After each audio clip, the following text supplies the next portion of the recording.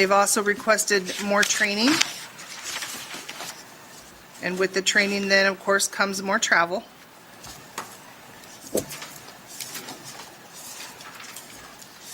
And the repair and maintenance for vehicles has also gone up. Gene, don't I want to start out with my presentation? That's where I thought you Oh. were going to start. Absolutely. Okay, my mic was off. I was trying to jump in there. But I'll put my presentation back up again if I can start.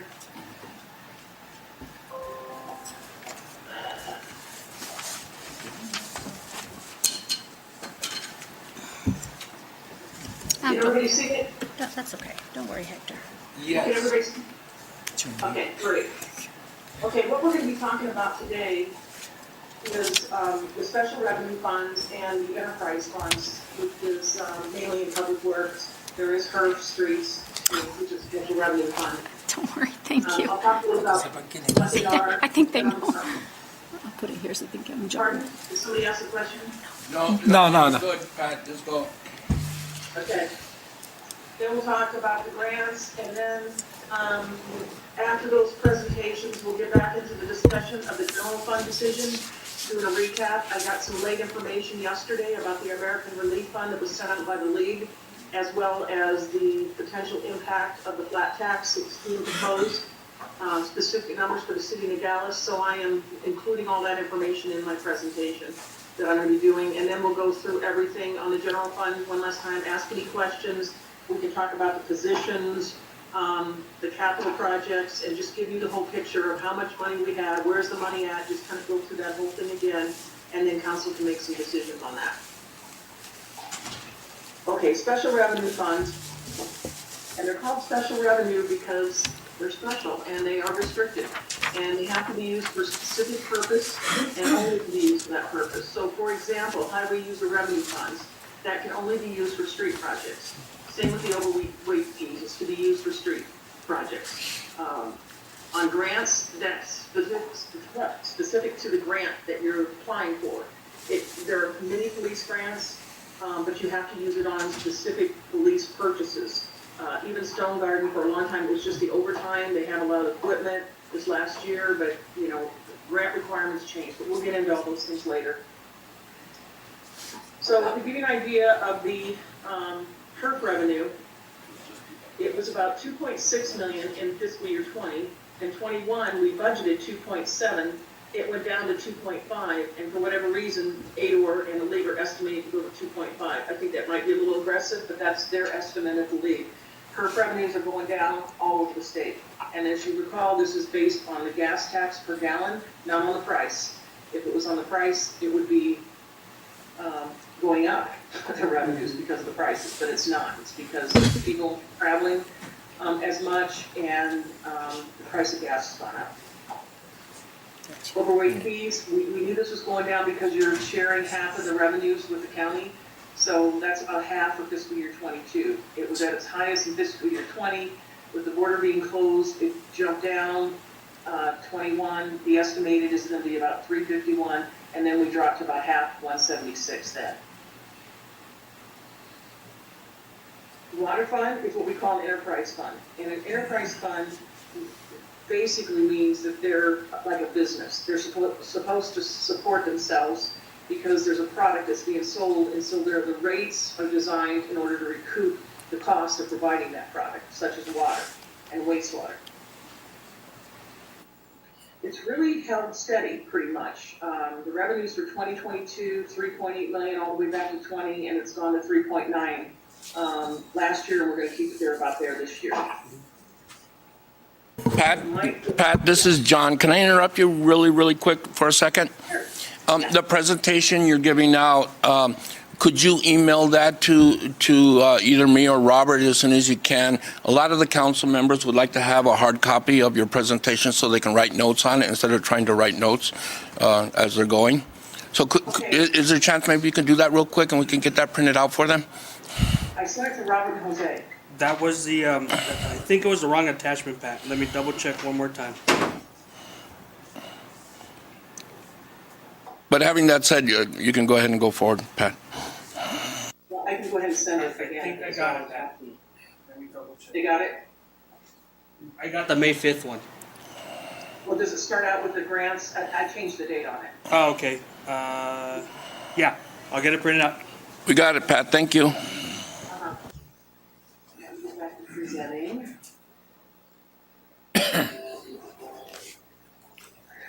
The wastewater fund, again, it's been 3.8 to 4 to 3.7, and we're estimating 3.8 in 2022.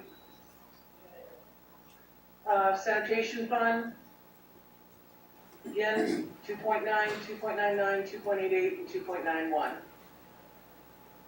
Some of the things that we talked about as being a priority that you're going to be talking about more today is the street maintenance. We talked about as a budget priority yesterday, implementation of compensation study, the Chase building improvements, and it was on the discussion of American Rescue and Relief Funds, and we will get back to that, all those things. So before I leave you and we go into the HERF fund, I wanted to just kind of go over the tentative next steps. And this week is council work sessions. And that's what we're doing now. We're having work sessions to discuss the budget before we put it into a tentative format. On June 9th, we are looking to bring forward the tentative budget adoption to council. And on the week of June 28th, we're going to have a special meeting for the final budget, or you have to go into July. Because once you do the tentative budget, you have to post the Auditor General forms in the newspaper for 2 consecutive weeks, and we won't be able to get them published before the 21st on your regular meeting. So I just put there the week of June 28th, and again, that's a council decision on when you want to have that final budget adoption. And with that, I'll open it up to any questions. Mayor, anybody have any questions? No, I'm fine. Does anybody have any questions? Yeah, I do. Good morning. Turn your mic on. Good morning. Yeah. Okay. Gosh, I'll get it someday. I have a question about yesterday. I just have a quick question here, since you touched base a little bit. So on the going back to the non-department, on the, let me just 1 second, on the current sales taxes, on page 1, yesterday's presentation. So you're projecting that it's going to go up a little bit, right? From the 7.6 million, you're projecting it to go, to 8 million, and you're projecting it will go to the 8.8 million? Yes. Why do you make that prediction? Because of inflation. Okay, Mainly. yeah, As prices go up, the sales tax goes up. And I think that hopefully the border's gonna get open, okay, and that will also increase your sales tax. So I'm hoping that you beat that number. okay. Also, on the occupational business, on license fees, it's increasing from 680 to 735. Are you also making that projection because of the border perhaps being open? But those are licenses, occupational licenses. This really should read, that's what it's called in the system, but it's like an occupational tax that we charge for businesses that don't have regular sales tax that they pay. So again, with COVID-19, I think we saw that diminish a bit, and I'm hoping that we return to get some more revenues in. That means people would obtain licenses, right? You're hoping that people would obtain licenses. It's not just licenses, it's they pay on a quarterly basis tax. No, So they don't pay- yeah. They Oh, pay okay. tax. Is it? So you're making that jump? Do you think has anything to do with possibility being annexed? No, I didn't even make that assumption. No. at all. Okay. All right. So you're just people will pay more of their business quarterly license, hopefully, Yes. or more people. Okay. More people will pay, or more people might even come to Nogales, I hope. It's not a big Yeah. jump. Okay. It's not okay. I was just thinking. Well, it's quite not too much of 55,000. Okay. Also, one more question I have, thank you for clearing it up. On the finance part of it, if you look at finance,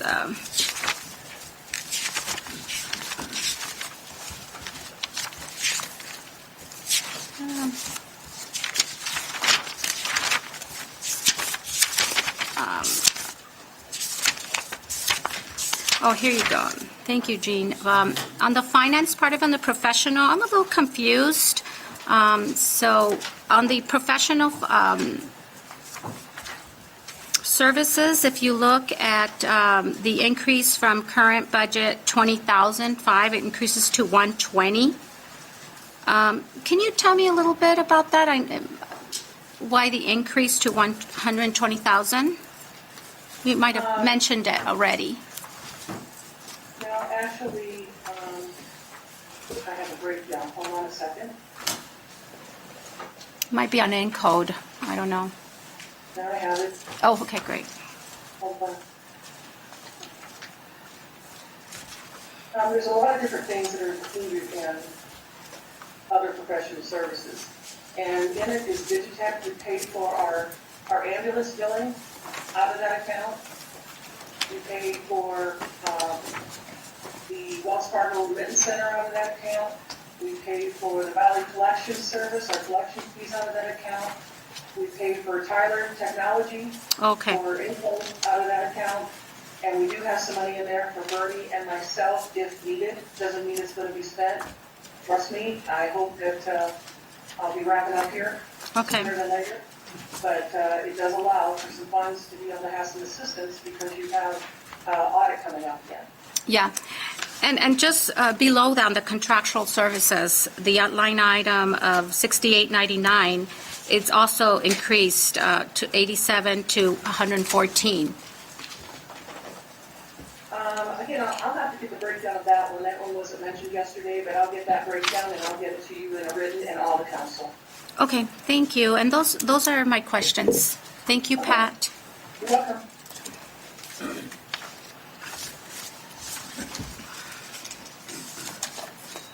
Next. Any other questions for Pat? Can we go back to the break? Before I jump the gun?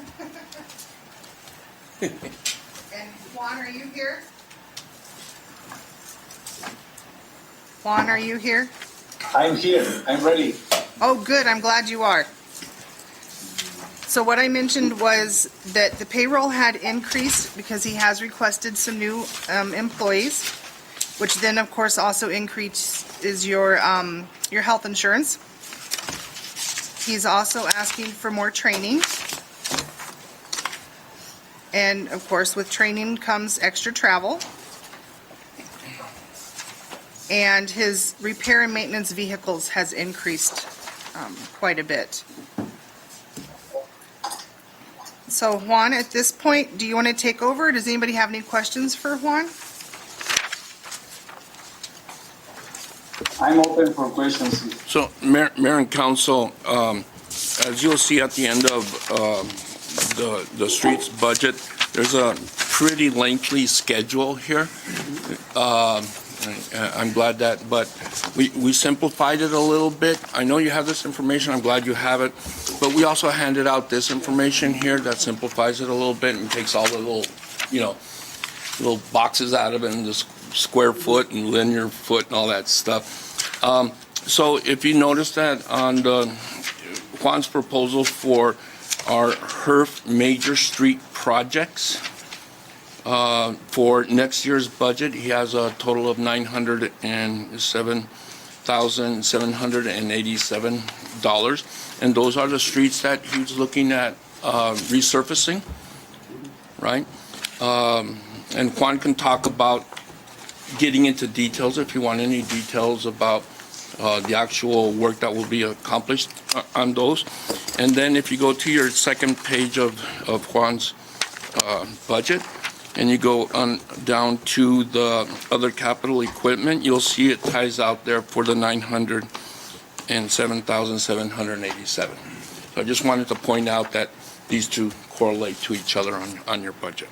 You broke it down. That's nice. Because I know that these schedules are difficult to read sometimes and have way too much information for the purpose of the budget book. So that's why we're trying to simplify it and break it down into just major projects.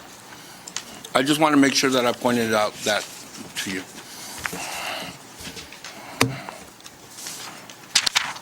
Juan, can I have a question, Jean? Sure. Yeah, to Juan? Yeah. Yeah? Okay, thank you. Hi, Juan, good morning.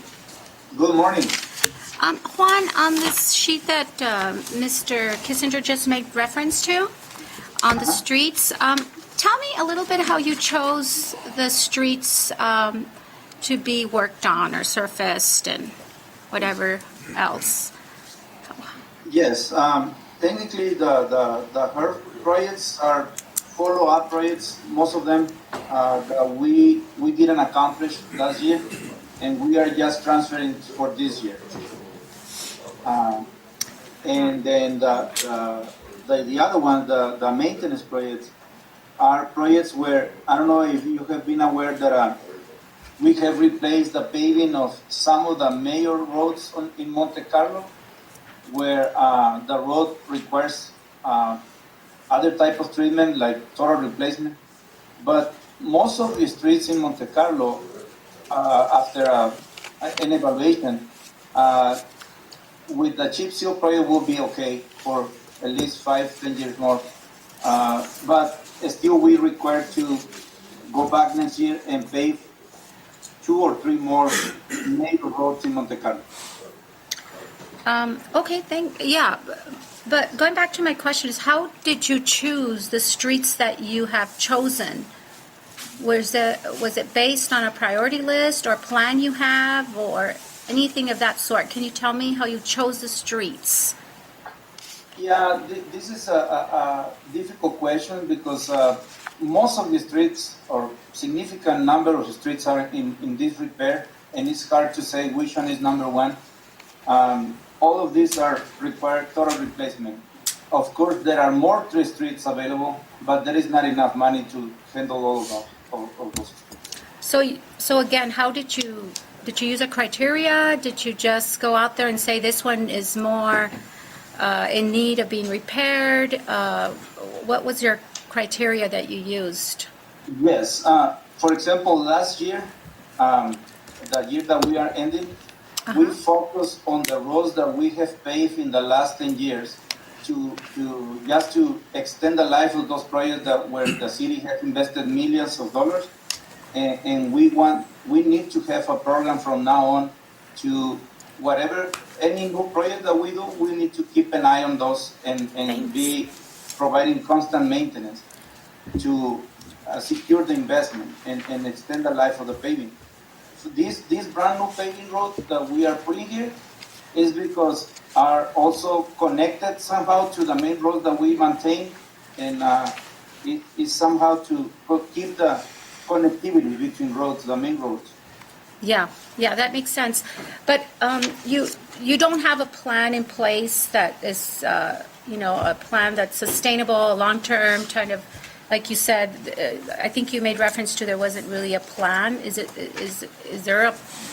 Do you think a plan is a good idea to have so we can also let the public know which streets we're working on, which ones need to be worked on in the next 3-5 years, kind of like a general plan, if you will, regarding streets? I see your point. Yes, having a plan is a very good tool to plan ahead, and keep focus on that plan. We do have a plan, and again, this is part of the last year plan, and technically we are following with this project, but we don't have a formal plan, like, let's say, for 10 years from now on. However, 2 years ago, I hired a company to perform a road evaluation of the entire city. And I received a map where they painted with different colors the type of, they assign a number to the condition of the road. If, let's say, from 1 to 10, if the road is considered number 10, it's because it's destroyed. It requires to be repaved. And number 1 is in good condition because it was recently paved. So we have an inventory of that. I can share it with you. Yeah, it would be nice if you could send that to my, or send it to John or to Robert. Uh-huh. So this priority, it's based on a need and priority, based on the condition of the road and all that stuff. So there's been sort of like a study done already. That is correct. Okay. All right, thank you, Juan. Juan, Councilman Bojorquez. You know, the materials prices are going up. Did you anticipate the cost of these projects when you came up with this list of the material going up in price? Technically, what I did, I have been using the current prices for the asphalt, for example, and the AB. What I did is all the projects that we have accomplished, and I used the money that we have spent and divided by the total of square footage that we have accomplished. And I came out with a number, and I applied it to the square footage for the new road. Did you anticipate an increase later on, like maybe next year or 2 years from now? No, it might happen. As you know, since last year to now, I guess the cost of the Portland cement and the asphalt has increased about 20%. Because that happened recently, I don't think that will continue going up. It needs to stop somewhere. And then the other thing is that when we prepare an estimation cost, most of the times we do not spend that amount of money for different reasons. Sometimes at the time of the removal of the paving, the base is in good shape, in good condition, and we don't have to use that much LP. So we have savings in some of the roads. So what we will be doing is updating our capital improvement plans as we are moving forward to all the savings will be, carry over for future projects. And then I'm hoping that with the savings, here and there, we will be able to pay whatever increase is coming. Good. Thank you. Go ahead. Juan, Councilman Bonilla. We talked about a few months ago about having some type of a maintenance cycle on those new streets that we either chip seal or resurface. How much time do you think you're going to come up with some type of plan to, as Councilwoman Montiel asked right now, when are you going to make some type of a plan and present it to the council? Because I don't want to come back here and maybe 2-3 years later and you don't have a plan. we're going to invest a bunch of money and a whole lot of streets, and it seems like you don't have a plan as of today. When we spoke about it maybe a while ago, and you still don't have a plan to maintain those streets in a presentable fashion. We just did one road, Mariposa Ranch Road. When are we going to go back and surface that? Is that when it's what I want to see is, or want to know is, when are you going to have a game plan for the roads of the city of Nogales? Councilman, I'm aware of your concerns. Thank you very much. I really appreciate that you are very, very putting a lot of pressure in these things, and they are needed. Thank you for that, because if we don't have support from the council members, we cannot do anything. So if eventually you will receive a plan, and I'm hoping that we will have the support from Mayor Council to continue providing maintenance to the roads that we have done. And this is something that we have to apply maintenance every 2-3 years to the roads that are the main corridor, and then the roads that were recently paved. In that way, the roads can, we can secure a lifespan for a road for 30 years or more. In the way that if we continue just paving without a maintenance plan, eventually after 10 years we'll have a lot of dilapidated roads again. So I agree with you. I will prepare something for you. All right, thank you. Juan, Yes. Mayor, you just said the magic words right now, Juan. 2 to 3 years. You know, it's for people that don't understand that. Juan, you need to be able to always have that in mind. And you can have a schedule to present to the council easily, Juan, by saying, you know what, if we fog sealed and chip sealed these areas, and if we pave these roads on this year, actually you can present a plan to the members of the council and say, all right, if we paved Mariposa Ranch Road and we paved the streets in Valle Verde, when is the next time you're going to go over there to do maintenance on them? Because this is actually maintenance, it's not a road repair. So is it 2 years, 3 years? And you said the words right now, it's 2 to 3 years, you know? And so just keep it in mind, Juan, you know, follow that up, and then, and you know, and that you do have a lot of roads that do have to be paved. You know, they're very bad condition. But I'll give you an example, Juan, and back in I think it was 2019, and what was it? Yeah, not 2019. Or basically, let's go back my first term. Remember when we did all the Morley Avenue, and we did all those streets? Those are right now, they should have been resurfaced with fog seal or chip seal.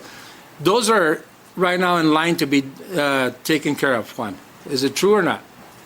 That is correct. Okay. See, so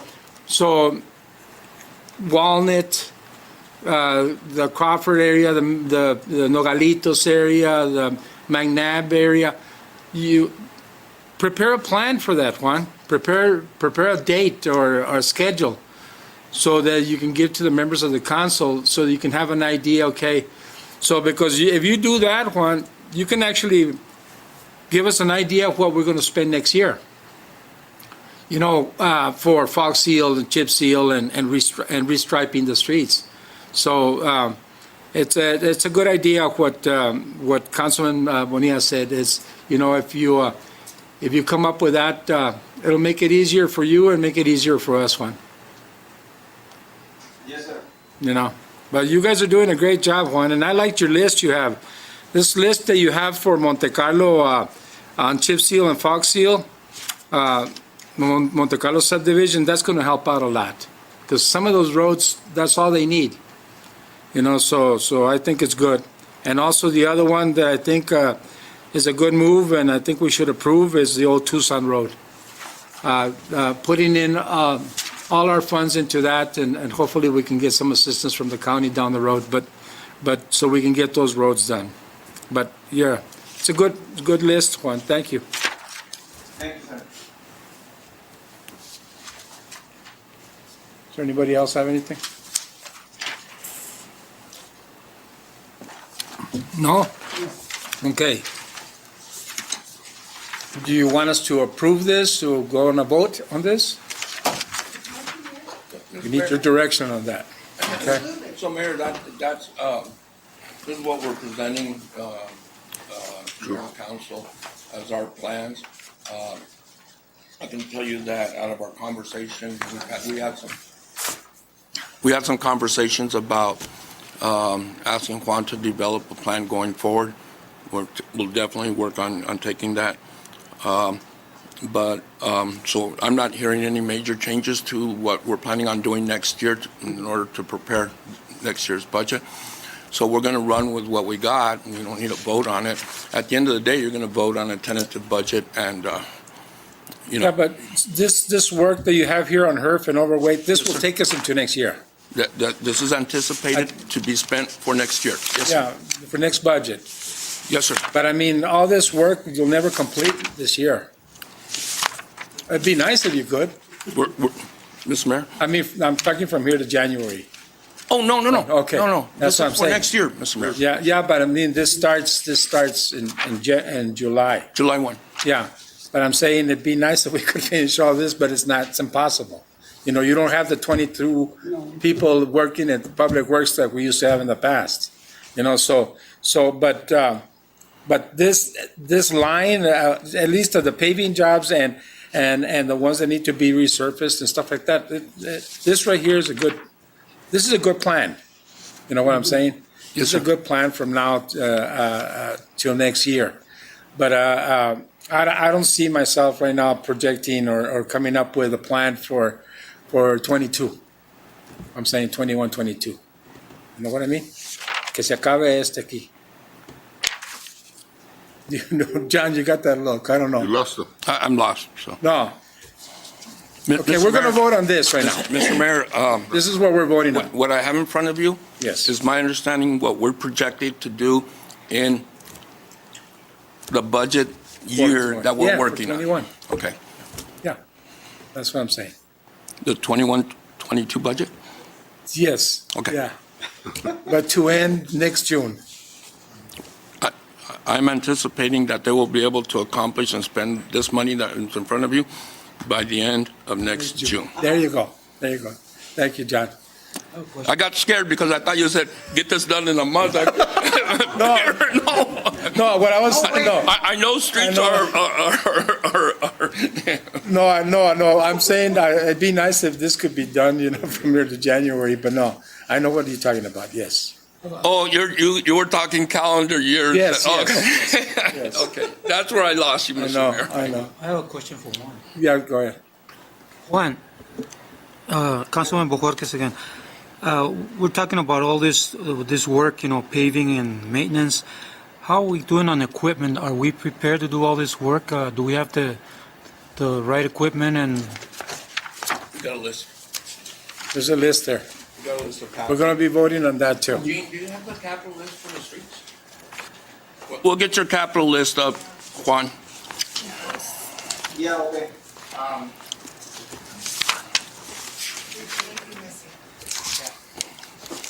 Do you have it with you, though? That's the one I was asking about yesterday. Yeah. That we didn't have on this list for equipment. Right. I think the vice mayor. Juan, would you happen to have it that you can share? I apologize. It should have been here. Juan, Yes. is that why the capital equipment went up to 907,000? No. Or what? No. Can you No, tell? the 907,000 is for the paving, the materials. The materials, okay, so it's, those are materials, and so where is the, Mr. Bojorquez made reference to the equipment, so bear with me. I have, Yeah, Oh, yeah, okay. It's under another line item. yeah, okay. So, thank you. So, John, why do we have to vote on this and not vote on other things? I mean, why are we voting on a tentative budget? I'm not suggesting any vote. No. Yeah. I never used the Well, word vote. Mayor Garino said to vote on it right now. Yeah, you can ask him when he comes Oh, out. okay, so I'll ask What him. I'm telling you Okay. is I'm not looking for a vote. I'm just looking He for. just said that he wanted to vote on it right now. What I think the mayor, and I won't speak for Well, him. we'll wait for him. Yeah, he can I'll speak for address it. himself. Thank you. Okay.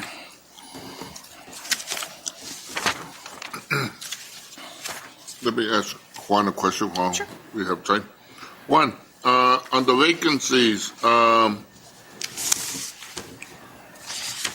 you pretty sure if we open up you have basically 1, 2, 3, 4, 5, 6 plus your supervisor. Are you pretty sure you could get those filled, or why is it you haven't filled the ones that were vacant and not just requested this year? Yeah, we have experienced that situation where we have opened the position and there are no interest. I don't know, a lot of people is unemployed now enjoying the benefits of the system. They prefer to be unemployed now. And then eventually in the future, we need to have salaries more attractive, I guess. Also, the minimum wage for the street workers is not attractive. Mr. Maldonado, can I help you a little bit with Yes, this? sir. Are you looking at the payroll schedule, streets? Is that what you're looking at? Yes, sir. I think so, right? And he's got 2 that were vacant previously, and he's got 5 that requested. I assume, my assumption is the 5 requested are new, and the vacants have been there from the previous. Correct. We have some current ongoing vacancies in streets, right? And we're requesting 5 new positions, right? Four new positions. 4 street workers and 1 supervisor. Oh, yeah, okay. Right? Correct? So out of all of these, 4 of them are the ones we're going to have to go out and recruit and try to bring people in, plus the vacancies we have currently. And in the reorganization, we'll create another vacancy that we can fill. Okay. Because that's one thing we look, and we've done in the past, where we, if he's not going to fill them, we've taken that money and put it aside for other things. Right. So, right. And the reason why when we spoke with Juan and the street superintendent about this, we want to bring on these new positions so we can ensure that way I get that done, what he's asking, because we're hearing from mayor and council very loud and clear that you want to put some focus on our streets and getting them up to speed. So that's why we need to bring on, we'd like to get on 2 teams, one that's doing streets, one that might be doing something else, and so what we want to do is try to accomplish what you all are asking us to do in the best way we can get it done with them. I understand, John, and that's my point of the question, and I'll be making it to everybody, is if there's money that they don't think, employment that they don't think they're going to get, it's money that we could use somewhere else. That's my concern of the question. They need the work. Why, what do you mean they're not going to get? Well, he's been having trouble getting 2 employees right now, right? Now he's asking for 6. Right. That's Well, maybe I can help. three times as much as trouble. 2 of them left recently. Yeah, but maybe I can help it answer it this way. HERF's a special revenue, right? Money comes into HERF, money spent with her, unlike general fund, right? So at the end of, let's assume we got 6 positions. Let's assume that we're unable to find people to fill those positions. Not for lack of trying, but just unable to give people a job. Let's make that assumption. Okay. And we're only able to do it at the 6 months into the year. We're able to get these people. So that's 6 months of salary saving that we have, right? And I think that's where your question's going. What you're saying is what happens to that money, right? Several things can happen. We can come back to mayor and council and ask for a budget adjustment and move that down to a paving of the street. Or that money carries forward, because that's how we start our new budget. And then so in our following budget, because we had that salary savings, we can do more streets. Okay. See, so one of the things that Juan can put together our street priorities, and that's kind of, we do it, but we're just not doing it formally, because I know I've sat with Juan, he has a whole list of streets that have to be done, right? And then we get a budget number, and we try to match the 2 together.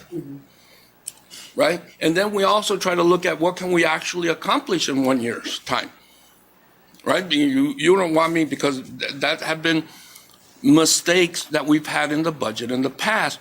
We list a whole bunch of streets that need to be done with no real budget to it, and now we're messaging the wrong message, right, in the budget. Correct.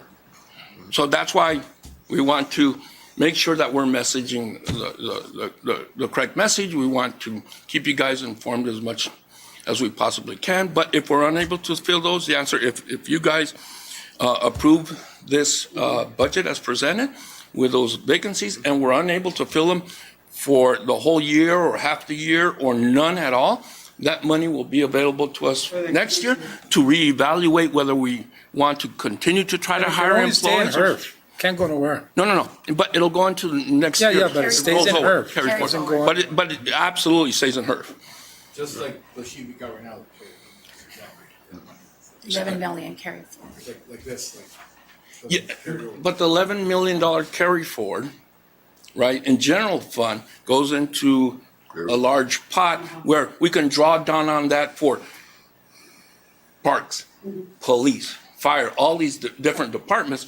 However, HERF money stays with HERF, right? And typically, thank God we don't have to, but typically we're not taking general fund money and putting it into HERF. Yeah.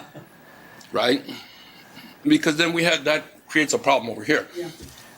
So thank God we don't have to be doing that. I got it. So Juan, let's get these filled, please. Councilman, That's our goal. Councilman, just so you know, when I was a public works director, we had 22 employees in streets. Yeah. They have 11 right now. It's a difference. Well, It's a difference. That's why you might not be able to get a lot of the work done, and it's, you have 22 employees with the 4 that he's asking for. He's not even there, okay? But you need a lot of employees in streets to be able to accomplish what the citizens of Nogales want. Yep. And request every time they call City Hall about their streets. We need the people there, and we need the equipment too.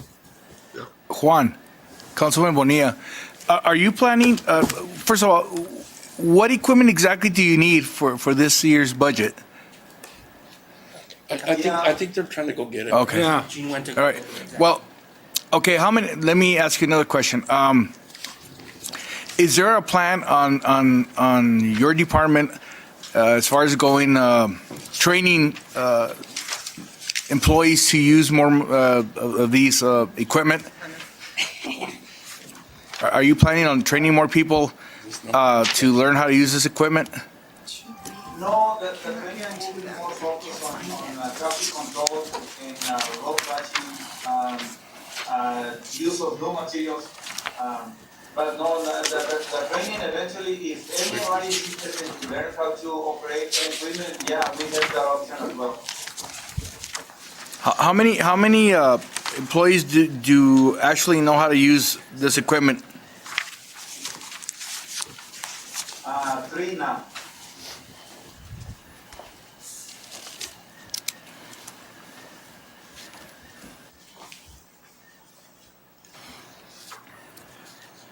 I think you should train I don't know if you can train up some more people. I think it'd be more, 600, no. it'd be a lot better, but, okay. You have three that actually know how to use all the equipment or part of it? It's a combination. Some of those, they know every single equipment, and others know part of those. But, yeah, you're right. Eventually, we need more, everybody to know how to use the heavy equipment. And that is an opportunity for the employee also to go up in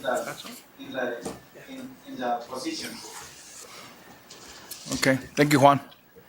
Juan, Councilman Bojorquez, just one more question. Could it be that you're having a hard time hiring people because of the pay may be too low, like on heavy equipment operators? 29,000. I think in other cities they earn a lot more than that. So they don't want to take those big responsibilities with that low pay. That is correct, Councilman. And what we have seen is that that, for example, ADA pay better than the city, and maybe private, the contractor companies pay better. So if they see an opening somewhere else, they might go there.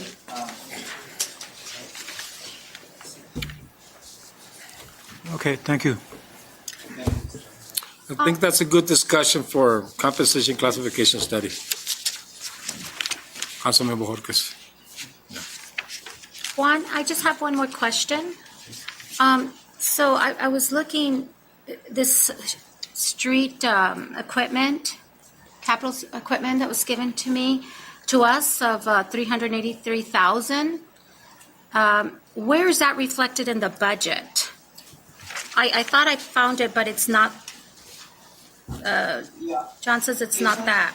Where is that reflected in your budget? It's under capital equipment. No, I know, but where is it in your budget? I don't see it. Juan, we're having a problem finding it in the budget, and I don't know if Pat's still on there, but I know we had a discussion about this, Pat, and I don't know if you can identify that. It's not here. Sorry, He said it's I not. can listen. He said it's not. I'm saying I can find it. I can't. I'm on it. Thank you, John, Pat. did you find a line item, or is it just not listed on capital? Which one is it? I can't find a line item that would include the $383,996.12 of the capital request that was submitted by Streets. Okay, what is the capital number in the INCO report? The capital in the info 91? is 900, if I'm not mistaken, 907, 787? It should be 9199. That's The fund number that's the is fund number. 9199. The dollar amount in there, Pat, is $907,787, which is tying to, Pat, Material. the street projects that we just went over. I can see where Councilwoman Montiel is concerned. I notice now that under capital equipment, the amount for the project that we are putting there is exactly that amount. So she's right that the amount for the capital equipment is not there. So, okay, so that means that it's not reflect, the 907 on line item 9199 is not in accordance to the 383. It's not included. Well, it's not included, whatever word you want to use, but it's not in there, right, Juan? Is that what you're saying? Yes, that is correct. Oh. I think that the amount for the $907,000 for the street improvements should be under general materials, is my understanding, and capital equipment set aside. Okay, let me help here, I think, Okay, thank you. because I have it in front of me. Yes, the 907,787 matches the amount of the streets, and that probably should be moved up to general General materials, I agree. material. And if the capital was left out, we'll bring down that reserve amount of $1,071,584 and put it under capital equipment then. Correct. So the budget will still be the same. And under general material, we have 600,000 there, so there is room for moving money for the capital equipment. But you have a No. reserve on No. $1,071,584 carry forward funds. It's not. Pat, this is John. We'll help Juan with the accounting of this. I know you'll do a good job of making sure that we accurately reflect the capital equipment in next year's budget. And the general materials of 600,000 that we use for all year long to repair streets outside of the major projects, we'll preserve that where it's at so we can make sure we get this stuff done. Yeah, I Thank- think so too. But I'll move the money around and we'll get that fixed into the right line items from there. I appreciate that, Pat. But I appreciate the comment from Councilwoman Mujier. She observed that mistake there. Appreciate it, Juan. John, where it says capital expensive vehicles, 9130 on capital expenses. Can't that be placed on that?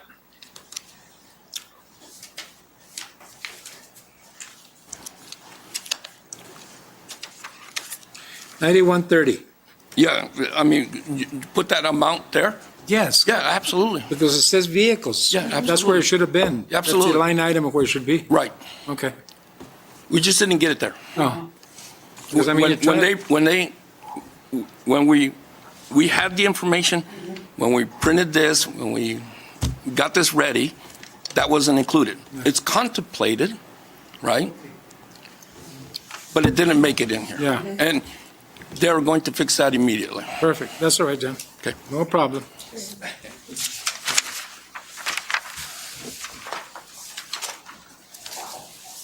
Okay, are we ready to vote on this?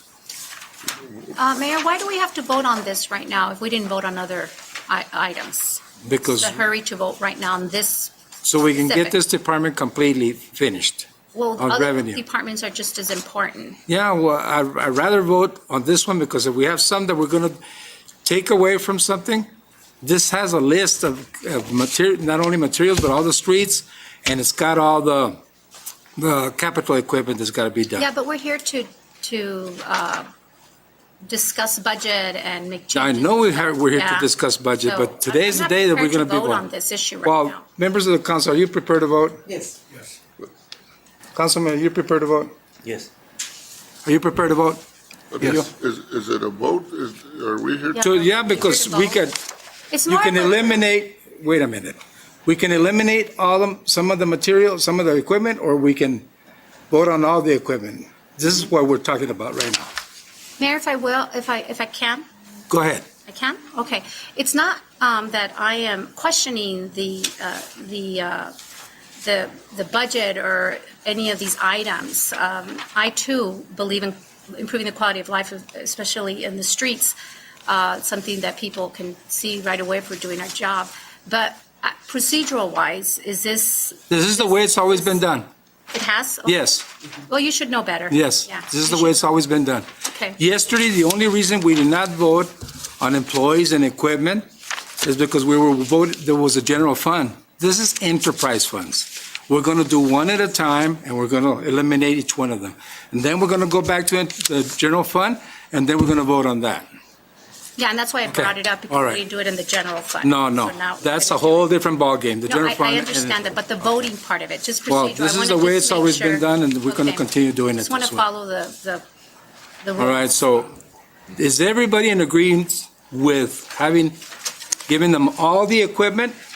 Yes. Yes. We are on that? Yes. Yes? Is everybody agreeing that we give them all the money that they need on HERF carryover and overweight? Yes. Yes. Correct. Yes? Okay.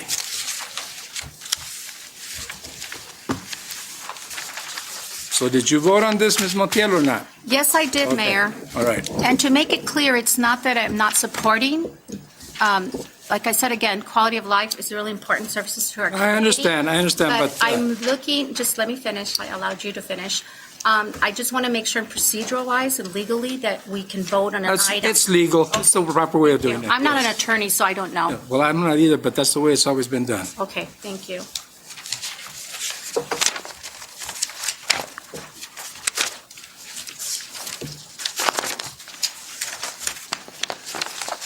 Okay, we go to sewer now? Yes. Okay.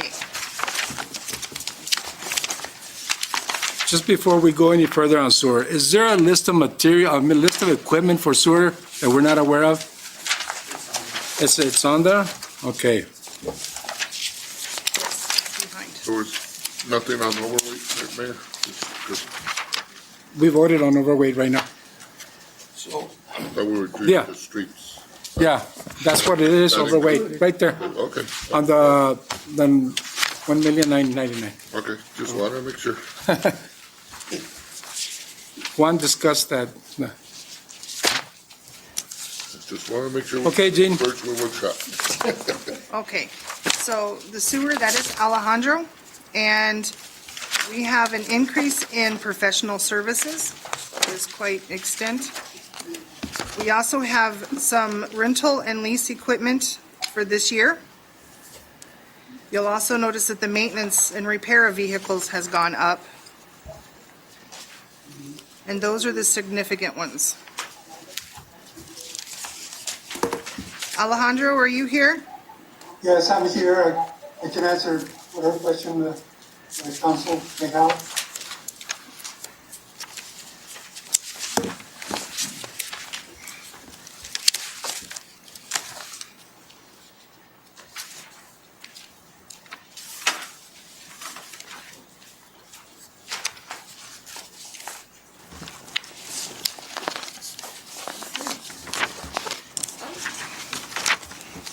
Mr. Barcenas?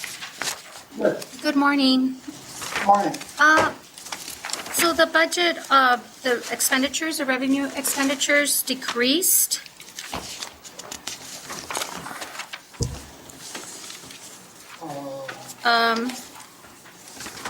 You know the total budget? Yeah, let me, just one second, yeah.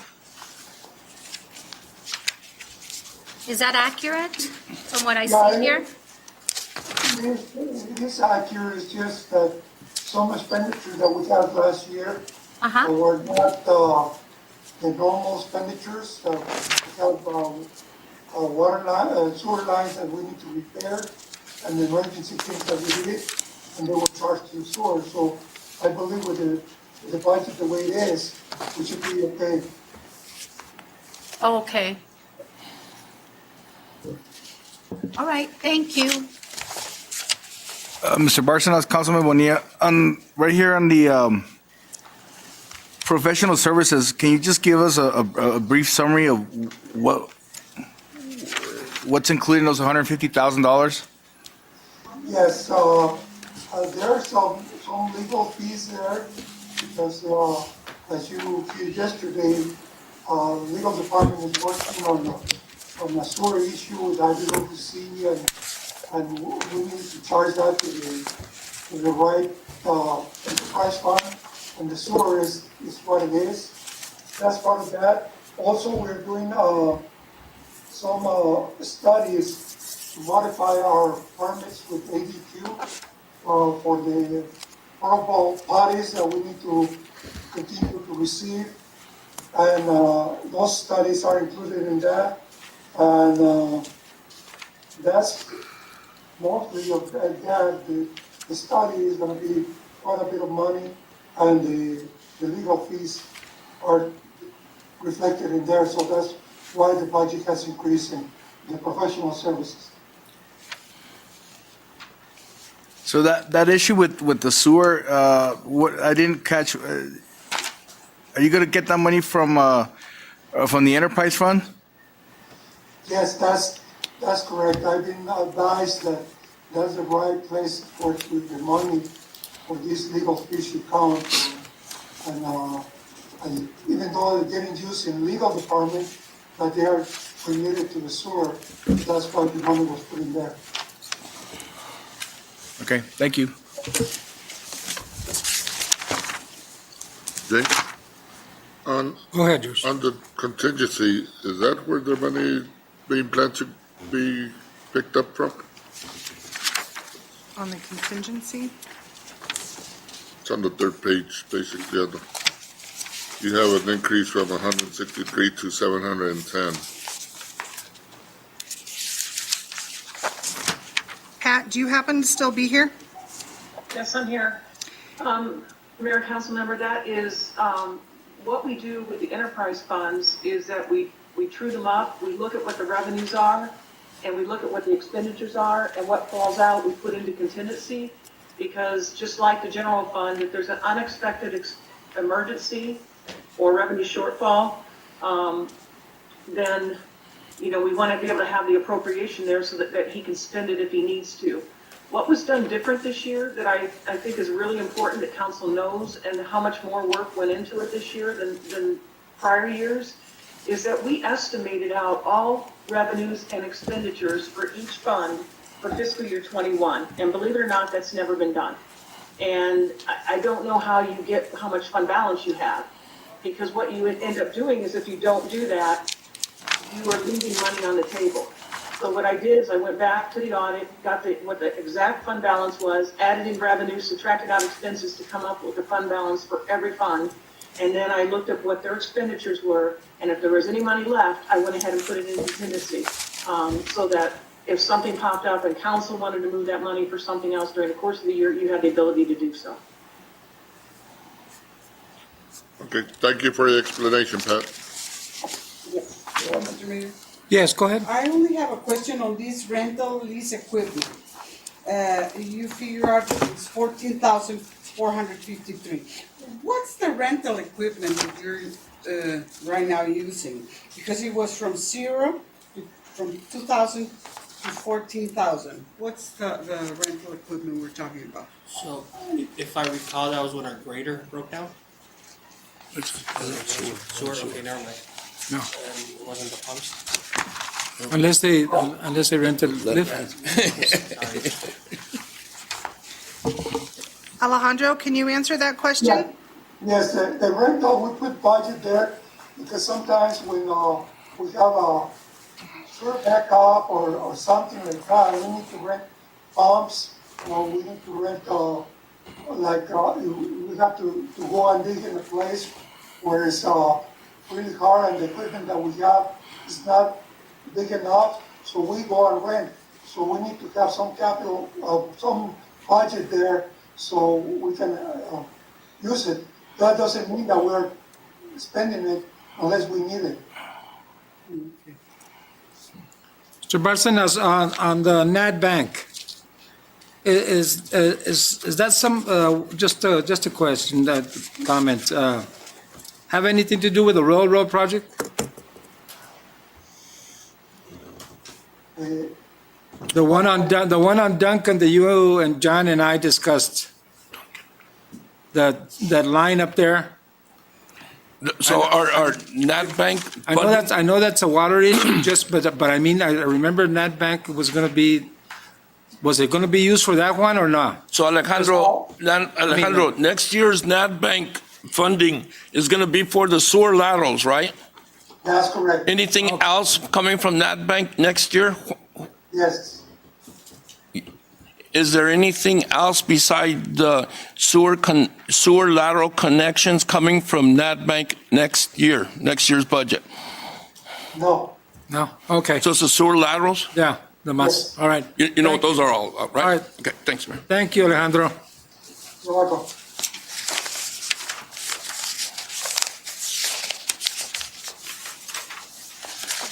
So actually, our sewer department consists of three different budgets. The first budget is wastewater treatment, that's what we pay out of the state. The next budget in your book is the actual operation budget, and then the very last budget in there has to be what's called our pre-treatment budget. And usually we just throw pre-treatment in with sewer, but the state requires you to maintain a separate budget for pre-treatment.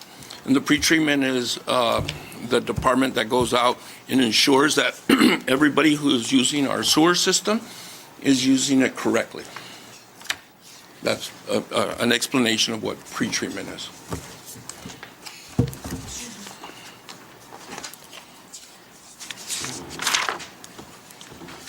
There's the capital list attached here. Yeah.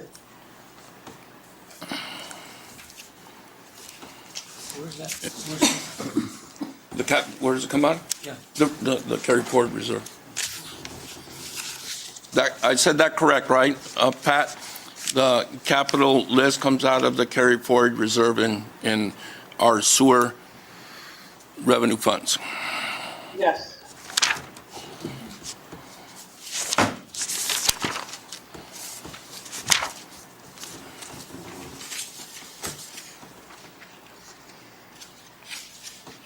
So whenever you're ready, Mr. Mayor, we can move on to water. We wait till Montiel gets here so we can vote on this. Okay. No more questions for staff, though? No. Can I run to the restroom real quick? Yes. Let me ask Alejandro a question. Yeah, go ahead. Mr. Bárcenas, Alejandro, Councilman Diaz, You're doing an upgrade on the sewer video system and camera system, right? For the sewer, which is $100,000, and you're using 30,000 carryover. So you're going to be spending actually $295,000 without counting that 30,000 carryover, right? Yes, Okay. 295. 295, because you're actually spending 325,000, but you got 30,000 left over, so, Yes. okay. All right, anything else you need in equipment? That seems like a small list. And this camera is really important for us because that's how we go and inspect the sewer lines and see what damage and what are problems with our system and focus exactly where the problem is. So you're good with this equipment? You don't need anything else? Not on this department. Okay, very good, thank you. Thank you. Mr. Bárcenas, Councilman Bojorquez, are you planning on filling those 2 vacancies for wastewater workers? Or Yes, we're working on that, and again, we have advertised and interview, and some people that are coming in, once we offer jobs, they say, well, I got another job, and then another comes through. So we're still working on that.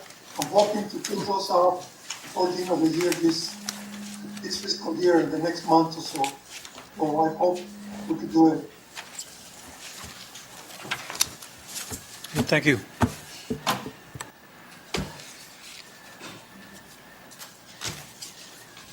Anybody else have anything for Mr. Bárcenas?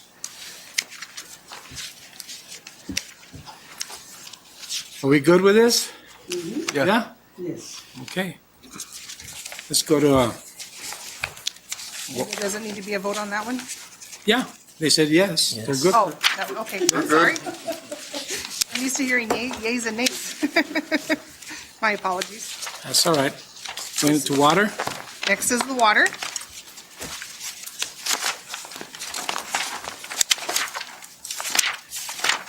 So, that's his revenue. So you'll notice that the health insurance has gone up a little bit. They really have in everybody's. The laboratory testing has gone up. He's requested more there. The repairs and maintenance for the arsenic treatment has also gone up. His general materials have gone up. And the major equipment, vehicles, and improvements renovations has gone up. And his capital is listed behind. So the capital is there for water.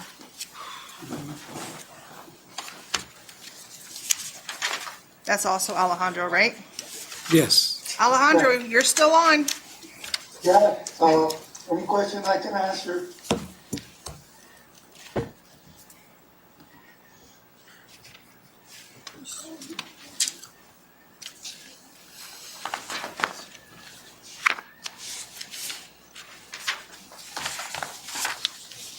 One, I'm not sure, again, on miscellaneous contributions, you gotta carry forward from 651 to 1,900,000, is that also Mayor, council member, the same? Ann, Yes, Pat? it's the same thing. Okay. We screwed up everything this year. We looked at what the revenues were from the prior year. We estimated, plus if we carry forward whatever was on the books from the audit to estimates to give you a new fund balance. We then took out the budget and put it into carry forward so that you could put it into contingency. Carry forward is used either for the contingency or for capital or something like that. But again, we wanted to be as transparent as possible and appropriate as much as possible, because state statutes say if you don't appropriate it, you can't spend it. Okay, Pat, but on that one, you have it there, and then you have another one, on reserve contingency of, $1,055,000. Right. So they're different. One's a revenue and one's an expense. So if you're looking at, let me pull up you're on water now, right? Yes. Yes, ma'am. Okay. So let me get to that page, hold on.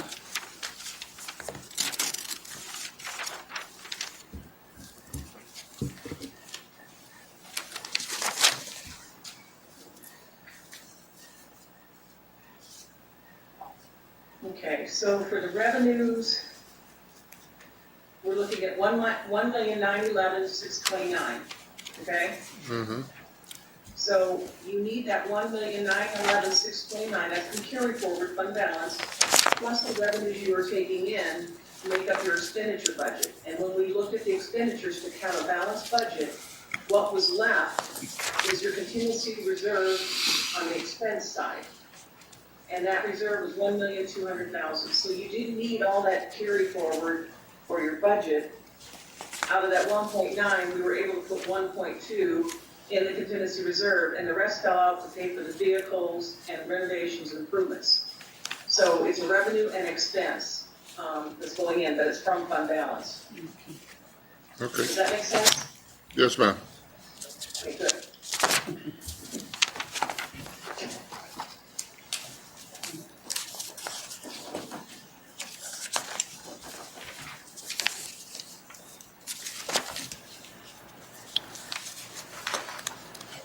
Pat, this is Councilman Bojorquez.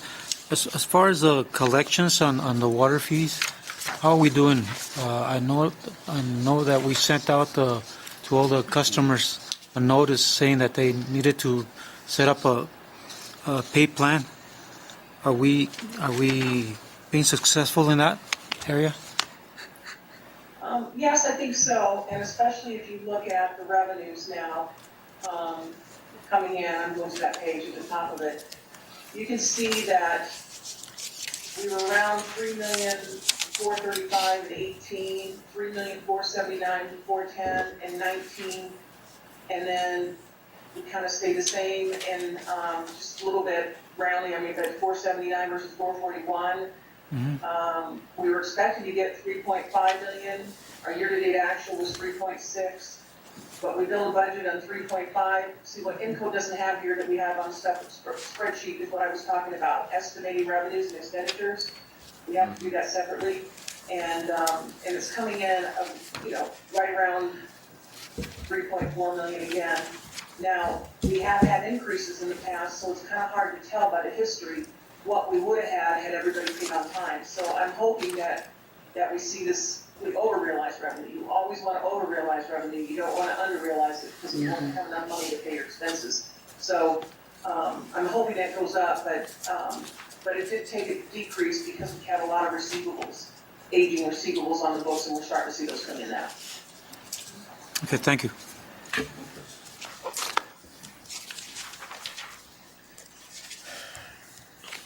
John, on these 3 vacant positions they have, Yes, sir. been trying, have they been trying to fill them, or they weren't frozen or anything, were they?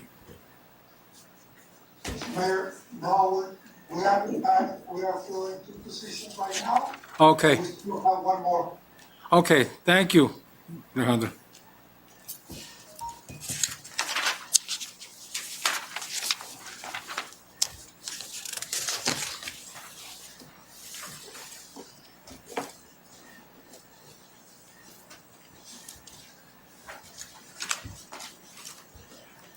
Alejandro, besides the list you have on capital projects, replacement of equipment, are you doing good with everything else?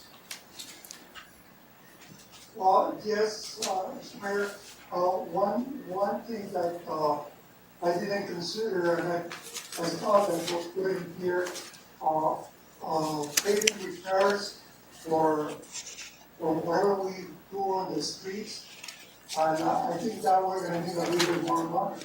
And I don't know, it depends on how the budget looks, and we can get extra money there, would help us sorry for that, but, I don't know, John is the one that, make that decision. So, Yeah, Mr. Mayor, John, go ahead, John. can I address that, Mr. Mayor? Yes, go ahead. Mr. Mayor, we had a very old account with the city of Nogales for, I hope I get this number right, maybe $150,000. That was the mayor's fight against poverty or something like that. Yeah, I believe it was old money from a very old lawsuit where the city had those windfalls. Way before 2000. Okay. El Rios. And Mr. Mayor, I'm hearing very loud and clear from some of the council members about our timeliness in being able to repair streets after they're opened up by our utilities department. The vast number of streets that will open up, and you all who live in Visit Cielo probably see it more often than not, is opened by our water department and not our sewer department. Yeah, Joe, yeah, I was looking at Joe and he's looking at me, yeah, I know what you're talking about. So here's what management plan is to do. We took that $150,000 that was just been sitting there not earning interest, and luckily we had our finance department that was able to identify that money. We moved it over to our water department fund. We checked with legal; it's a total legal expenditure to do this, and what we're earmarking that money or listing it in our budget is to do these repairs and not burden our street department to do these repairs. So we're currently, and I'm working with Alejandro, we're checking with local contractors to see if we can come up with a, for lack of a better term, a really good deal to get these things repaired. I got this idea from other utility companies within the city, Unisource, Mediacom, others, because I go, man, they have, they must have the same problems as we have. So as I reach out to them, but they don't have a street crews, and we do. Further looking into it, our HERF money is restricted.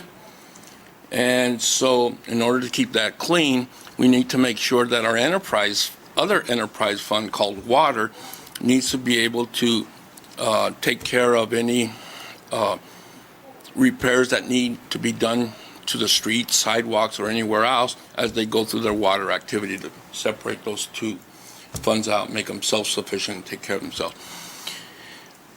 I agree with Alejandro, and Alejandro basically told me, John, 150,000, are you crazy? I'm not going to be able to, get it all done with 150,000. I recognize that, and I hope you all can recognize that. But if I don't start somewhere, I can't figure out what I'm going to need for next year. So if we're not accounting for it differently, it's just all mixed in that 600,000 that we have in streets. It's hard to pull that out and separate it. So hopefully, at the end of this year, we'll be able to identify just how big the problem is, how we can attack it, and what type of funding do we need to go forward. I hope that explains it, Mr. Mayor, what we're attempting to do. No, I think it's a great idea, to do that. But that probably will come in with next budget, no? Because you'll find out exactly. Right. I haven't even started it yet because I didn't have a budget item and I didn't have. The cost of it, the overall. Correct. Cost. So next budget, I think if we track it correctly, right, if we book those expenses to repair those utility cuts to the water department, where it should have been, always should have been, then we'll be able to say, okay, this is what it's costing us to do that. Is it an exact science? Absolutely not. We always know these are water line breaks. If I could predict how many and where the water line breaks were at, could you imagine? I would sell that to the whole country because everybody would like to know that, but you can't, Mayor, and you can't. There's things that go along with it. But yeah, so that's the goal, Mayor. So John, Yes, sir. in the years past, we didn't keep track of those repairs. Is that what you're saying, that you're starting with 150,000 this year? And just as a starting point, so Yeah. you go back in history, we didn't have that tracking? Yes, sir. So what I'm saying is, we didn't account for street repairs as it relates to utilities, to street repairs, just because of street repairs. I'll give you an example. We go out and repair potholes and street and all day long, have nothing to do with water lines. We even repair streets in Valverde where we have no water lines, right? But what we're not doing is separating those two out. And it could be possible to try to go back and dive into those invoices and try to figure out which is which. I just can't do it, Hector. I don't have the time. So what I'm trying to do is start, draw a line in the sand, which would be, next year, fiscal year, and start tracking them, and changing from the way we've been doing things in the past. But the water department should be able to be doing that, not, on their own, right? Well, but this will, again, this is what the problem that was happening in the past. Water department goes in, finds a broken line, right? Digs it up, fixes the line, puts some dirt on top of it, and calls street department, right? Street department goes out, right? Writes POs, gets the stuff, the materials they need, repairs the street, right? But they're not accounting for it back to the water department. It's an accounting issue, not an operational issue. However, it does become an operational issue when we have street department, because you guys want me to pave roads, put in sidewalks, right? Fix potholes, do it. What we're trying to do is not have our street department chasing after the utility cuts, right? I'd like to separate those two, have water department be accountable, responsible, schedule, get it done, just like other utilities throughout the city. And we're not the only ones. I mean, other cities do it the same way. Mr. Kissinger, who's gonna, if we're gonna start for next year, I imagine that between you and Mr. Barcenas, you're gonna already have some type of schedule, a game plan on for the company who's gonna take care of the fixing those utility cuts. You're working on it. Okay. I know it's. I can share with you. I got my difficult. first estimate on that, but what the contractor came back with the estimate is on, like, in my opinion, it looked like project-based numbers, and I want to go back and engage the contractor and say, no, what I'm looking for isn't like an open account, right? And saying, hey, if I use you, contractor, all year long to do utility cut, pay, repairs on the street, what will you charge me? Which could be a different unit price than if I say, how much do you charge for paving? Yeah. Mm-hmm. One's like guaranteed work and one. Okay, but my You see, question. I want to negotiate that out. Oh, okay, but my question was that's all I'm fine. I understand that you're working out the financial details, but as far as going into and creating that program, you and Mr. Barcenas are going to sit down and say, well, I think we have like 37 or 40 some utility cuts that haven't been fixed, right, or something. So around there, right? So Mr. Bonillas, do I have current utility cuts that need to be fixed? Yes. Mm-hmm. Do some come off of it? Yes. Some are going to come off that list. I think tomorrow Tony's going out to get some and doing some out in Monte Carlo. So yes, some will come off that list, but as soon as one comes off, I guarantee you, I know one's going to get on the list. So but my issue is that I understand that's fine, but we have potholes or utility cuts that haven't been fixed in over 3-4 months. And I'm not talking about what's going to happen, is how are we going to attack what's already there that we can't catch up? Right. So are you going to create a game plan to fix not what's might happen, but what's already happened and hasn't been fixed? Am I going to carry the problem that I currently have into next year and try to address it the right way? The answer is yes. right? I understand that come June 1st, that I might have some utility cuts that we gotta repair out of, not June, July 1st, out of next year's budget that were caused today, right? But we'll track them starting July 1. Does that make sense? Yeah. Okay. John, a quick question. Quick John, question. I have a question. Here, I'm looking at the budget here. You Yeah. mentioned 150,000, but in the budget, it's 397,000. Well, A mistake or? no, so, Juan, it might be 97. They're looking at me 97. I talk more to what the program's gonna be than the exact number, because I leave that up to my accounting people. They'll tell me exactly how much it is. And if I misspoke saying it's 150, then my apology. I think that might have been the original one, and then they might have spent down from it. On the utility cuts, do you have to get a contractor for that? Or could they be done in-house and have the street department charge the water department? And that's a very good question. I need to look into that a little bit, because her funds, the funds that are that we receive from the state to do street projects, I don't believe that those funds can be expended for water. However, again, it's an accounting issue, right? So I'm not sure if we can take water funds, do inter-fund transfer to handle street departments doing that. I don't think we can do it, but I'll find that out, that answer. Okay. But here's another problem with doing that. If I'm getting street guys doing utility cut work, then they're not doing street stuff. So I just want to make sure that we manage our budgets and our people the best we can to accomplish what you want from me, and also the street cuts. So you're right, but I don't think I can do that, Councilman, but I'm going to find out a definitive answer for you. Because it would probably be more expensive to get a contractor when we have our own people that can do it. Here's what I'm afraid of, though.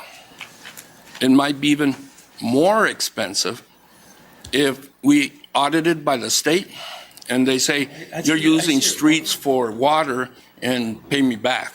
So I just want to be cautious. Right. I understand that. And I agree with you, man. If I could use streets, to do it, and that might be, at the end of the day, that might be the best plan going forward, is to have a paving crew in water, and they can collaborate with streets or something. I don't know exactly what the answer is, but Or maybe we'll get there. a couple of guys to work Yeah. with the water department, and they could do some patching. I don't know. And the way that, and one good way of thinking about municipal government and finances is the water department and the sewer, the sanitation should stand alone, right? If not, they should be paying for the services. Right. So we shouldn't be using street resources in the water department without them paying for it. Right. And plus, The enterprise fund. Yeah. One more question. I see that they're asking for a hydrovac truck Yes, sir. with a 430 carryover. Did we not vote for a hydrovac truck to buy one about 3 or 4 months ago? Sewer. Oh, there's a different. This is water. Sewer? Okay. And I had, I'm just like you, Ben. I had that same question. I said, Yeah. and I told Alejandro, why the heck are we getting two? Well, they're actually different. Oh. The one you use for sewer is, Joe, this is what they explained it to me. The one you use for sewer is to pump out sewer and stuff like that. And the one from water pumps out rocks and dirt, Okay. right? And if you use the sewer truck to pump out the rocks and dirt, you're going to damage it.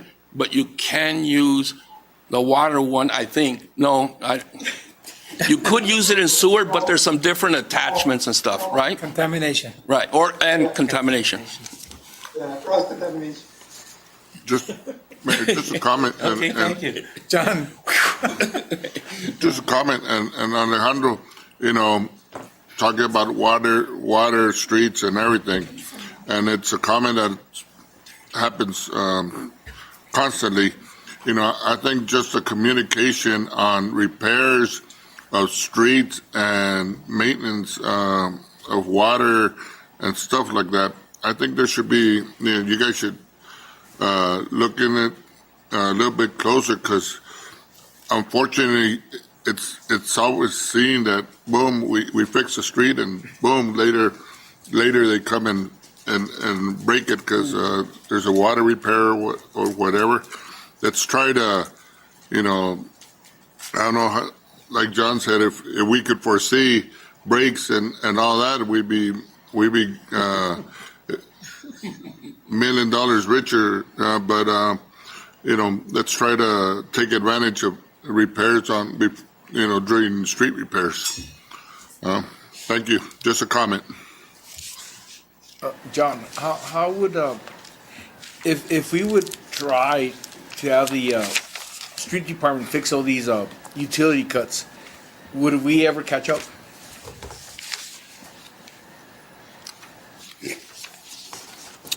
If I had the appropriate resources and unlimited funding, could I repair a utility cut the same day they do it?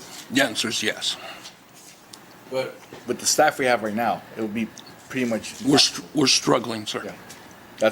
That's what I want to make it clear to the council, is that if we go down that road of using our own people to fix, which I would really like to, but at this point, we will never catch up, right?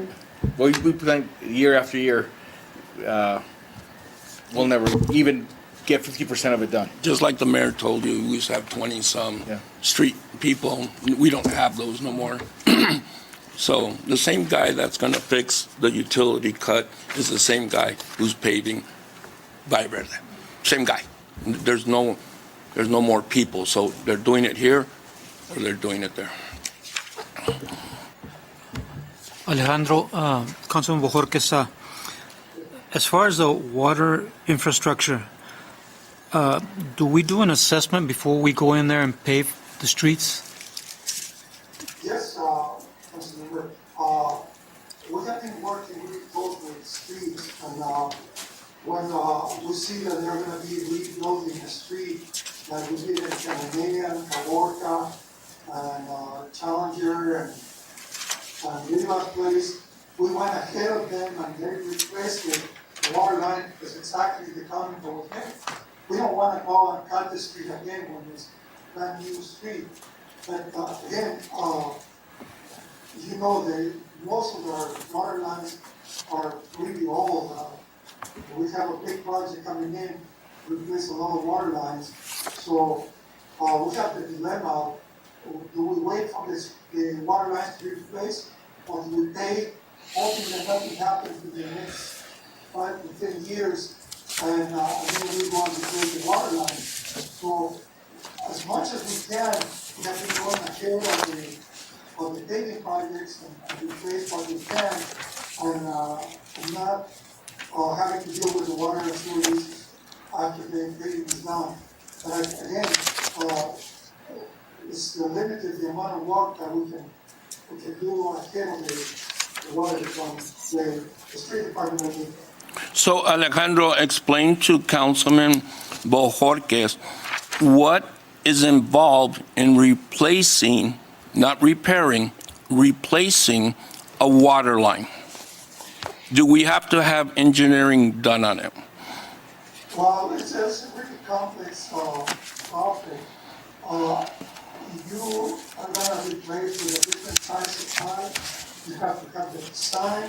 You have to pull a model down. You have to submit that to the state, the EDQ for approval. And then, because the person who built that in-house, or we put that out for practice, and it's really involved. So that's why it's not that easy to jump in and go ahead of the paving projects. And the small projects like Enea, Caborca, and Joker, we went ahead and say we're going to replace it the same way that was there we're anticipating with new pipe and not having to work in road as much. Even though we painted a little bit the holes there, but that's what it is. Right, so I'll shorten that up for you in the way that I understand it. If we're going to go in and do a repair, like we did in Monte Carlo, we can classify those as repair to water lines, not change the system, not give it a new alignment, just do a repair. We don't have to go to ADQ. But when we do a whole brand-new water line, like possibly the failing water line up in Vista del Cielo, which is more than 2 miles long, if somebody were to say, can't you just go out there and replace the line? The answer is no. We have to have it engineered, submit those engineers with drawings on exactly where it's going to be, the alignment, the size of the pipe and all that, to ADQ for approval, and then it comes back to us for construction. So, I know, because I'm asked that question a lot, why don't you just replace the line? Well, sometimes we can't at that moment during the break. Mr. Barcenas, have you, I spoke to you about a few months ago and asked you if you knew, and I remember because I'm seeing here 30 water valves that are broken, it's $30,000. Have you identified all the water valves in the city of Nogales? We have a survey. I would say it's not 100%, but I would think we have a good number of the location of the valves.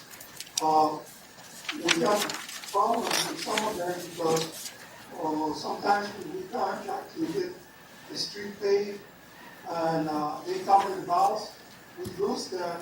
So what we did, we are, with that inventory, we have to relocate those and re-exercise them and from are broken, so the valve is open, and if we need to close it, we cannot close that valve.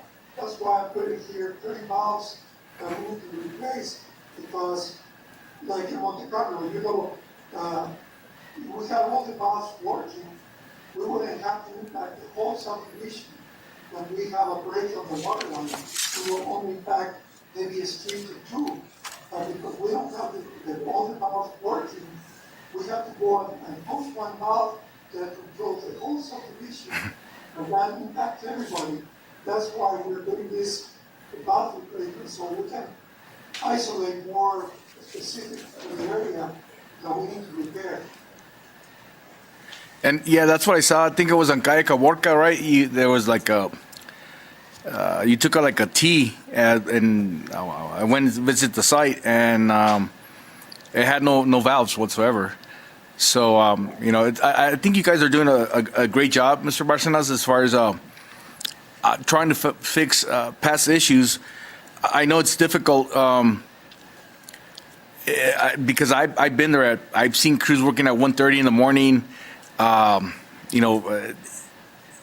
when people get mad, especially in the Monte Carlo area, because one pipe bursts, no one has water.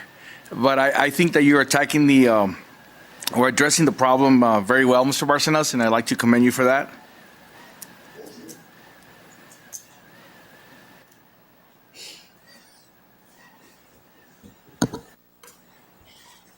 Thank you, so. You okay? Yes. Yeah. All right, let's move on.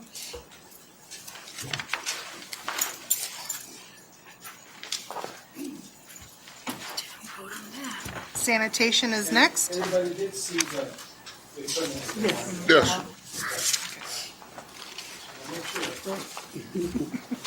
All in all, Mayor, and Pat, if you're still on, are we okay with the values and the expenditures that we have the funds?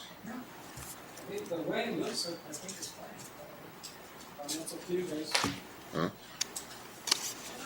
We have the funds and we need the materials and need what we need. But, I think we got to do it. Yeah. These Okay. enterprise funds basically have to buy their own equipment, their own trucks, like in sanitation. The rear loaders are at the Okay. Compactors and recycle bins. That we need every time, every day, dumpsters. Go ahead, Dee. Okay. So with sanitation, you'll notice the repair and maintenance of the vehicles has gone up. The uniforms is a big jump. The major equipment vehicles, and that's where that capital falls into, and then the other capital equipment, those are his big ones. Dan, on the uniforms for sewer and sanitation, are we still having them washed and everything like before? 'Cause it's still- I'll let Alejandro address that, but I think the difference in this year's budget, as we were going through this, Mayor, was we're going from purchase back to rental, so one might go up and the other, I thought, was going down, or vice versa. But I'll let Alejandro address it because he probably knows more about it than I do. We switched from renting uniforms to buying them because we saw that was cheaper, and we avoid a lot of administrative issues that my pant broke and I don't have it anymore, or things like that, or I lost it, things like that. We buy the set, and that's it for them. I did a little survey with everybody, and everybody except I think a handful of people decided to buy uniforms instead of renting. And the one that decided to continue renting, we still have that in the renting for them. So Alejandro, the ones that decided to buy, they're taking their uniforms and washing them at home? Is that what you're saying? Yes. Even though they've been working with sewer? It's sanitation. But it's both departments have the same thing. Yeah. Yeah. Yeah, and what I did is when they decided that they wanted to buy, I put a little letter that say, are you aware that you're gonna be taking this home and you're gonna be coming your uniform with your household laundry? And they say, we are doing that anyway, because they are taking that, because they don't want to send that to the rental company, because they say that they don't return it. Oh, okay. So they sign a release that they are aware of that. That's what I wanted to hear. Okay, thank you. I have a Yes. comment. Alejandro, in the hospital in Tucson, they rent machines for uniforms. And they handle it through the machines, and I think it's easier and less expensive. Have you ever tried figuring that out? I can give you the information if you want to. You mean having a company to do the washing for them? They bring a machine to the shop or wherever you want it. It's a big machine full of uniforms. And then you select the size, every employee, and they take care of everything. You don't have to worry about it. It's very simple. It's something new, and it's working. They're doing it at Oro Valley Hospital, and it's not only in the hospital. They're doing it in a lot of places in Tucson. I'll give you the information. Just I'd love to see that information, and we'll just consider that option. Yeah. And because they were having problems there because the uniforms either were lost or whatever and misplaced, and this is just working perfect. But I'll give you the information. I have it, and maybe it might help. Yeah, I appreciate that. Yeah, we'll look at that. Okay. Alejandro, where do the repairs, where are they done for the vehicles? Can you tell me a little bit about that? All the sanitation trucks. Yeah. Uh, Or any vehicles for that matter that are there. Go ahead. On On the fleet. What we do is normally the mechanical shop does is small repairs, maintenance, oil change, tires, breaks, things like that. When, on the sanitation case that we have, the big trucks, sometimes we fix it in-house, sometimes we have to send it outside to a more specialized mechanical shop. And the trucks that we have, the sanitation specifically, every single part that we need to repair, like a piston or something like that to lift the bag or the bed, compressor crash and things like that, it costs thousands of dollars. It's really expensive parts and repairs that we have to do there. And that's part of the increase that we have seen through the years. The trucks are 58, and that's why I'm requesting new products. Okay, yeah, because I noticed it went up significantly. Yeah, lately we have been having to repair more and more the trucks that we have. Yeah, just on the sideline here, the other day I just noticed the employee that does the readings for the water meter is driving a little Jeep. I'm backtracking a little bit. I should have brought it previously, but it's a pretty old Jeep, and is there any way that he could drive a little better maintained car? And To answer your question, yes, there's a way to get a better car, and that's why I proposed the lease that you saw included in my request. it's the water, I know. I'm backtracking a little bit. In the water Should department, have mentioned it earlier. to replace that. And that Jeep that he's driving is a better vehicle that he was driving before. Yeah. Because we had to go, and the water meter just go to the streets and doesn't have to go out on the field and on dirt roads and things like that. So I'm trying to manage the vehicles that are more heavy duty that need more work outside of the roads to be assigned to people that have to go there. And the ones that are reading the meters, they're always in the streets and again, yeah, we have better people, yes, of course. Yeah, I realize it's less of a liability in terms of, being out in the heavy environment and the trucks and all that. I just thought I would mention it because it got our attention in our neighborhood that the car was just barely making it up the streets and the tires were all worn out and stuff. So I was just wondering, and I thought I would bring it up. Thank you, Alejandro. I have a question. Is that what it's for? What Okay, do I you didn't do know. with the recycle? Thank you. The bins you're not using, that you're asking for 65-gallon recycle bins, $10,000. What do you do with the old ones? What do we do with the recycling? We got a contract with Do Some Recycling, and we continue to collect the recycling in a separate day. We deliver that to people recycling. If the recycling is clean enough, we don't get charged for that amount of money that we deliver to them. Alejandro, what she's asking is about the 265-gallon recycle bins for $10,000 in the capital projects. That's what I'm asking. What do you do with the old ones? She wants to know if these trash bins, the 65-gallon trash bins, she wants to know what you do with the old ones.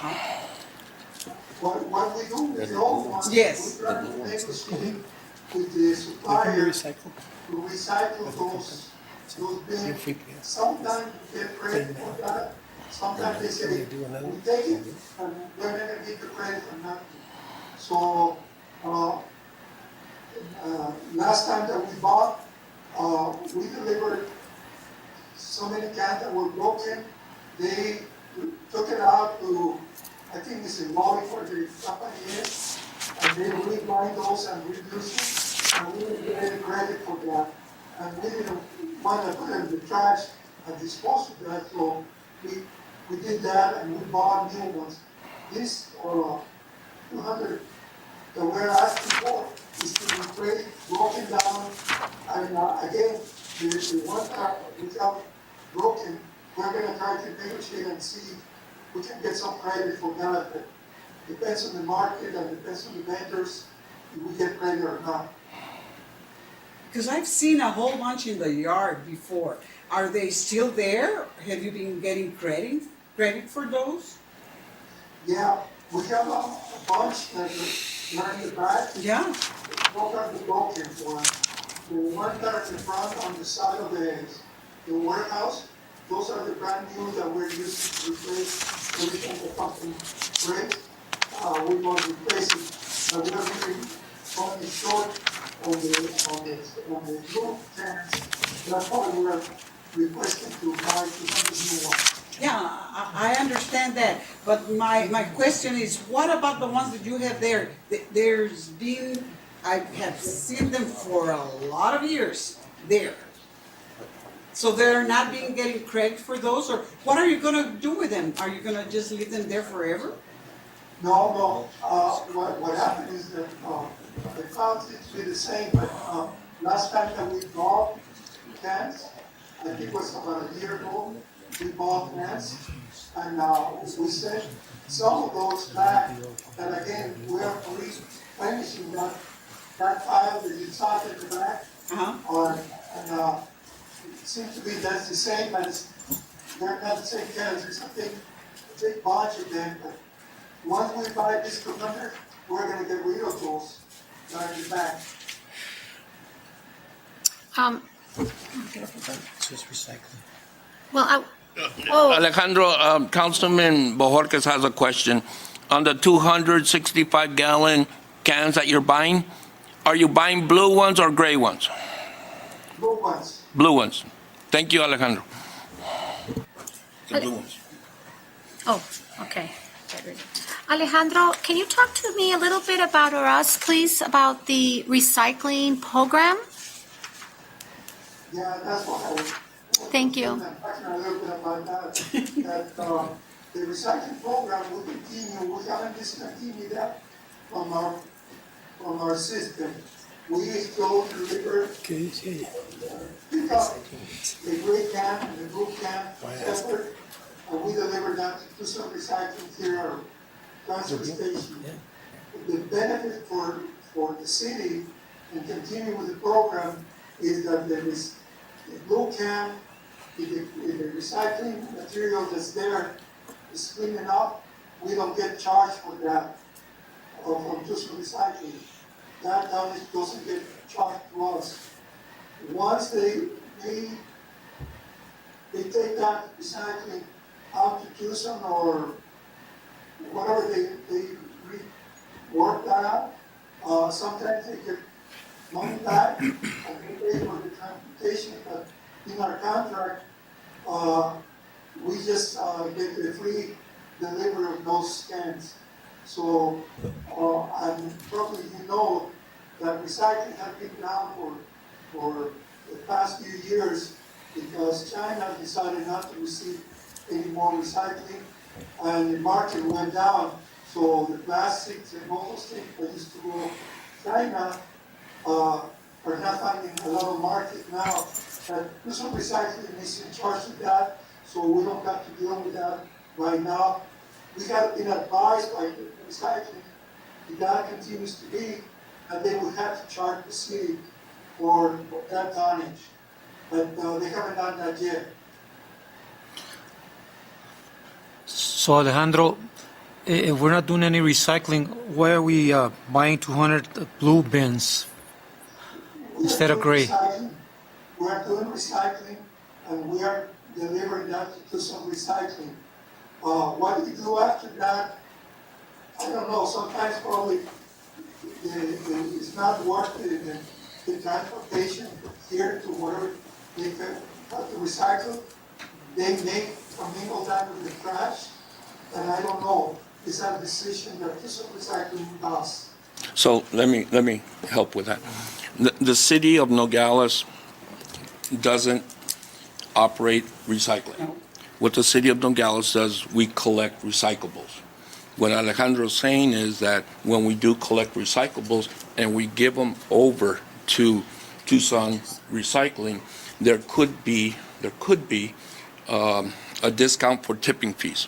So if we take a ton of recyclable that's clean, that they can use, and it goes across the scale, and when we dump it out, if it's clean, we don't pay that ticket, right? So we have that cost savings. If it's dirty, right, we do. Now, you're going to say, well, doggone it, John, why don't you just give them clean, right? Because we can't. We have so many blue cans to pick up. We're picking up blue cans. We're hoping that the community, right, will put in clean recyclables. In addition to that, Tucson Waste Recycling, when they receive recyclables, if there's a market for it, they recycle it, if there's a market. But if it's going to cost them more to recycle than to dispose, they dispose because they're a business, right?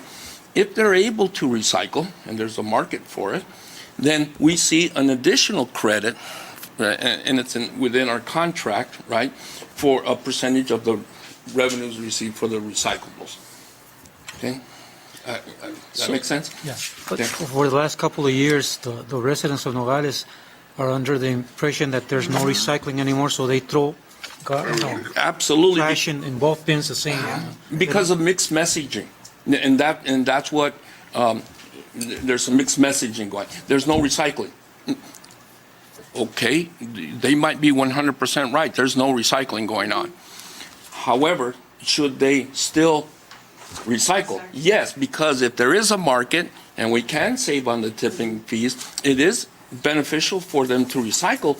But will the actual effort be actually repurposed to something new? It depends on the market. So, I mean, it all depends what the messaging is. We would love because there was dialogue, right, about the city doesn't recycle. We've never recycled. What we do is we collect recyclables, and so that we should always message to our customers to continue to separate, right, so we can collect recyclable products. But here's the thing, it used to be that Monday they would collect the gray bins, and then Thursday it was the blue bins. Now, if you put the gray bin and the blue bin on Thursday, they pick up both and they throw in the same truck. Right. They shouldn't be. They should only be doing the blue bins. On the first day, they pick up both. Okay. On the second day, there should be only doing the blue bins. I don't think we ever deviated from that policy, but I'll have to check into that. They are picking up both, John. Yeah. They're picking both? In the neighborhood. Yeah, because Okay. I Pick up both containers. both bins out on Thursday and they pick both of them. And they might have more knowledge about what Tucson Waste Recycling is doing than I do. So if they're going over there and Tucson Waste Recycling says, we're not recycling, it ain't going to happen. It's more efficient just to go ahead and pick up the two bins, but I'm glad you brought that up, and that's what you're seeing on the street, and I'll address it. Yes, go ahead. May I clarify that a little bit? I think the prior administration, the decision was made that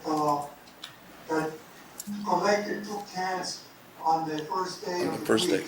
That was Monday, and that created a lot of confusion for people that say, well, they're putting the 2 cans in the same truck, we're not recycling. And that was a decision that was made in the prior administration. I didn't recommend that, but that's a decision that was made and continues to be that way up to today. And that was back in 2000 something, Mayor? And what happens, Alejandro, is that when that decision was made, I guess people just took it upon themselves that, well, on Thursday I'll take the 2 cans out too if they get full. So since they know they're going to show up on Thursday again for the blue container, they probably push it out because some of the people that live in my neighborhood, I see them take out both containers. But do we pick them both up? Yes. And throw them in the same container.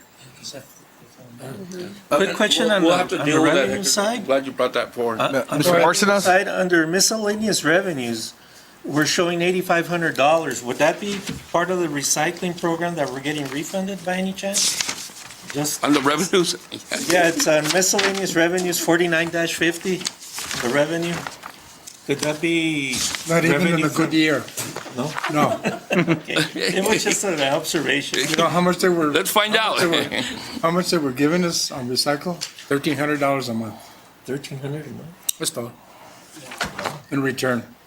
Wow, it's better than nothing. And that was in a Could you good look year. at that real quick? Yes. John, are we, as a city, to our customers that have businesses, whether it be restaurants or big warehouses or, I'll give you an example where I work. Our bin is full by Friday. So those because there's two pickups, but I feel that we're kind of losing ground to the other company, the green company, because they offer the third pickup. Do we offer to our customers for like restaurants a third pickup? Yes, sir. Yes. Yes. Okay. We have rates scheduled for pickups, and we have rates scheduled for size of the container. What I would like to do for your particular business would to send Joaquin over and sit down with whoever the manager is there. I would assume it's you, and we can make some decisions.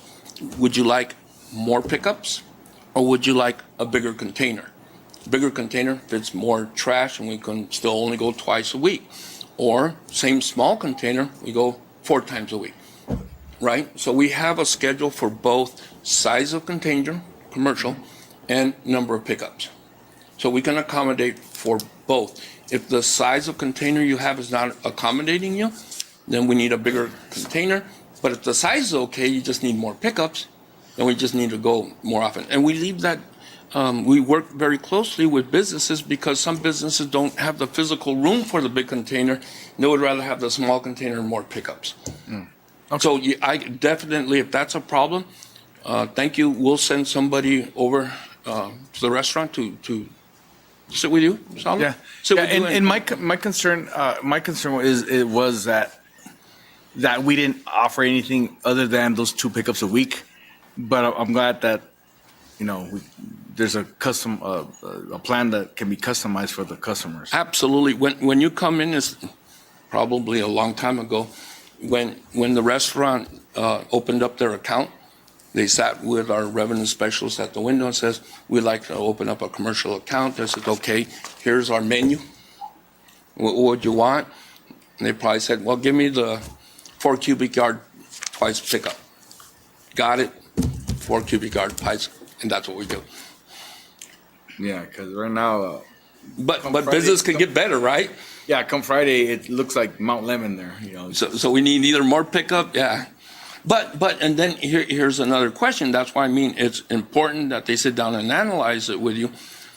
Because if Friday it looks like Mount Lemon, is that Wednesday, Thursday, or is that all Friday's trash going in there? Then why do you want more pickups? Because it's going to be empty, right? So what you need there is same amount of pickups, bigger container. Yeah.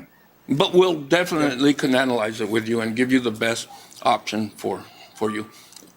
Okay. And try to make sure that we beat the green company, because the green company doesn't provide you with police, fire, baseball, and all the other things that this city does. Exactly, and I've noticed that because our neighbors there, they got the green company. Right.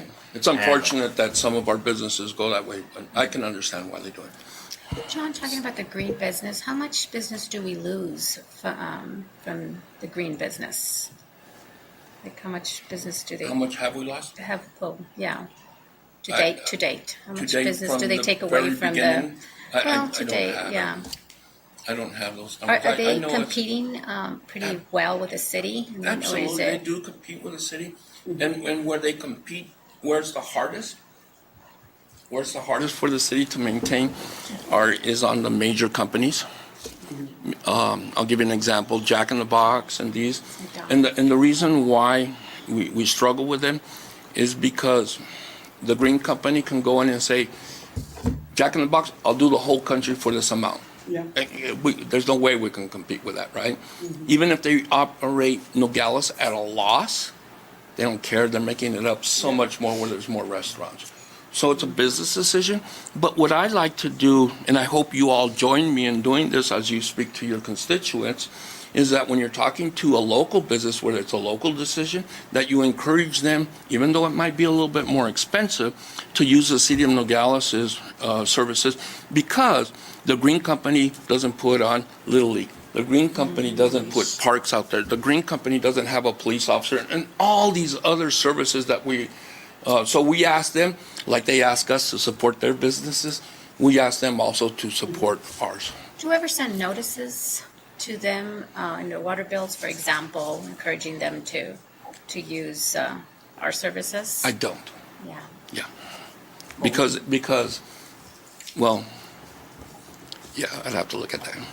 Yeah. But I haven't, but it's a great suggestion. Okay. We do have somebody in the water department the sanitation promoting the business, the city business, going to different businesses. I do not. You don't? No, in my sanitation department, we have people picking up sanitation. That promotion of the city and its services is left, I think, to me and others. We don't have a dedicated staff within this here. I thought that Mr. Valencia was doing that before. No. What Mr. Valencia was doing for us, Councilman, was checking on business license and sales tax revenues. However, I'm glad you asked that question. As he went out into the community, he sure promoted our services, which I expect all of us to do. But it wasn't his job. He wasn't the customer service rep for our sanitation department.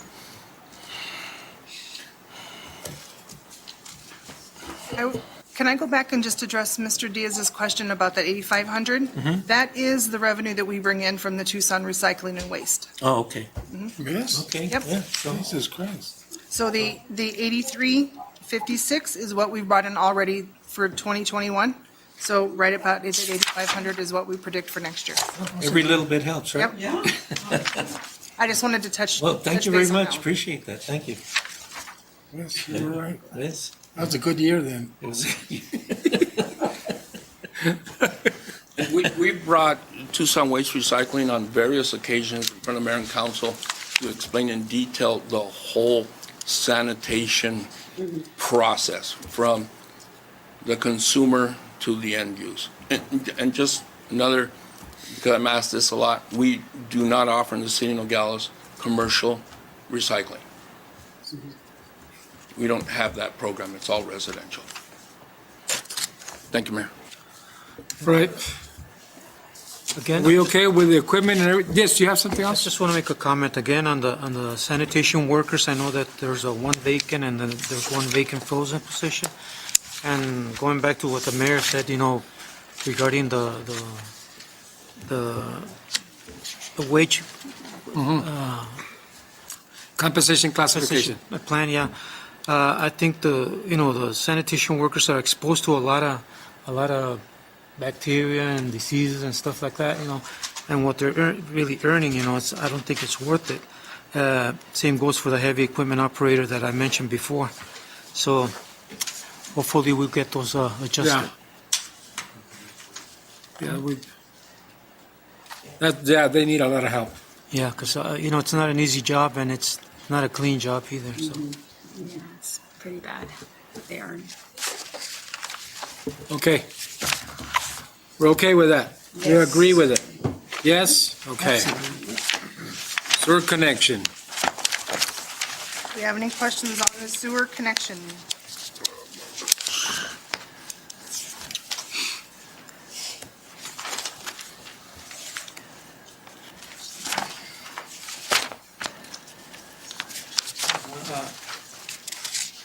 Why is it a separate budget for sewer and sewer connection?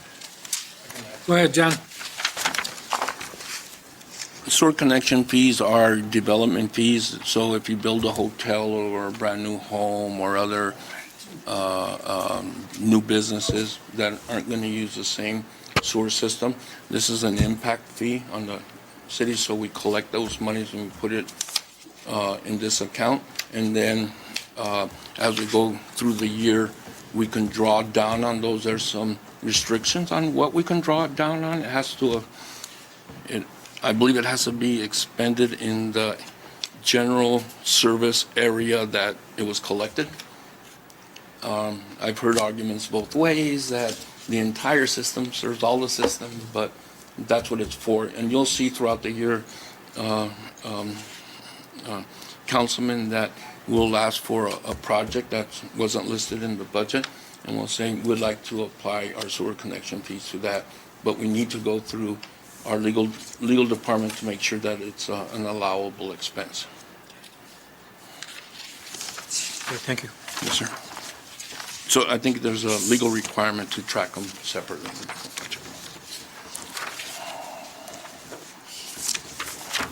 And same with water.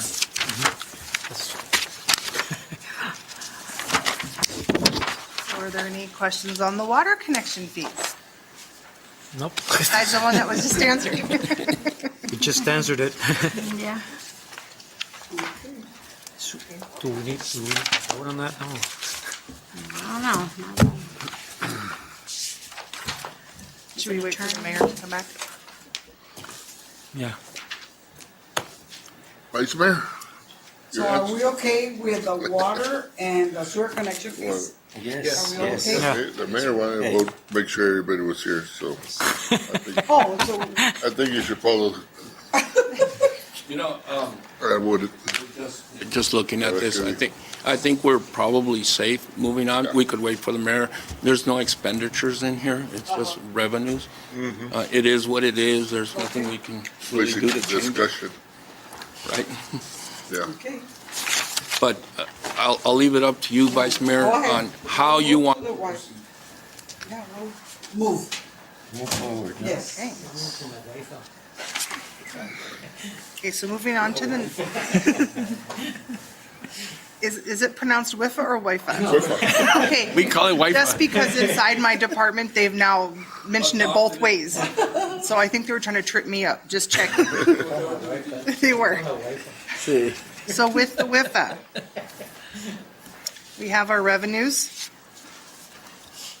And it's pretty self-explanatory. And then you'll notice afterwards is where there's the list of the water and the sewer projects that go with the WIFA.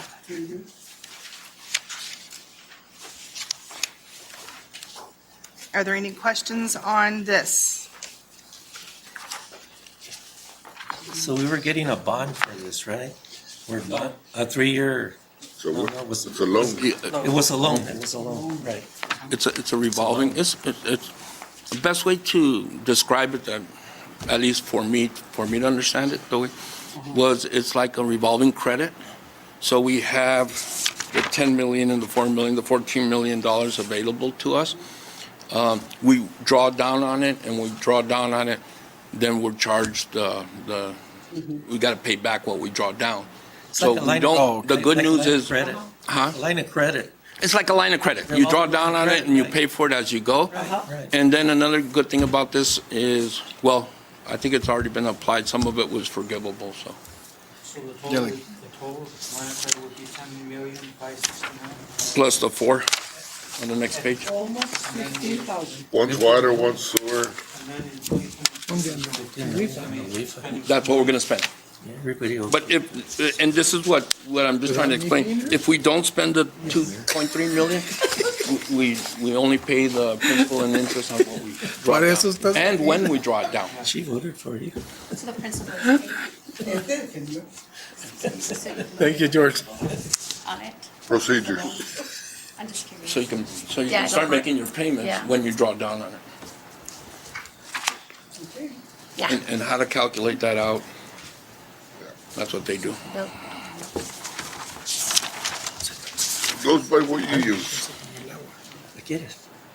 Monday. I said, it goes by what we use. Usage. But it's a line of credit, it's nice to have, I think it's, it's foreseeable for any emergencies and stuff like that. No, we've identified. No, I know. Yeah. But if we need more, we could get it from there. Yes, sir. Whatever you want. Yes, sir. Are there any other questions then for the WIFA? Can you add time to WIFA? Add what? Time. Time. Oh, Papa. yeah, get it done now? Get everything done. Yeah, I know. Fleet. What do you have next? Fleet management? So next is fleet management.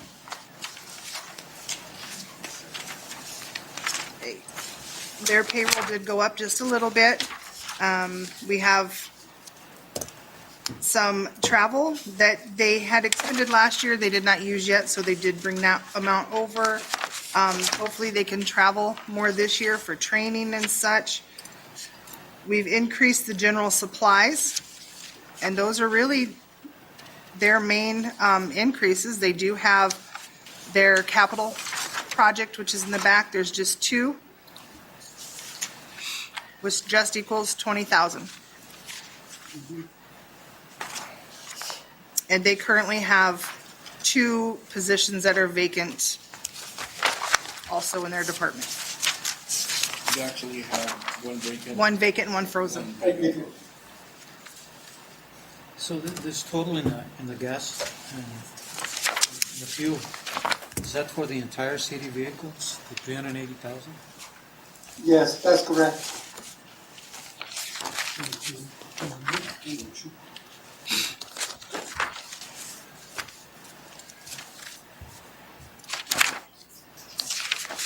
Alejandro, Yes, Mayor, why is the senior mechanic position frozen? it's not frozen, Mayor. I think it was underfilled, and I don't know if that reflected as frozen, but we already have somebody in that position, but was underfilled because we lacked a little bit of the time experience, so we just put it there, hoping that the person that's there demonstrate that there has the full capacity for that position. So that's the way it is. The reason I'm asking, wasn't that the one that the senior mechanic recently retired? Yes, that's correct. Okay, because I don't understand why it would be frozen. We'll have to look. Yeah, because it's supposed to be vacant, not frozen. Right. Okay. We'll have to look at this That's closer. correct. Yeah. Okay, thank you, Alejandro. We'll correct that one. Stevie Steve. Steve. You gotta look at the Yes. schedule. Right. Is there anything else on the fleet? Next. Good budget, huh? Okay. Are Inventory, we, ready? okay, satisfied? Yes. All right, inventory warehouse. Inventory warehouse. Their budget basically did not change much at all, besides increasing their uniforms.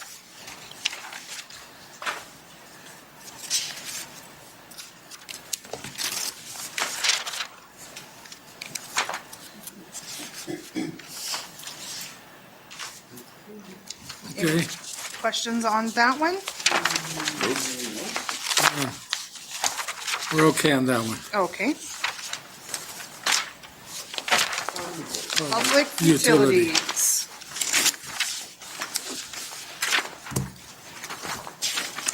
Their uniforms have gone up just a little bit, and again, there's not much change on their budget.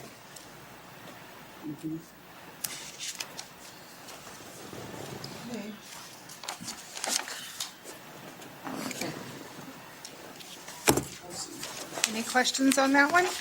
No, On the is there some, on the operating transfers, is that a negative when you have 448,480? What does that mean? I'll take a shot at it, unless you know the answer. You take a shot at this I'll one. take a shot at this. I'm not Turn your mic sure, on first, please. But I think if we add the whole thing up, Turn your mic. it comes out to 448,480. Right? And so the operating transfer is, like all of these funds here, the utility department, well, in this one, it's paid by water, sewer, and sanitation enterprise funds. So we Does it have- do an operated transfer for the equal amount out of those departments into this one to fund it. Okay. Thank you. That is Right? exactly what that number is. Right, Pat? Yep, you're dead on, John. That's Woohoo! Wow. If you want to know your city, go through the budget. It's true. Doesn't have revenue. Any other questions on the public? That's a first for John today, huh? One quick question here. I'm looking at the payroll schedules, and it hasn't been reorganized yet, like we said a couple of council meetings I ago. noticed that, yeah, they still have. The organizational chart? Yeah, Oh, that hasn't been done it yet. hasn't been done yet. Mr. Massey was working on that, I think. Okay. Yeah. Mr. Mayor, Yes. I think that the Assistant Public Works Director was vacant, and I think he's still frozen. I don't know if that was a decision that was made or what happened, but in my budget was vacant. Yes. It's, yes. Yeah, I'm not questioning the budget. It's just that the reorganization of Public Works is that was my question. Yeah. Yeah. They haven't done it yet. Yeah. Okay. Okay. You guys okay with this? Yes? Okay. Housing. Public housing. They have asked for training in this year's budget. Advertising went up just a little bit. Cell phones have gone up a little bit, but if you notice, they spent more in 2021, so they're adjusting their 21-22 budget to kind of go with the amount spent. And the travel has gone up.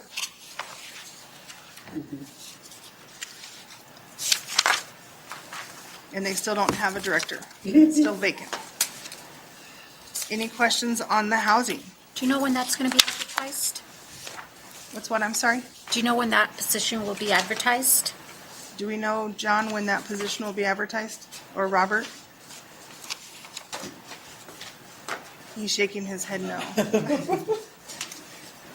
You're shaking, but we can't hear.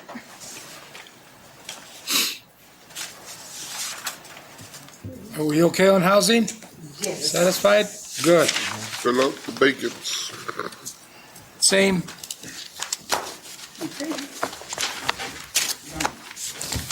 Guess we're gonna have lunch now. Or do you have something else, John? You got that look. I know, I got that look. Yeah.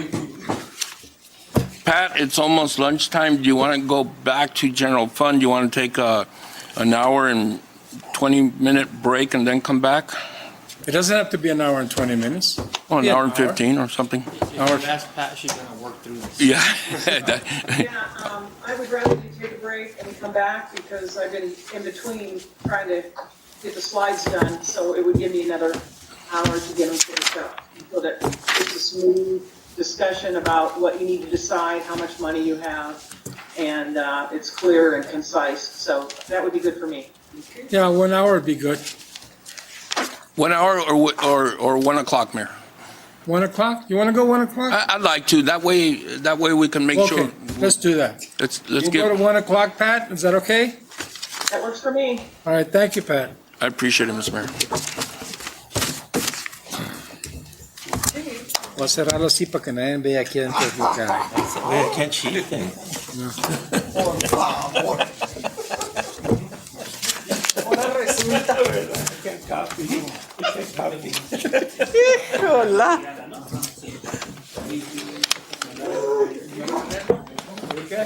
A ver si ya nos trajeron la comida. Gene, are these all the same, please? Kind of got too many, is it just? So I'm just, You got two of. You got one of mine and two of yours. okay. Oh, I think they, yeah, this is yours.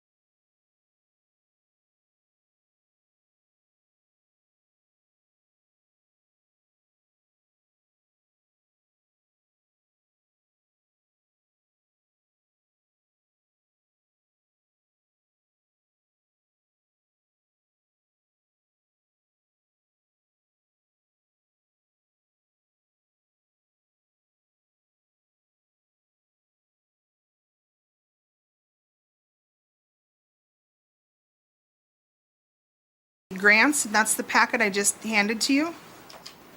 I promise eventually I won't use as much paper. Promise.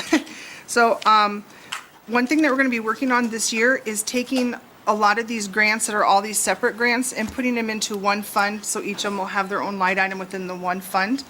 When that happens, or when we get ready to do that, we will make sure that the council is aware of what's going on at the time.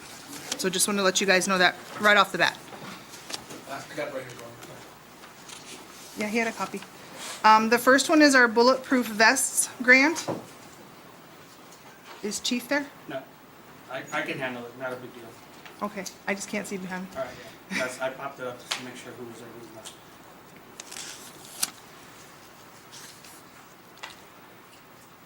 So bulletproof vest, bulletproof body armor vest, or body armor, sorry. So body armor is a grant we get from the Department of Justice. It's a matching grant, 50-50. So as needed, we purchase, draw the funds, and then just match it. We're anticipating up to $9,000, $9,000 or $8,000 this year, because we do have some $8,000 because we do have officers coming in. So that's just been ongoing for as long as I've been here, as long as John's been here. When I started, we didn't even have bulletproof vests. Any questions on that grant? Alrighty. Oh. 73 total positions. That includes civilian. So pull Take around 10 out of there, 16? 18. 18. 18. And they all require a bullet test? Yes. Part of receiving the grant is we have to have language directions saying that it is mandatory, which we do. These grants come around every year, right? Every year, yes, we're fortunate enough to where we just ask and we get. That's good. That's what I know. Homeland Security. Robert. I can talk about this for hours, but I don't. We typically put aside $1.4 million for Stone Garden equipment, overtime, EREs, and all that good stuff. We anticipate at least 1.2 million currently, and looking at least 1.1 next year. Equipment, radar guns, cars, and overtime. Any questions on that one? It's also 50-50 or?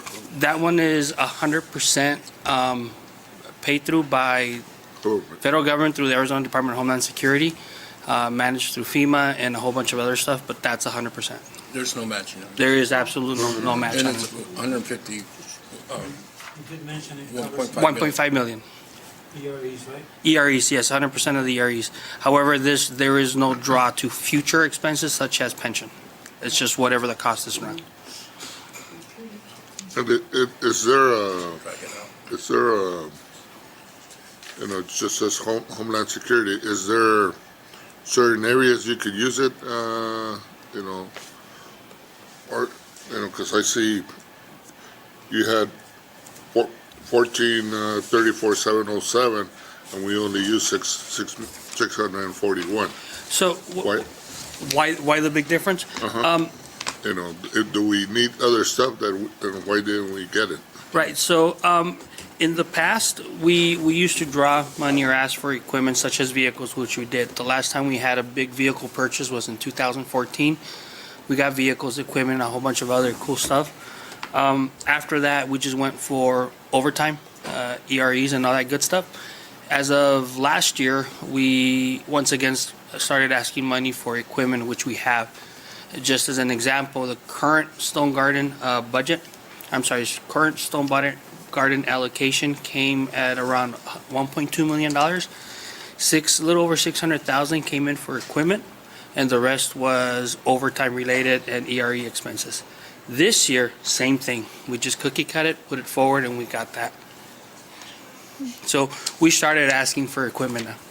So, Robert, is there a time limit for expenditure on the grants? Like a year or 2 years? So this grant has a 3-year shelf life. However, because the funding is plentiful and we get it every year, we typically try to get as much as we need for a 12-year month period. Sometimes we're behind the 8 ball, sometimes we're ahead of it all, but we always go around $650 to $700,000 in overtime, and the equipment gets spent as soon as we get the money. So we have about 3 years to spend it. And going back to Councilman Maldonado's question, like we only spent 663,000. Does the balance roll over or carry over to the following year? Yeah, so this one is a federal fiscal year, which starts October 1st and can continue all the way up to September 30th, 31st, whatever the last day of September is. And then we can file for extensions as needed to continue. So it keeps revolving, which is a good thing, till we draw it down to zero. And do we do like monthly reports, on obligating the funds and Daily, daily? daily reports. Oh, wow. Automated reports, but they're daily. Did you invite Pat to this meeting? Did you? Sorry. Any other questions then on Stone Garden, Homeland Security? Alrighty. Robert, you're up again. For Again. The GOHS DUI Task Force. All right, Governor's Office of Highway Safety is also in a federal fiscal year cycle, October 1st to the end of September yearly. This has been around for a long time. This is geared toward the safety of people while driving, whether it's through DUI, through traffic enforcement. Back in the day, it used to be called click it or ticket. I'm sure all of us have known that.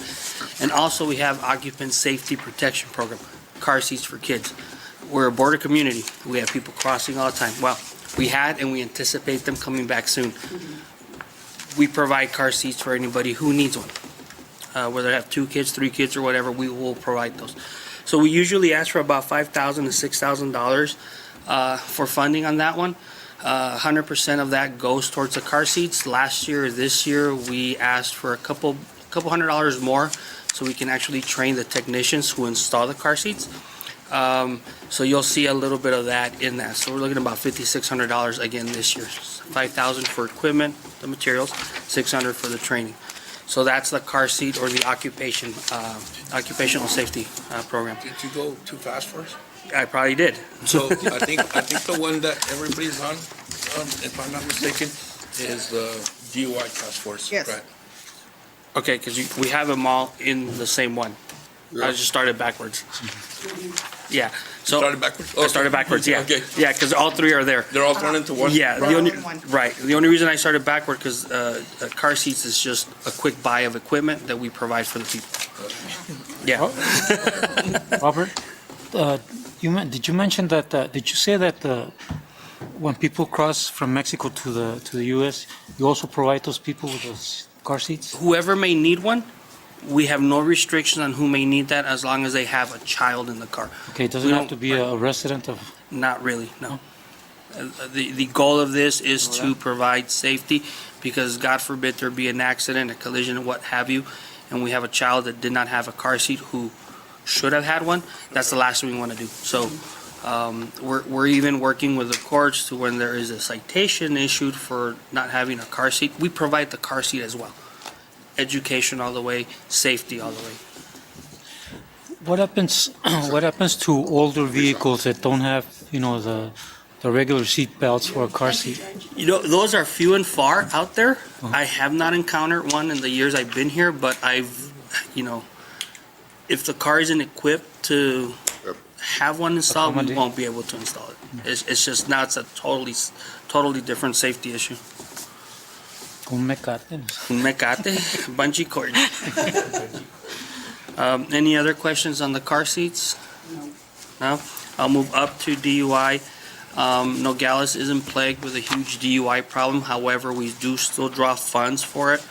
One of the cool things about the DUI grant is that we can deploy resources to the border.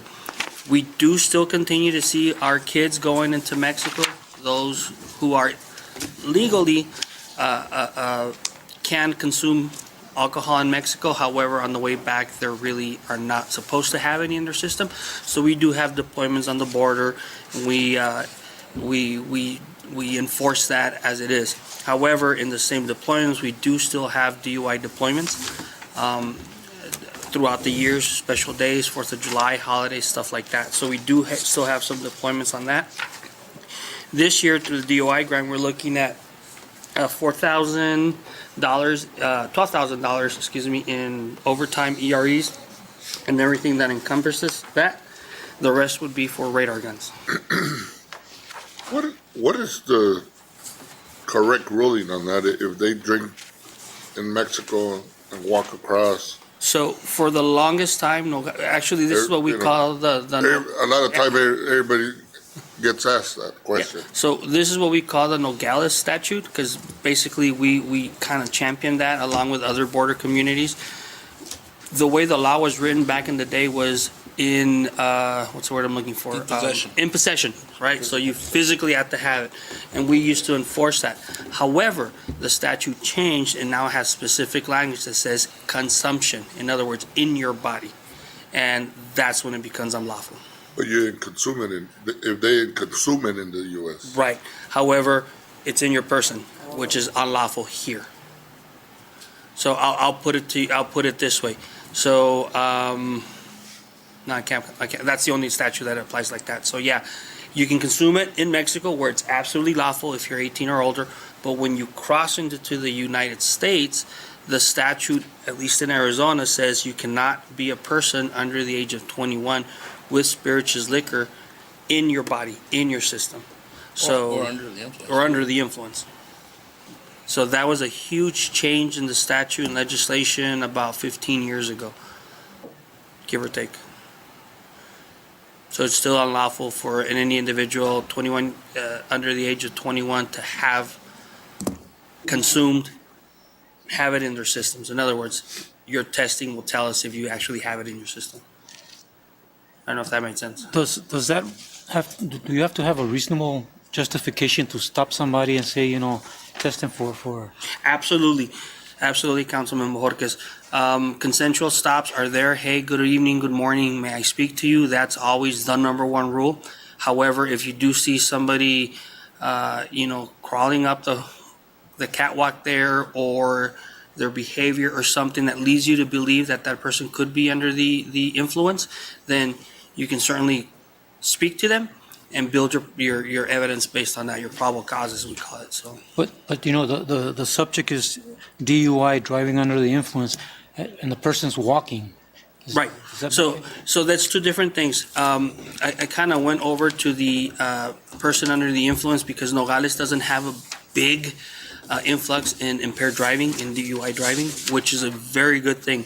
However, this grant also allows us to deploy officers to the border or what have you to address the person under the age of 21 consumption law or under the influence law. So no one under the age of 21 should have alcohol in the system. That's where this grant allows us to also go out and enforce. And a lot of this also goes to educational stuff. High school, we do our presentations. We haven't, of course, but we'll go back into that. We partner up with a lot of people, a lot of campaigns out there through the governor's office. So this has a twofold approach to it: DUI, and also to address the minor in consumption issue that we still continue to see. Any other questions on this one? Alrighty.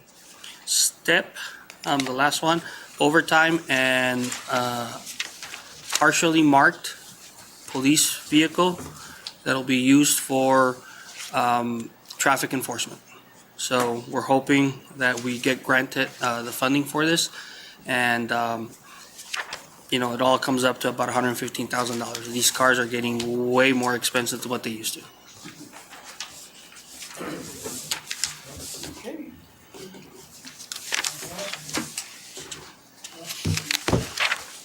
Kona Odom.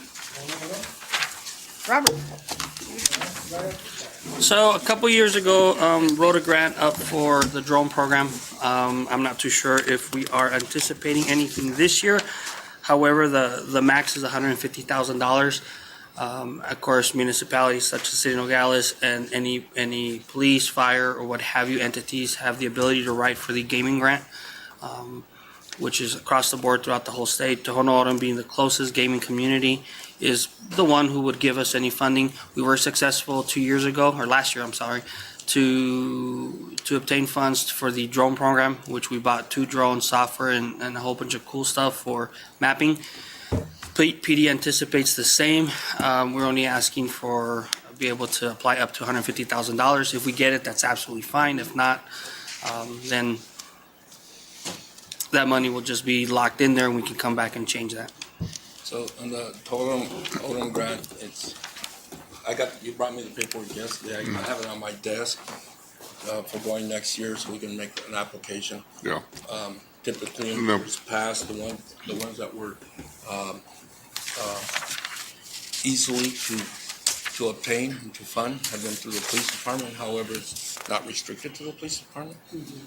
There's other areas it's restricted, but the police department seems to be a good fit for the totem because they're very easily funded. And remember, a couple of years, they also did the Parks and Rec, because we did the bathrooms at Little League Park through a grant. So it's a good time to have maybe this is a good time to have a discussion with mayor and council. We're anticipating to apply for 150 next year. And I know the lieutenant here, the lieutenant hat on him right now is probably going to go, John, but it's mayor and council's. We could apply it anywhere, right? As long as it falls anywhere. So we have the budget authority for it. It's not something that we have to decide tonight, but we will be bringing forward to mayor and council in order requesting an application to apply for the money. Monday. The 30th? Yes. I'm not real sure. I think it's the end of the month. Is it End of the month? quick? Yeah. It's a quick turnaround on these. Well, then we'll be bringing in order to rectify the application of the total home grant. Oh, no, I just got it. I haven't had a chance to read it. Yeah, I got it, and I opened the letter yesterday, and I left it for you guys, because I know they're very easy and willing to help out us here in Nogales. Matter of fact, I was telling the mayor right now, last Monday I was up in Tucson, and I was at Golden Corral, and a lady said, "You're from Nogales?" And I said, "Yeah." "Oh, yeah, you come to our parade and all that," and they really enjoyed us. And she says, "We're starting to give out the grants again." And coincidentally, yesterday I opened my box, I had the letter from them. And we could do something, put it into the park here in Techea. There's a lot of things our parks need support in, Where do you want me to apply to? Huh? Well, we Cajon? talk right now on the jail part. Well, because we have that one, I know we are listing 500,000 of that. We need restrooms, and let's say the Meadow Hills Park needs restrooms, there's no restrooms in that Meadow Hills Park also. Restrooms. We have to find something that'll be attractive enough to. I was mentioning to both, there's something we gotta do for needy kids, handicapped kids. At one of our parks, some games and or stuff that kids with in wheelchair or needy kids can use, and I think that'd be a good. The training center brings the kids over here, but they really don't have swings and there's built games or stuff that they can use, but we don't have them. I think I remember seeing it at one other conference in LA that I went for the city, where they had basically a whole building, almost like the one slides and all that, but for handicapped kids. Stuff like that I think be good for our community. So when we apply for those grants, who allocates the funds? Whoever writes the grant? would. just get the grant and then the city allocates it to whatever need? So we'll receive the funds from the total Odom. We'll go in through our finance department, and then we'll spend down the monies through whichever department is most appropriate to spend on. Like on the drone program, the most appropriate department who needed that resource was the police department. If the council would like us to move forward and look for opportunities, apply under, 150,000, and that seems to be a very good number.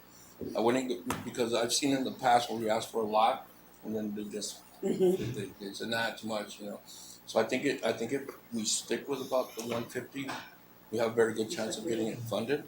And then if it's ADA playground equipment, we'll submit a grant for Total Odom for ADA playground equipment. If we're lucky enough, see, this isn't tied to anything. It's not tied to anybody's budget. It's a grant budget. If we get the ADA equipment, well, of course, I'm gonna be asking our Parks and Rec director to go find out what's the best place to put it and install it and purchase it and all those details that go along with it. So before we apply for the grant, do we meet with the departments and ask them, do you have any needs in your department that could be covered by this grant? I could ask all 13 departments and I get 13 but yeah, so we can do that and then analyze it. But the problem with the Total Odom, at least for me, it's coming quick, So if I can just chime in a little. Yeah. So these awards are based on proposals. So let's pretend that the city of Nogales shoots out 3 proposals. We may get all three. Right, we may get all 3. We may get none, we may get 1. So if we're gonna ask for these ADA swing sets and stuff, the proposal has to be for that, plus an amount. I don't know if that makes sense. So if police department wants to apply for one, they can for whatever project they want. Parks and Recs, just the same. Fire as well. So each proposal will be considered, and each proposal can go up to $150,000. So what that means is that we could compete with them amongst ourselves. There's different ways of looking at it. Different ways, or we could all be successful. The reason I ask is because most of the time, the police department is the one that's benefiting from the grant. Not necessarily. It's gone. For the person. Man, we had a Total Odom grant for the renovation of the science building. Remember that? We've been denied Total Odom grants. We've gone after Total Odom grants to fund the police department, the whole building of the police department. They're going. I think we used them at the Holcomb soccer field. And we did some at Holcomb Soccer. We've gone all over the place, But he's absolutely right. If you want, I can tell department directors, everybody applied for it, but then we're competing against ourselves. It might be more advantageous to us to support one project, or see what happens. I know all of you've had the opportunity to rub shoulders with Tribe and it's very political on the distributing of the grants. So, and I know that you've had conversations with the chairman and stuff, and so you probably have a little bit more feelings on what's the best course of action than I might have. But whatever you all decide, that's what we'll do. So today would be a good day to get some clear directions on how to move forward. Sorry, Robert. No, you're good. You're absolutely fine. Absolutely fine. And again, as the city government could apply for one, another department could apply for it as well. And yes, we'd be competing with each other, but there's still a chance, that they'll fund both. Right. Chuck? Do you recommend that for everybody to I compete for it? I don't know if I know Parks and Recs has submitted. I know PD has submitted. I just don't know if anybody else has submitted for anything. I know I've submitted twice, and I've been successful 50% of the time. So this year, This year, nothing's been thought about on the We haven't PD got side. that. Right. Does county compete for this? Anybody anybody within the Tohono O'odham footprint, so Southern Arizona School District 2. and Tucson Metro. So what do you think, should we allow, let the departments do it and then bring it back to us, or? I think just one of us, whoever, I mean, but if we compete with the. No, we'll compete, we'll compete here, and then whoever we select, that's the one we're gonna submit. Perfect. And so Mayor, if it's due at the end of the month, this next month? June, yes. The end of June. It's gonna be done quick. What I can do is I can reach out to our departments and see, get some general ideas, put them on a list, present them during our next council meeting, and you guys can pick one. Next week? Next, Yes, sir. the council meeting? Yes, sir. It's not gonna be next week. No, it's not gonna be next The week. following week. Huh? Following week. because Oh, we're not having a council meeting? No. The funeral services are on Wednesday. I didn't know that. We're gonna delay, we're gonna push the meeting 1 week back. Do you wanna do that, or? That's good. Gives me more time. Right now, do you guys wanna go with recreation, or Yes. Well, let's with go with recreation. Yeah. Creation. Let's go recreation, I'm sorry, Robert. No, and one, no, that's fine. And something that I'll throw out there, sometimes there's a little bit of money left No, I over. mean, if you wanted to ask for the grant, what was it gonna be for you? We have no idea. Oh, no We idea. have no thought, You I got should the say one that. for the We got the drones last year. They still got money in it. Yeah, we still have money in it. So one thing I want to throw out there is if after Tohono O'odham or whoever decides and puts the funding forward, there could be small ticket items that other departments could apply for, and I think that's what happened to us. So we got the $12,000 because of, they had the 12,000 left over. So I was happy with that. So it doesn't really hurt to submit a couple of the little ones. It really doesn't.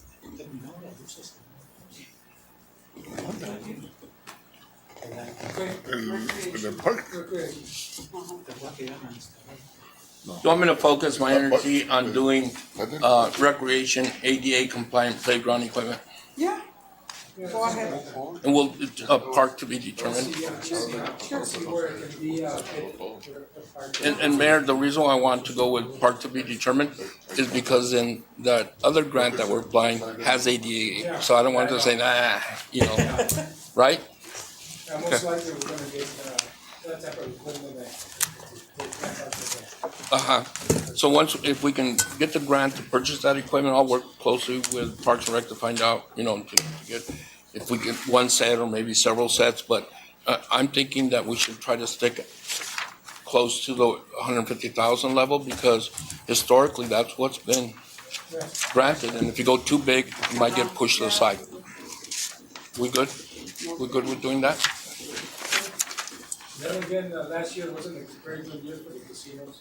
No, sir, so I don't know what this is gonna be like, but ¿cuál es esta? can't hurt to try. We're still here. Yeah, it's still there, but I mean, it was a slow year for you. We were still there.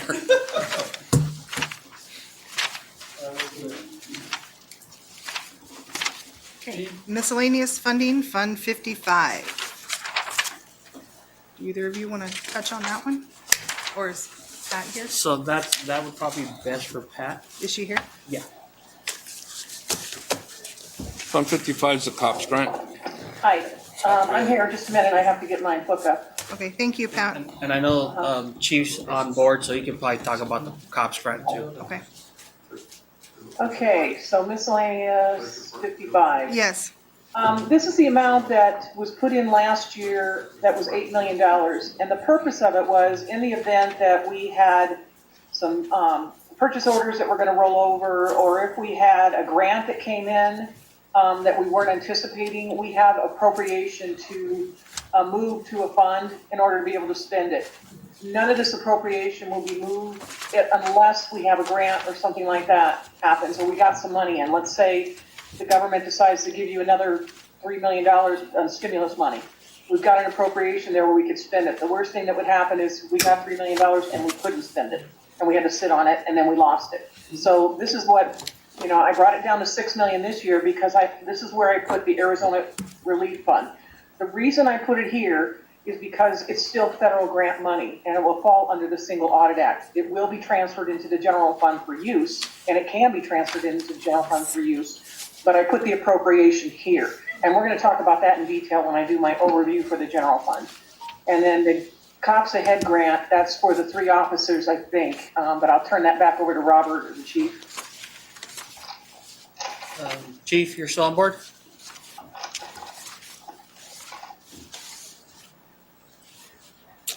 There's been other names for this, this particular one, you've heard rainy day. But that's what it is. We always set aside an expenditure item in case a grant comes up mid-year and we didn't know about it and had it included in your budget, so it gives us the spending authority to do it.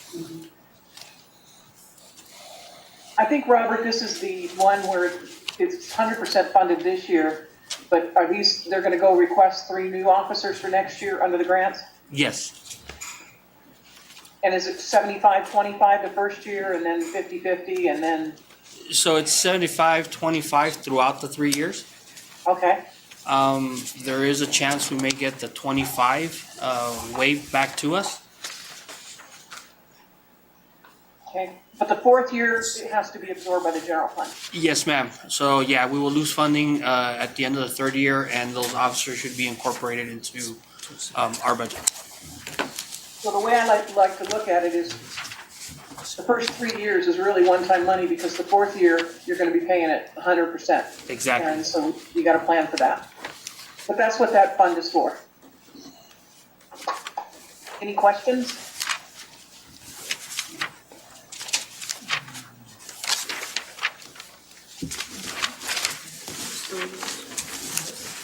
I have a question on the American Relief Fund. Is there any way that we can get like a schedule of how the funds are going to be allocated or used? Sure. You're going to get the schedule of how we're going to use the relief fund money in your next presentation, right, Pat? Yep. Okay. All right. Thank you.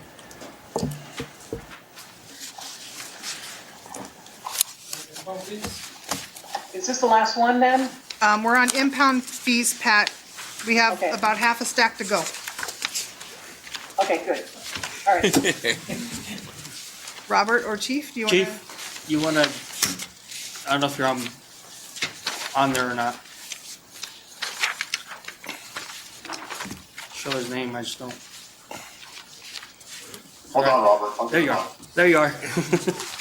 Thanks, Dex. Is he at home? I'm sorry, go ahead.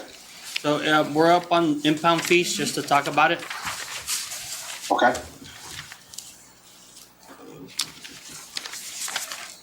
So, Chief, you have a grant for, or you have a budget item for impound fees for a total of $60,000 for next year?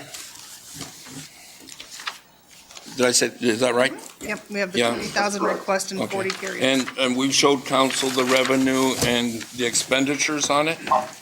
You want to speak a little bit about that impound fee program for the council? And maybe you can help them if they have any specific questions to it? Yes, John, I'm gonna have the assistant chief, talk about that. He's the one that oversees that, fund. Yeah, he'll cover it. Thank you, Chief. Tex? Yes, you want me to just give a quick overview, John, regarding this account? Sure. Tex, it looks like you have only 3 areas that you spend money, the 60,000, one for professional services, one for material supplies, and the other is capital expenses. So if you can explain to the mayor and council kind of where this revenue is generated from and what you anticipate spending it on next year. Okay.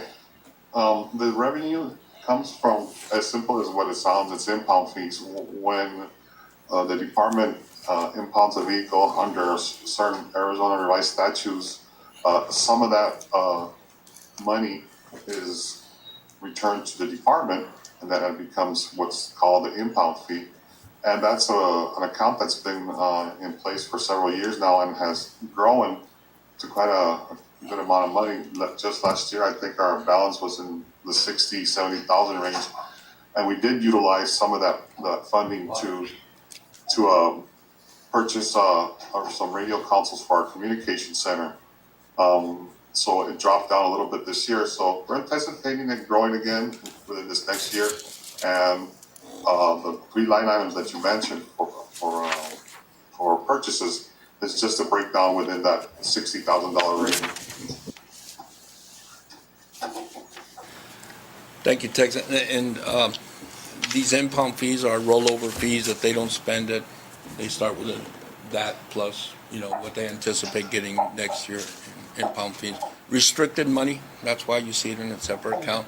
Can't mix it in with the general fund. You have to spend it. I think you're restricted to spend it on the efforts to continue impounding vehicles, right? That is correct. We use it for, like in past purchases, we use it to purchase forms that are used to impound vehicles, signs that we erect for warning the community about certain areas not to park and things like that. It basically enhances the program and keeps it running. Plus other expenses, like you can use it for communications. That way you can offset some of the costs for new radios and communication, stuff like that, right? Yeah, that is correct. As I mentioned earlier, we used $33,000 of it to improve our communication center and added two, with this, I guess the best way to explain it is we added two 911 positions where there's two more people that can be manning 911 call center there.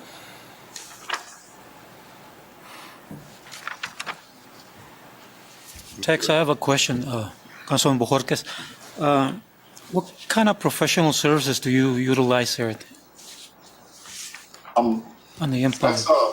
As I did mention earlier, we utilize to have Datacom is the company that we use our communications services for. Not only do we use the services of Datacom, but also the products that the company is able to sell us to enhance our communication center. So if you have like one position, what I refer to as one position, it means one person manning a station to be able to answer 911 calls and also talk on the radio with our public safety departments. So that's one of the portions that was used for professional services. Do you use towing services? No, this is not for us to tow any vehicles. What it's utilized for, well, to answer your question, when we do have a towing issue, it comes from our fleet services because it's towing a city vehicle. If it's something that's related to a police matter, like an accident or a criminal investigation, then our county attorney is involved in that, and they sometimes take care of the fee for that towing. Okay, thank you.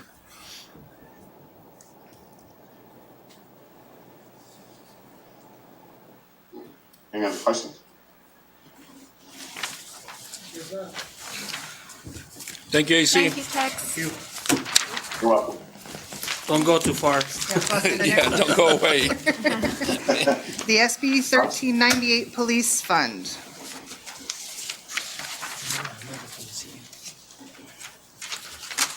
Tex, it's this other police fund, and if I'm not mistaken, it's the monies you guys get back from the tickets to purchase more tickets and stuff like that? Yes. It enhances the enforcement of traffic enforcement for the department. Whatever fees are charged by our courts get sent up to the state, and there's a certain amount of those funds that get returned to the jurisdictions, in this case, the city of Nogales, and it's shared within a couple other agencies in the city and the county. And it enhances, like mentioned earlier, our traffic enforcement efforts.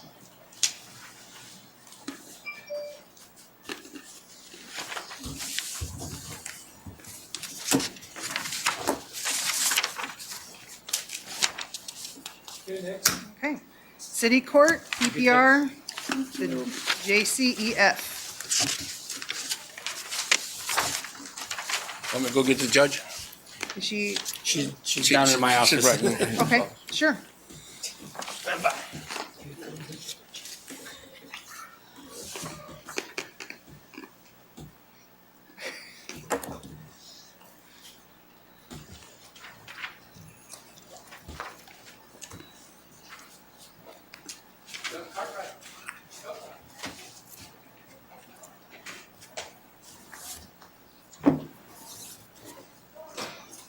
It's on her way. Okay, thank you.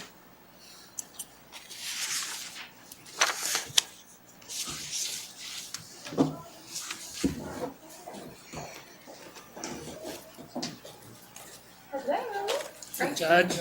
Up here? All right. This is your seat. I can take this. Because No, I can go wherever. it doesn't have a mic, Judge, so. Oh, okay, I'll go here. Are you sure? We'll help you out. All right. Hi, everyone. Hi. So we're on the grants, the GCEF grant. Oh, the JSEF, uh-huh. Can you explain a little bit about that? Yes, I can explain what I know about it. Okay. This is actually one of the things I wanted to figure out with finance a little bit because I had some questions about the court's accounts.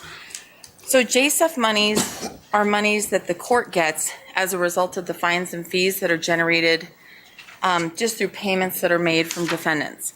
So JSEF monies are available to the court, but they can only be used for very specific things. So it's not a grant. It's an account that essentially keeps growing unless we spend it. So we're not requesting anything for it. It's just kind of like an open account. Judge, Yes. is there certain areas you could spend it, or? Yes, it is pretty restricted. So What's if you limited? spend, my understanding, the only times we've accessed these monies since I've been there is to purchase equipment for staff, like new phones. We're in the process of probably going to purchase scanners with them. So the monies can be spent on court security, not for like a security officer, but for possible security improvements. And the monies can be spent on anything that's going to assist the community and the court with making payments, so payments of fines. So with that, we can usually justify equipment that's going to help the staff process those payments for the community. I know that we accessed the funds during the pandemic to pay for cleaning supplies for the courts and for hand sanitizers, gloves. We were able to use the monies for that purpose. If you spend over a certain amount, you actually have to get approval, and I'd have to double check that figure, but you have to get approval through the Arizona Office of the Courts. I want to say, I think it's 10,000. I'd have to double check because we have not gotten near that figure. So the monies that we've spent have always been well below when we would have to seek permission for it. So I'm doing a light search right now, so the judge is absolutely right, but there is no cap on it. The only thing is whatever she wants to draw from, or the amount, she just needs to justify it to the main court. Yes. And then that can happen. But right now, she's asking for at least an $8,000 budget amount if necessary. So I think that's what we were doing, because when I met with finance to kind of come up with a figure, I know in previous years, and we might have done this and I just don't recall, but I don't recall having kind of set the numbers for that. And it's possible that they were already set, or maybe we did. And I know last year's budget season was, it was great, but it was pandemic time. And so, but essentially we'd be asking for that amount of monies just in case we need to pull from the fund. But the entire amount is there. She has $173,000 that rolled over, and she has a line item to spend all $173,000 next year. If she needs to, if she doesn't, we draw down on it because, she doesn't need it at that time. That the amount that's left over will roll into the next year and she'll have it available to her. And I'm assuming that what I'm hearing from the judge and with my previous conversations with the judge, when the time comes that we start possibly relocating the court over to the Chase Bank, which has been talked about, she'll definitely be able to spend this all $175 And we're trying very to easily, get, right? Yeah, well, and I try to be very conservative So we're because, saving up for it. yes, in the event, whatever I would be able to use the money for is what we could use it for. So if that meant equipment, or because we already lease our computers and our screens through the Supreme Court, because our systems are on a different network, we already get a lot of our stuff through the courts. But if there's anything I could purchase through that fund, we try to be very conservative with it so that when the time comes, if we need to spend, we can pull from it. And there's another court fund, and that's the one I had questions on because I'm not even sure. We can figure that out later, but it's a similar situation where we have the monies in a fund. We've never tried to spend them. Presumably, there would also be restrictions on those monies, but it hasn't come up because we try and be pretty conservative down there.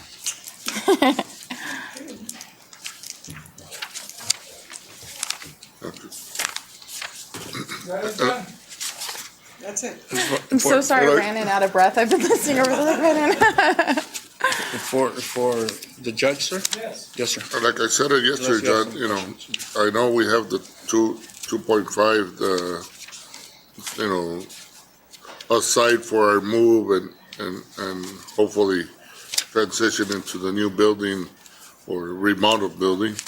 But, you know, should we allocate anything besides that, you know, is that going to be sufficient? I can answer that, Mr. Mr. Maldonado, today, I don't have an exact number of what it's gonna cost us to move finance and city court over to the new bank building. I don't have those final costs yet. Can we use more money? We can always use more money, right? Do I think we need to allocate some money for that, for this expenditure next year? I don't believe so, sir. I think with the 2.1, if we approve it, which is gonna happen very shortly, I think I can work within that budget range for next fiscal year. Okay. In future years, I'll probably be coming back and we might be having to do stuff, but remember, I still gotta get a set of construction documents. We need to go out and get bids, start the construction, so I think it's gonna be a little, And it's there gonna are take some time to I get know this that the done. courts also has some grants that you can apply for, which we Right. would intend, anything we could apply for, we will. But you have to actually be in the building before you can do it. So you can't do anticipatory expenses. You have to actually show like an estimate and what it would cost and how much before they'll consider it for possible approval. So that's something I'm keeping in the back of my mind for whatever comes up. Sometimes court security grants, like if you need a scanner or equipment or all these types of things, they have that, but we're just not eligible to apply for it yet. John, Yes, sir. do we still have any pending expenses for design on the bank building? Yes, we do. It's included currently outside of that 2-point-some million, in the city manager's budget to finish off with the architect. With the architect? Yes, sir. We're good. Thank you so much. Run in and out really fast. All right, thank you. Have a great day. This is the CGIA library. Danitza, are you here? I'm here. Can you explain that grant to us, please? Yes, the state grants and aid is a yearly grant that I apply for, and that pays for the part-time clerks at the Tuvac Library and the Sonoyta Library. So those $25,000 are paying for 3 part-time clerks.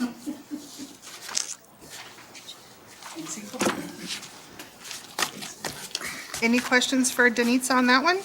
No. Besides us paying for that, do we get what's the word, reimbursed from the county for that?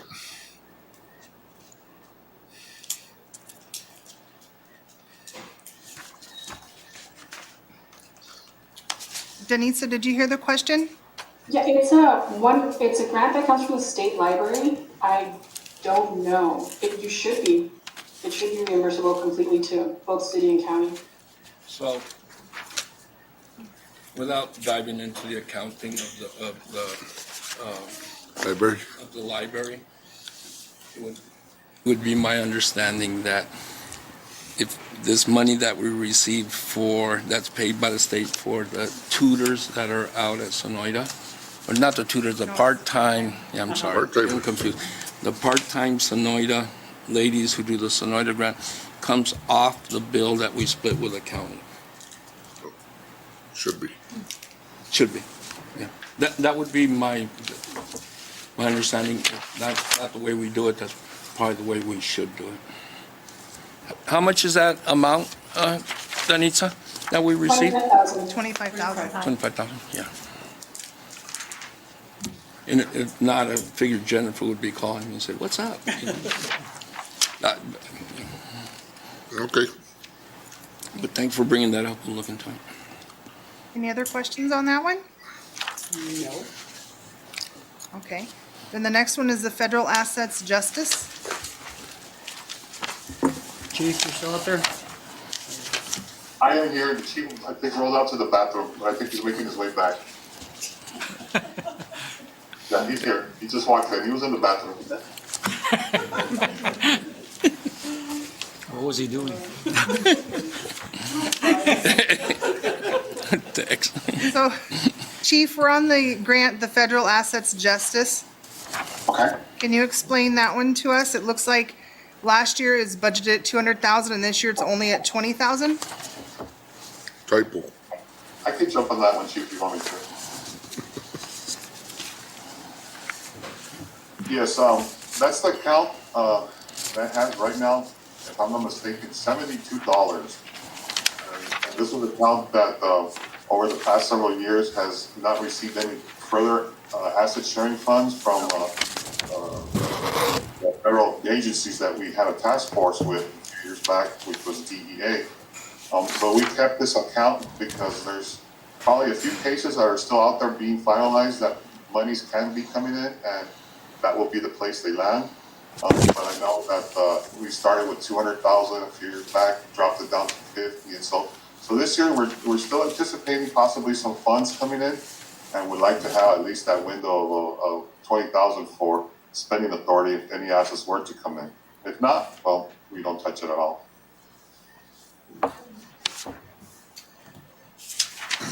Any questions on that one? One question, in the past, looks like he had, the contractual services of travel and all that went to zero. So there's no suspected, needs for that, Mr. Jimenez? No, sir, not at this time. We're hoping and wishing that there was some funds to come in to utilize for, certain, expenditures that we can, restrict it to use it for. But, it doesn't look like we're gonna receive anything. But just in case, if we were to get something, we would probably just use it on probably on general, type items like spending for maybe buying more ammo or things like that. But I wish we would get something, but nothing's anticipated at this time. So he's anticipating, is it 20,000? 20,000, but let's say, and this is a rollover monies, so if he doesn't spend any money he receives, they stay with him, they don't go away, they don't get swept. So the question is, if you were to receive a great big chunk of money, let's say $200,000 on some seizure that happened and they gave it to us, that's the reason why we have that contingency grant. We just saw it a little bit ago. We can draw down and reallocate from there with council's approval. Is that catch-all, rainy day? There's different names that we use for that. But it could be applied there if we had to text it. That would give us a spending authority to spend it. Correct, thank you. You're welcome, Tex. Any other questions on that one? No. Then we're gonna move on to the miscellaneous donations. Did we skip E-rate library or am I messed up? No, I think that is further down. Oh, I went too fast, huh? Just slow down. Yep, I'm sorry. Pat. This one contains both police and fire donations. Do either of the chiefs want to touch on that one? Or John? Remember the Korean money? Korean money. I can talk about this. And a little bit of Okay, thank you. That's the best way to describe it to you guys. Go ahead, Tex. Yes, this account is actually years in the making. It started out as a Police Explorer account, and then it evolved into our DARE account, and now with Pat recommendation, it became the donation account. So the funds that are received and put in this account are, as Mr. Kissinger mentioned, sometimes the Korean merchants donate money for our DARE program, or Walmart donates money for our officer safety program. And Pat indicated that it would be best for all these funds that are donated to come to this one single account. That way we know where to draw from, and it's not scattered around in 2 or 3 different accounts. But it comes down to money that's donated to the department and is put in this account for some expenditures that are allowed. For the most part, I think it's pretty wide open, but I know some have some restrictions when they do donate this money. And Mayor and Council, if you don't mind, I just want to let you know, these are unsolicited donations. So we're not out there asking for people to donate. People just want to do it for the goodness of the community. They come and say, hey, listen, I really want to participate in the efforts of putting a police officer to the schools to teach or something along those lines, the DARE and other programs. So we have a line item we can spend that money down. Same with the fire. I think the fire typically in the past have done with that money like the Thanksgiving giveaways and stuff like that back to the community. But it is unsolicited. They don't go out and ask for donations to do stuff. So Tex, you mentioned that some of these funds are restricted. Who sets the restrictions on the funds? Just like Mr. Kissinger mentioned, like for instance, I'll give you an example. Korean merchants, they donate a certain amount of money and they say we would like for this to be used for the DARE program. And we turn around and put it in our DARE program and usually like for instance the DARE picnic that we have for all the DARE graduates at the local theater when we could, right? Because the pandemic put a spin on it last year. But they donate the money and they say, we would like for it to be spent in this program or that program. Like if they donate for our K9 program, we utilize it to enhance that by buying them supplies and gear for the police K9s. So it goes along with what they're kind of putting the money in for. So if you have 10 different donors, they can have 10 different restrictions? I could see that being possible, but I mean, for the most part, they just say, I would like it for this program. And I mean, there's not really that many donors. Like the only 3 that come to the top of my head right now is Walmart, the merchants from the Korean, and the White Elephant from the Green Valley area. I wish there was more, but not at this time.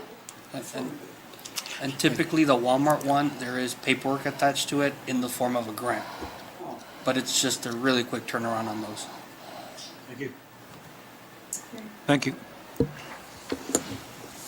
Any other questions on that one? All right. I have.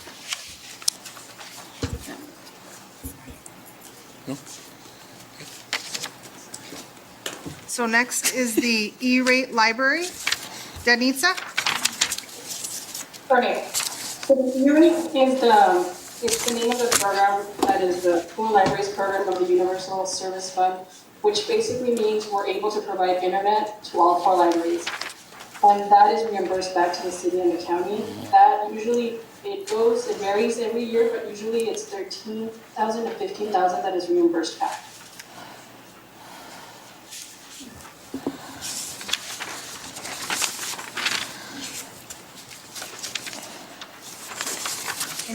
Any questions on that one? Thank you. Federal Assets Treasury. Robert or John or Pat? Anybody want to hit on that one? AC is your federal assets different? Is it the same as the other one, except this one's federal instead of being the local state? Is that the only difference between these two funds? Yes, and also the amount of money that's in one. The one that we're talking about now is way up there, almost 360,000. But yeah, in a nutshell, it's the same thing, John. Okay.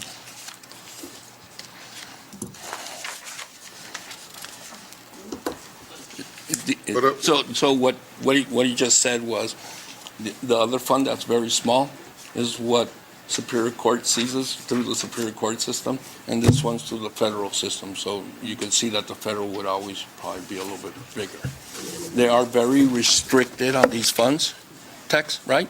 They're extremely restrictive on what to use. There's a whole book. It's about that thick. Anybody wants to ever read it. It's available online, which you can, if you want to read it, or I can get it for you. But it's restrictive on how you can spend it, and it's only spent for police operations and only what would be normal police operations. I'll give you an example. They can't go buy a Mercedes-Benz vehicle for them to drive because that's not what they normally drive. So they can only spend it on what they would normally spend. But we spend it. Huh? We spend it? Oh, we spend it. We save it, and we spend it, and we save it and spend it.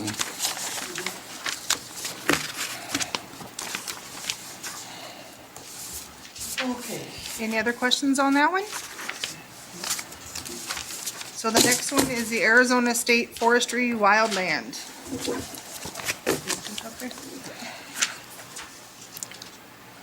Chief, do you want to touch on this one?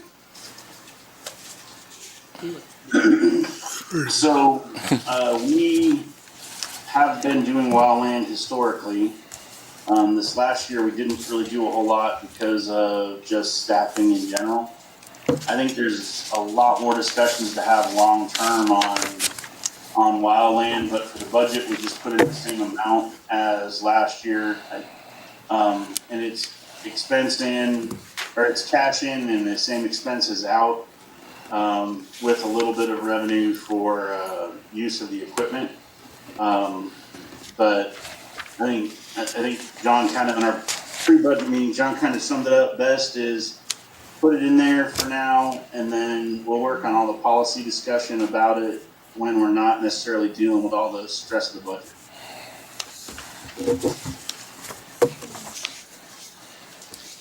Any other questions for Chief?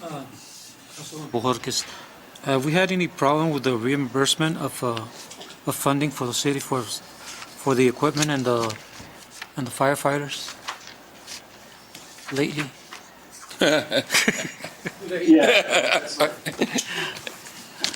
Yeah, no, I'm sorry. Since the previous incident, we're basically 100% of what we billed, we collected. Now, granted, when we submit a bill, they review it, and so occasionally there's something like, you did this math wrong, and we need you to either bill us $50 less or something like that. So they adjust it that way, but we haven't seen any large non-reimbursements for what we submitted, if that makes sense. I can chime in. I would make sure that didn't happen. We put procedures in place. And I think I ask Sergio every time I talk to him, is there any reimbursements out there for wildland fire? That would not happen. All right, thank you, Pat. Any other questions on that one?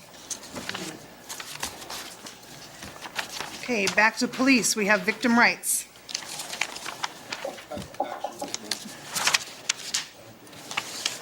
Is this not police?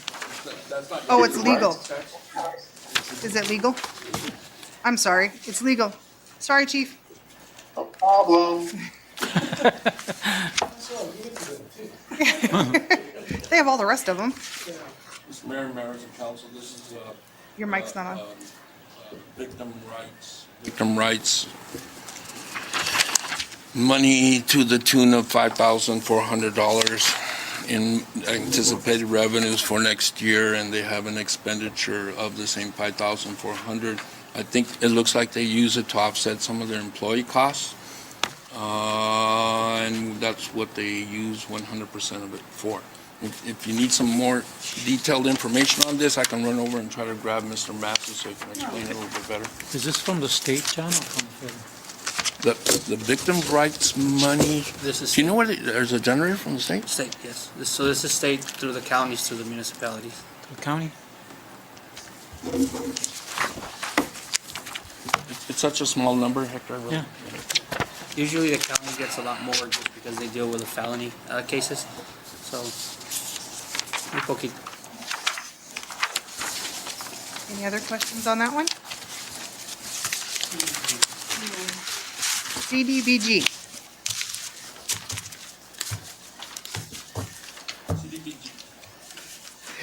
That would be Juan.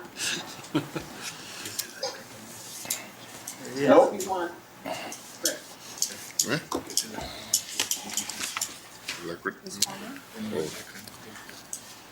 Check your mic one. I'm ready. There you are. CDBG is monies that we're receiving. This is program money that we receive, and we're applying this money for Noon Street, Juan? That is correct, no Street and Camino del Sol. No, El Camino del Sol is Colonia's money, right, Juan? No, vice versa. Okay, something like that, yeah. Yeah. But it's program money, it's remember, I bring it to mayor and council, we have the meetings for the CDBG, they make presentations, council gets to choose which programs they would like to go with. We always have that looked at favorably to receive the grants for the colonias if we put a match. We always try to match it, which we did this year with a 20%. We've been very successful so far with applying for the colonias grant. That's competitive throughout the southern part. I think it's 60 miles, or if I'm not mistaken, from the border. We've been very successful this year. We applied for and received the grant for the colonias for Colonia del Sol. And our CDBG program money is being applied to our Noon Street project, which is replacement, and both of them are replacement, water, sewer, and repave. I'm stating that we're second in the state of Arizona receiving the most colonias money. For colonias. I think Yuma was the only one. So we're doing really good. We're doing really good. And you all remember Keith, right? He's the guy who comes down and does a presentation, wears a little top hat and stuff from Seagull. He administers these grants for us and does a very good job. Like the last evening, last week, he has plans of coming up, and he's talking to him, he has some other stuff coming up. Cool, Mayor. You're the one who attends those Seagull meetings, Mayor? Yeah. Presentation that gets everybody. Any other questions on that one? And then the final, last but not least, is our health insurance. And Carmen, are you on here? Or Marcel. Or Marcel, or? Or anybody? Yes. Yes. Sorry. We're on the health insurance part. Okay. Is that the city portion? Like medical claims? I'm sorry? Is that the medical claims? You're self-insured, right? So is it for the claims that are turned in? I want to say yes. Let me double check. Hold on. I'm not looking at the same page. For some reason, I can't open it right now. So what page are we on? So Carmen, it looks like we have a revenue, total revenue and total expenditure, and it's all basically called, I think, health insurance for $3.2 million. Yes, I want to say that is that. It's the city portion. And that probably should tie out to that one it should probably, I don't know. I'll let finance answer that. It looks like this past year, all of those payments had to deal with the EBT, all the EBT withdrawals. That's where that, But also keep in mind, sorry for interrupting. Oh, go ahead. Also keep in mind that a lot of expenses that deal with EBT are reimbursed depending on the expense. So I wouldn't know if all those expenses are directly just from the city. But I know that the city does pay a portion of the employee's insurance.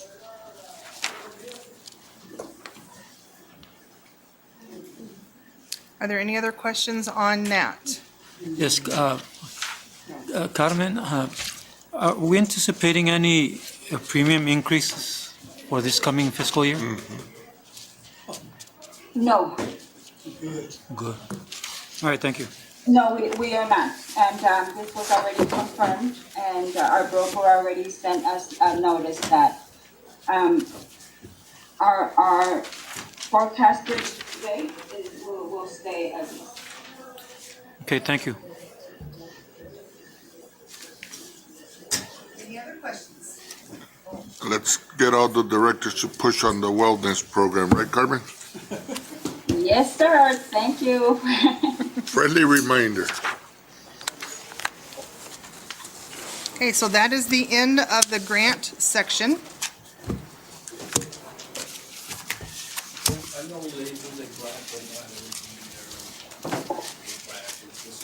John and Robert, I just sent you the presentation. Okay, if we could maybe ask the mayor for a 5-minute recess break. And I'll get it printed out in front of the council, and we can go to the bathroom at the same time. What about, did Sergio deliver some papers to hand out? Yes, ma'am, I have them. Okay, those need to be handed out too. I will do that right now. Can we do a 10-minute recess, Mr. Mayor? Thank you. Thank you. Thank you, Pat. Recess.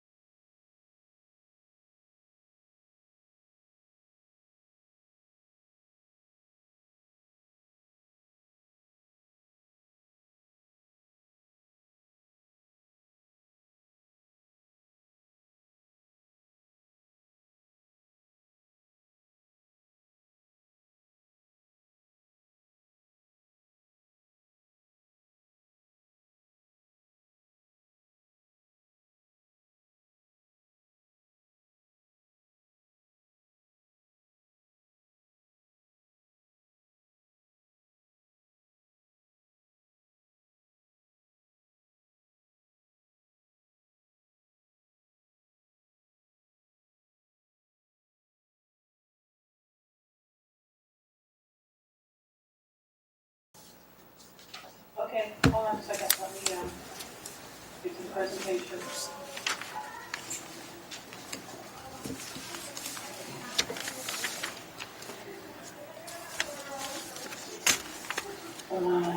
There we go.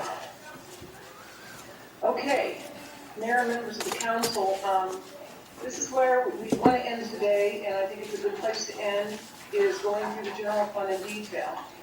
And what I'm going to do is, I'm going to talk about the overview of the general fund revenues and expenditures again. I'm going to discuss the American Relief Funds. I'm going to discuss the impact of the flat tax fund. And those two items came to me yesterday, and I didn't even get to open them until late last night. They were from the league, and they had received information from the National League about the American Relief Funds, and they had received information from the governor's office about the flat tax, and we're distributing out what the impact means to cities and towns. So I'll have that for you. We'll also discuss the different decisions and things that need to be done in the general fund, the fund balances, the next steps, and then wrap up with questions. Now, along the way, I'm going to be throwing a lot of numbers at you, so please, if you have a question, go ahead, feel free to stop me, and I'll back up and explain, because this is really, really important that I make sure I communicate all this appropriately. So the total general fund revenues, without carry forward funds, just looking at the revenues, when you look from fiscal year 20, it was 21.08, 21 budget was 21.8, we're going to come in about 21.6. The proposed budget is 22 million, and with the budget with the carry forward, it's 34,428,272. That will be our expenditure limitation that we're going to bring forward to council on the auditor general form for the tentative budget for the general fund. That's not the total budget for the whole city, that's just for the general fund. Okay, the American Relief Act, fiscal year 21, we received the American CARES Act, and we received $2,307,958. You're projected to receive $2,398,439 in fiscal year 22 and 23, the same amount. It was placed in Fund 55, which is that miscellaneous fund that we talked about a little bit earlier. It cannot be used to reduce taxes. It cannot be used to pay down unfunded liability for PSPRS. And you're projected to receive, like I say, $2,398,439 in 23 also. This is what I got delivered in my email yesterday from the league. And this is from the National League of Cities. And they talk about prohibited expenditures, and then they talk about eligible uses of funds.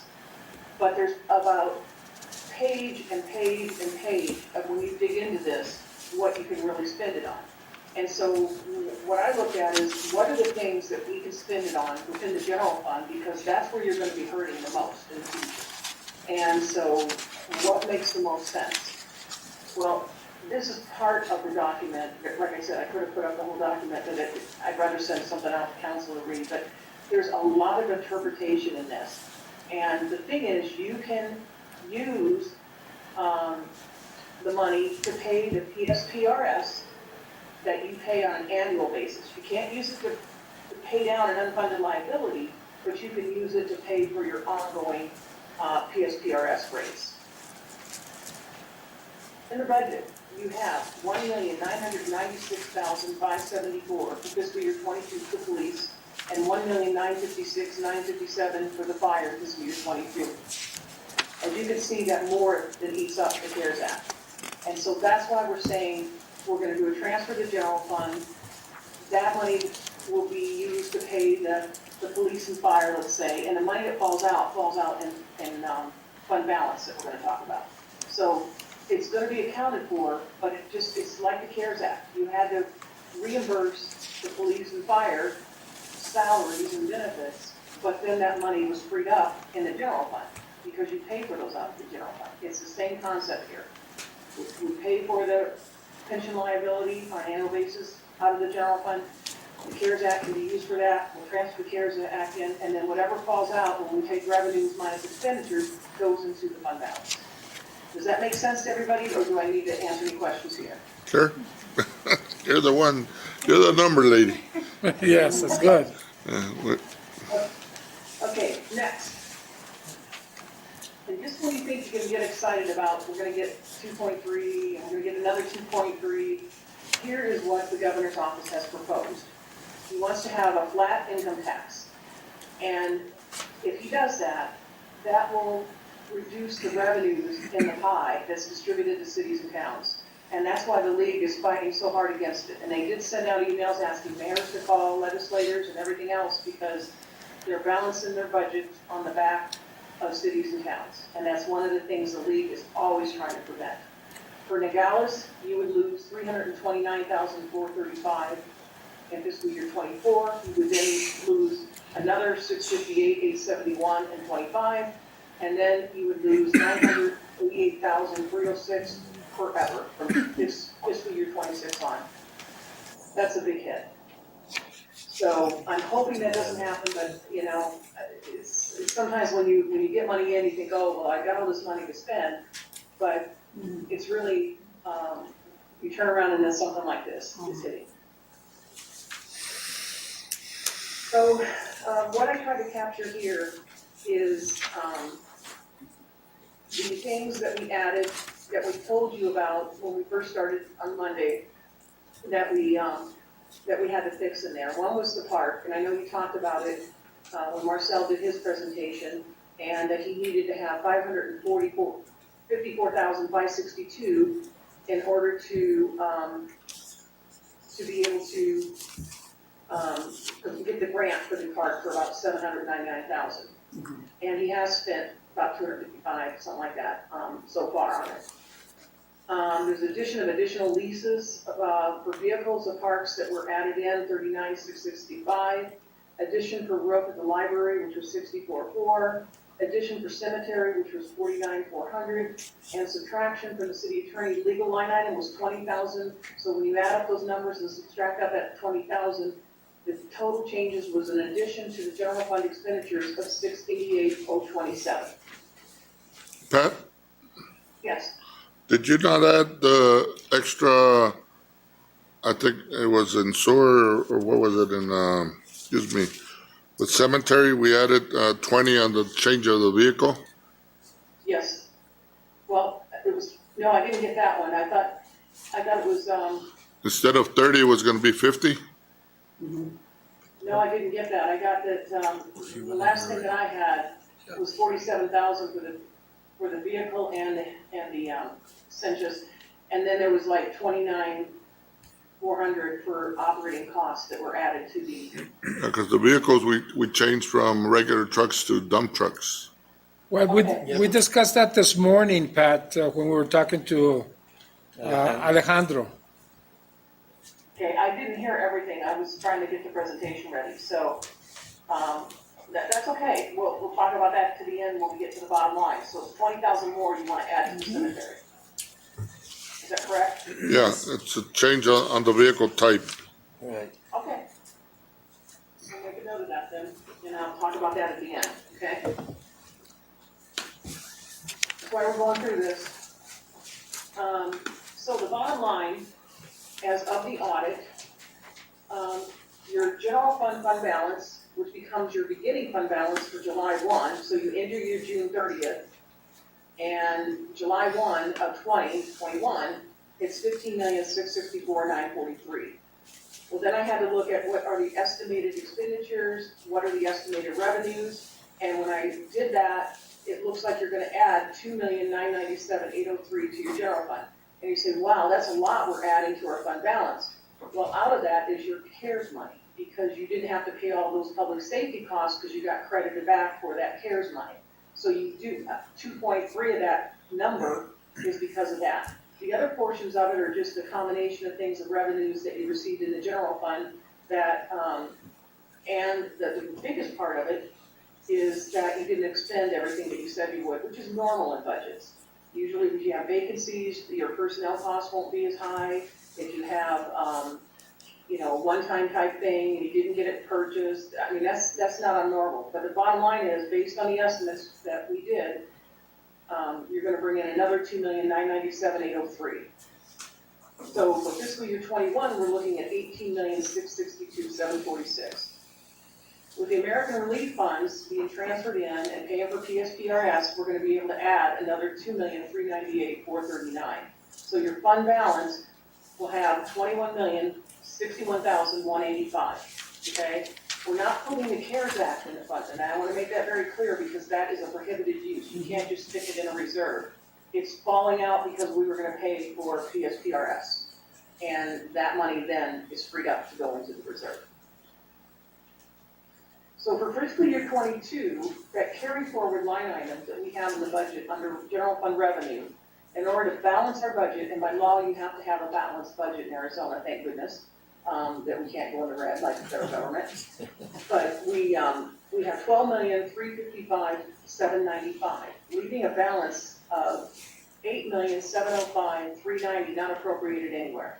Now, I will take 20,000 off that $8,705,390 and adjust the budget so that it's in there for the cemetery trust, okay? If you don't spend contingency reserve of $6,275,262, which remember that is our 3 months worth of operating expenditures, you have $14,980 of general fund balance. If you don't include the American Relief Funds, you'll have a fund balance of you will have $12,582,000 left in the general fund. So again, I'm just giving you different numbers, different scenarios, and we can come back to this, so it's not sinking in. So let's talk about what is included in the budget. And besides all the little increases in utilities or fuel or all the things we just went through the last couple days, the biggest things is that we've got 713,351 vacant positions. And that's the handout that Sergio brought over and you should have in front of you. We have 2,471,530 of one-time requests, of which 215,633 is for fiscal year 21 lease payments. 500,000 is for the compensation study, bringing everyone up to the minimum level of the range. That's all that does. It doesn't bring them up any higher, it just brings them up to the minimum. Is that correct, John? Yes. John, she said everyone. What is everyone? Yes. In the general fund. No, I understand, but I mean, It means that if you're already within the range, then you would not get a raise. If you are below the beginning of the range, there's a minimum, midpoint, and maximum. And so I think this just brings everybody up to the minimum of the range.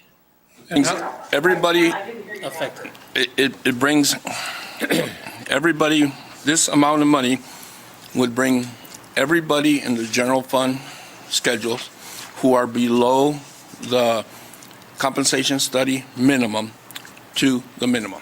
okay, and how many are they? I don't remember that number right off the top of my head, Mr. Mayor, but I want to say it's close to 150 people, more or less. And that's I can from get that to you. every department in the city, No, sir, that's only for general fund. for general fund. Yes, sir. I have, I have a number for all funds if you want it. Well, yes, please, because if it's only for, so that, you're not talking about basically public works. public works is also, but not in general fund. Yes, Right. that's what I want to know. I want to know exactly what's on there. Because we're talking about, should have put that on, well, then again, let's find out. Yeah. Because, I can get, while we continue with this, I can get Carmen to break down the affected employees per department. And I think maybe that yeah. will help solve that It'd be question. nice to have everything today on that. Yeah. Yeah. So Carmen, can you work on that? Yes, sir. So it's, John, yes, ma'am?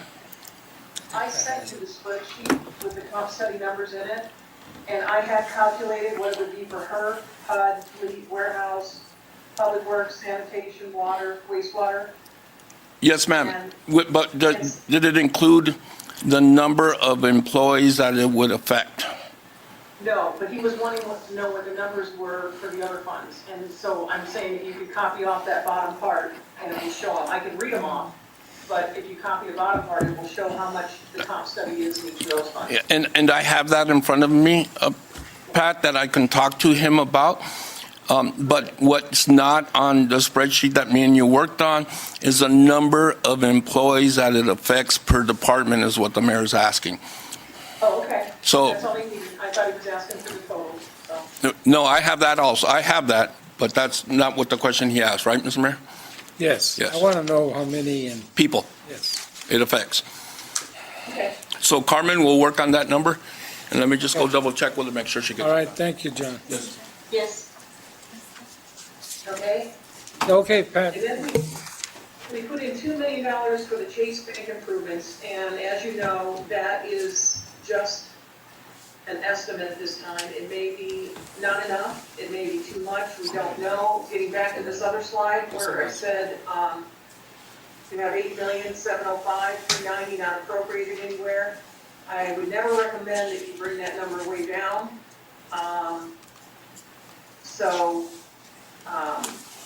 You want to keep that number at about 30 to 40% of your general fund revenues, and so you don't want to dip into this too much because of things that are coming down the road might affect you. But that there is an opportunity if you need more money to do that, depending on what it looks like for the cost, whether or not you want to do it. Yesterday, I thought Chase Bank was 2.5. That's what I thought so, too. No, I'm sorry, the 2.5 is with the compensation study. 2 million for Chase Bank, 500,000 for the compensation study. Okay. Oh, okay. And that's only for the court itself, Mr. Thompson? Is that for the court or is that for both floors? Just, what was the number again? 2 million, That's for the whole process. the whole thing? Mhm. Okay, I hope It's a we high make it. level estimate from my understanding. Yeah. All right. Because we haven't received construction cost. So we do have a conversation with the architect in the next day or so, where we will have an estimated construction document with the cost behind that. But he was still adding some more. There was still some engineering and modifications. some more Right, cost to, before he did the construction document. right. And that's what we're trying to wrap up. So the Okay. question, John, was, so I make sure I answered it right. The 2 million that's being appropriated for Chase improvement, it's everything, both floors, correct?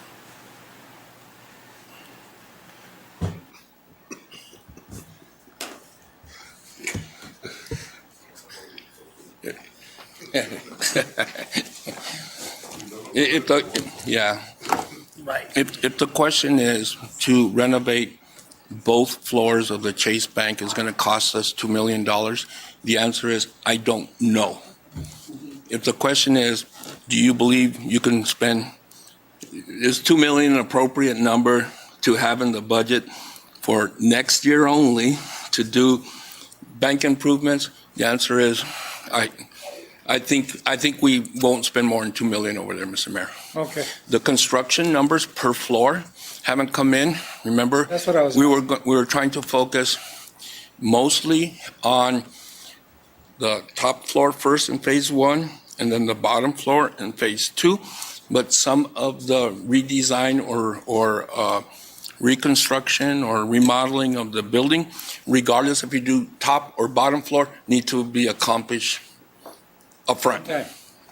Yeah, but you said last time that there was some more engineering cost. That is because of correct. that. Yes. That wasn't paid in the beginning, was it? No, sir. And so for the architect engineer, we have that allocated in the city manager's budget. Okay, If you can think about it this way, in case we start doing some major construction and stuff over at the Chase Bank and we have to get it done next year because I know we're in a big hurry, I have spending authority up to $2 million, okay.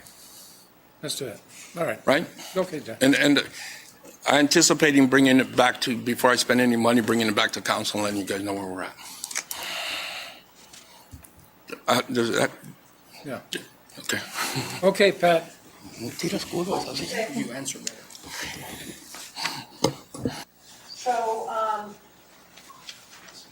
So then what is not in the budget?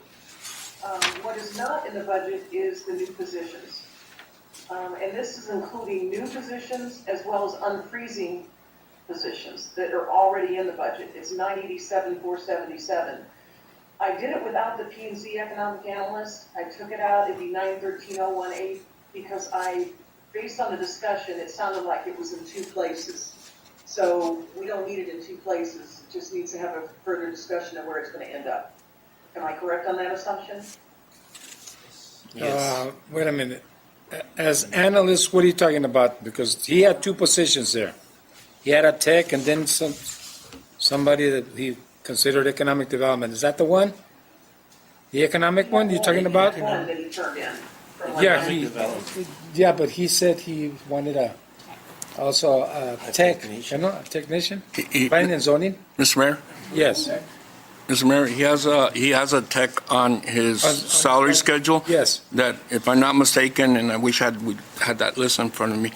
I believe it was frozen. Yes. So Yeah. that's part of the unfrozen one. He's asking for a brand-new position. That's in the top line. Yes. Okay. And that new position, after hearing the discussion, appears to be very similar to the position that used to be under the city managers, the economic development analyst position. So what Pat's saying is, we can,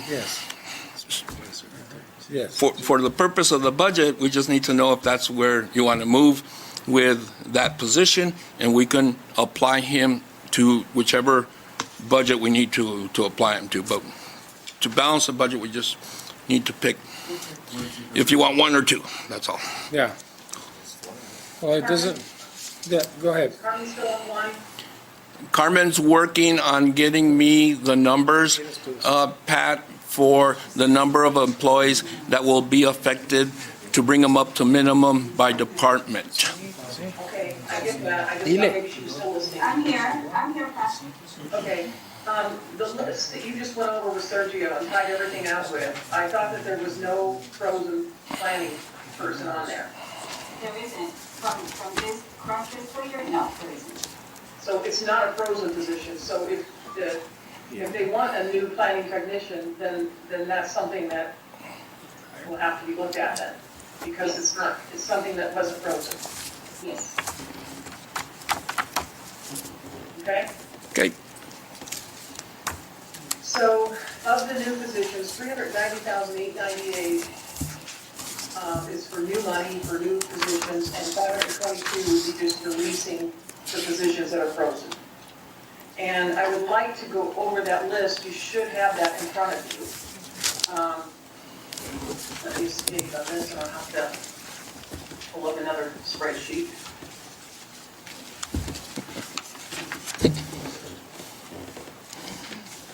And I'll it's one of them that Sergio brought in. And it starts out with vacant frozen positions. Pero ahorita, See where it says frozen positions with EREs? It starts out with city managers, department at the top, and economic development management analyst. It's the last one in the packet. Give us a sec, Pat. We're all going to get to it. Councilman Diaz, it's another set of three that we gave out.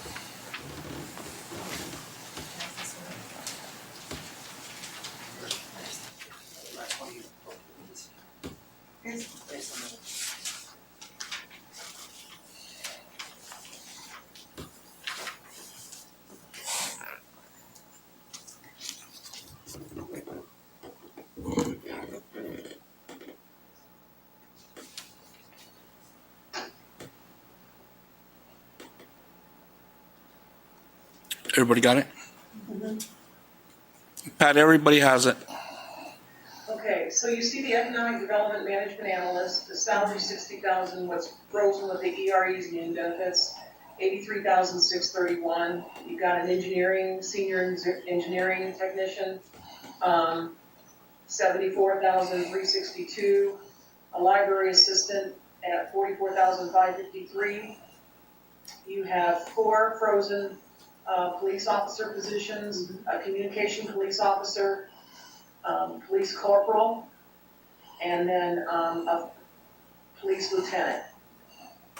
Then, so there's a total of 10 positions that are frozen, that totals $713,351. If you go to the other paper that was handed out, and it says general fund position request fiscal year 2021-22, and it starts with the police department.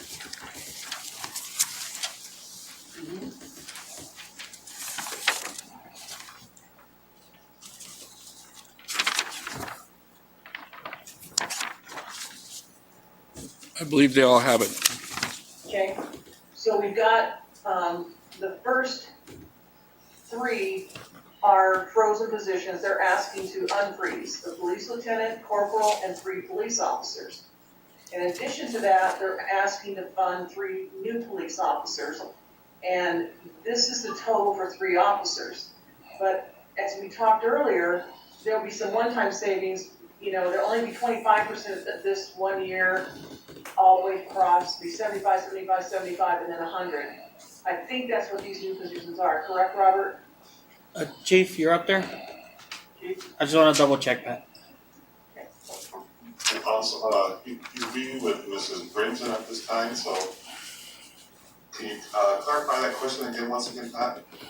These 3 positions that you're requesting is for grant funded positions. And so the general fund would only pick up 25% of it the first 3 years, and the 4th year, it would be all general fund. Is that correct? I think they're picking up the full 100% the first 3 years for those COP grant positions. So, Okay. so to clarify a little bit on that one, Pat, it was initially given to us on a 75-25, contingent to that waiver for the additional 25. I think we got it, no, AJ? Yes, you are correct. All right, cool. Okay, so it is gonna be 100%, so that'll be one-time savings in fiscal year 22 then. That would come off that total then, okay?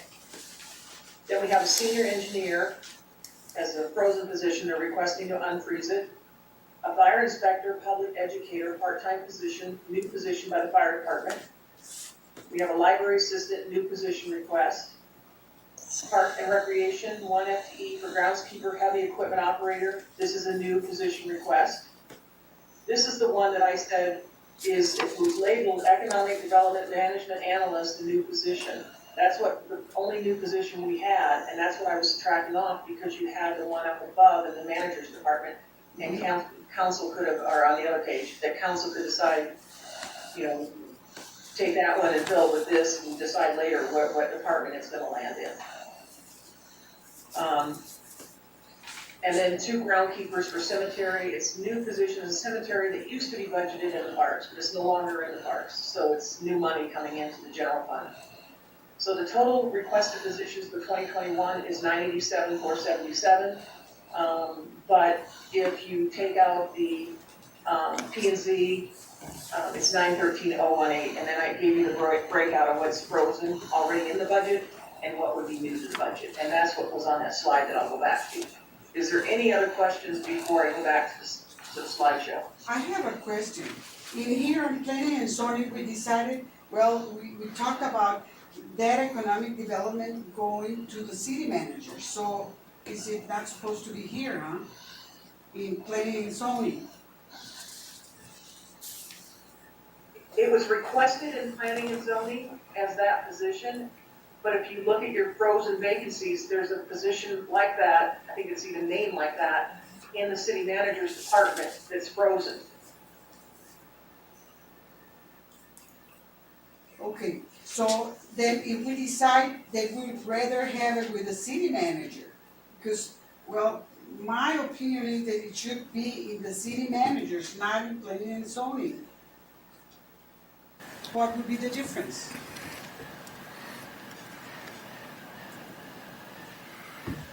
I think that's a policy discussion council needs to have about all of economic development. I thought that that's where that was going, is that you would come back to that and have a briefing about economic development. Am I correct, John? Yeah, you're correct.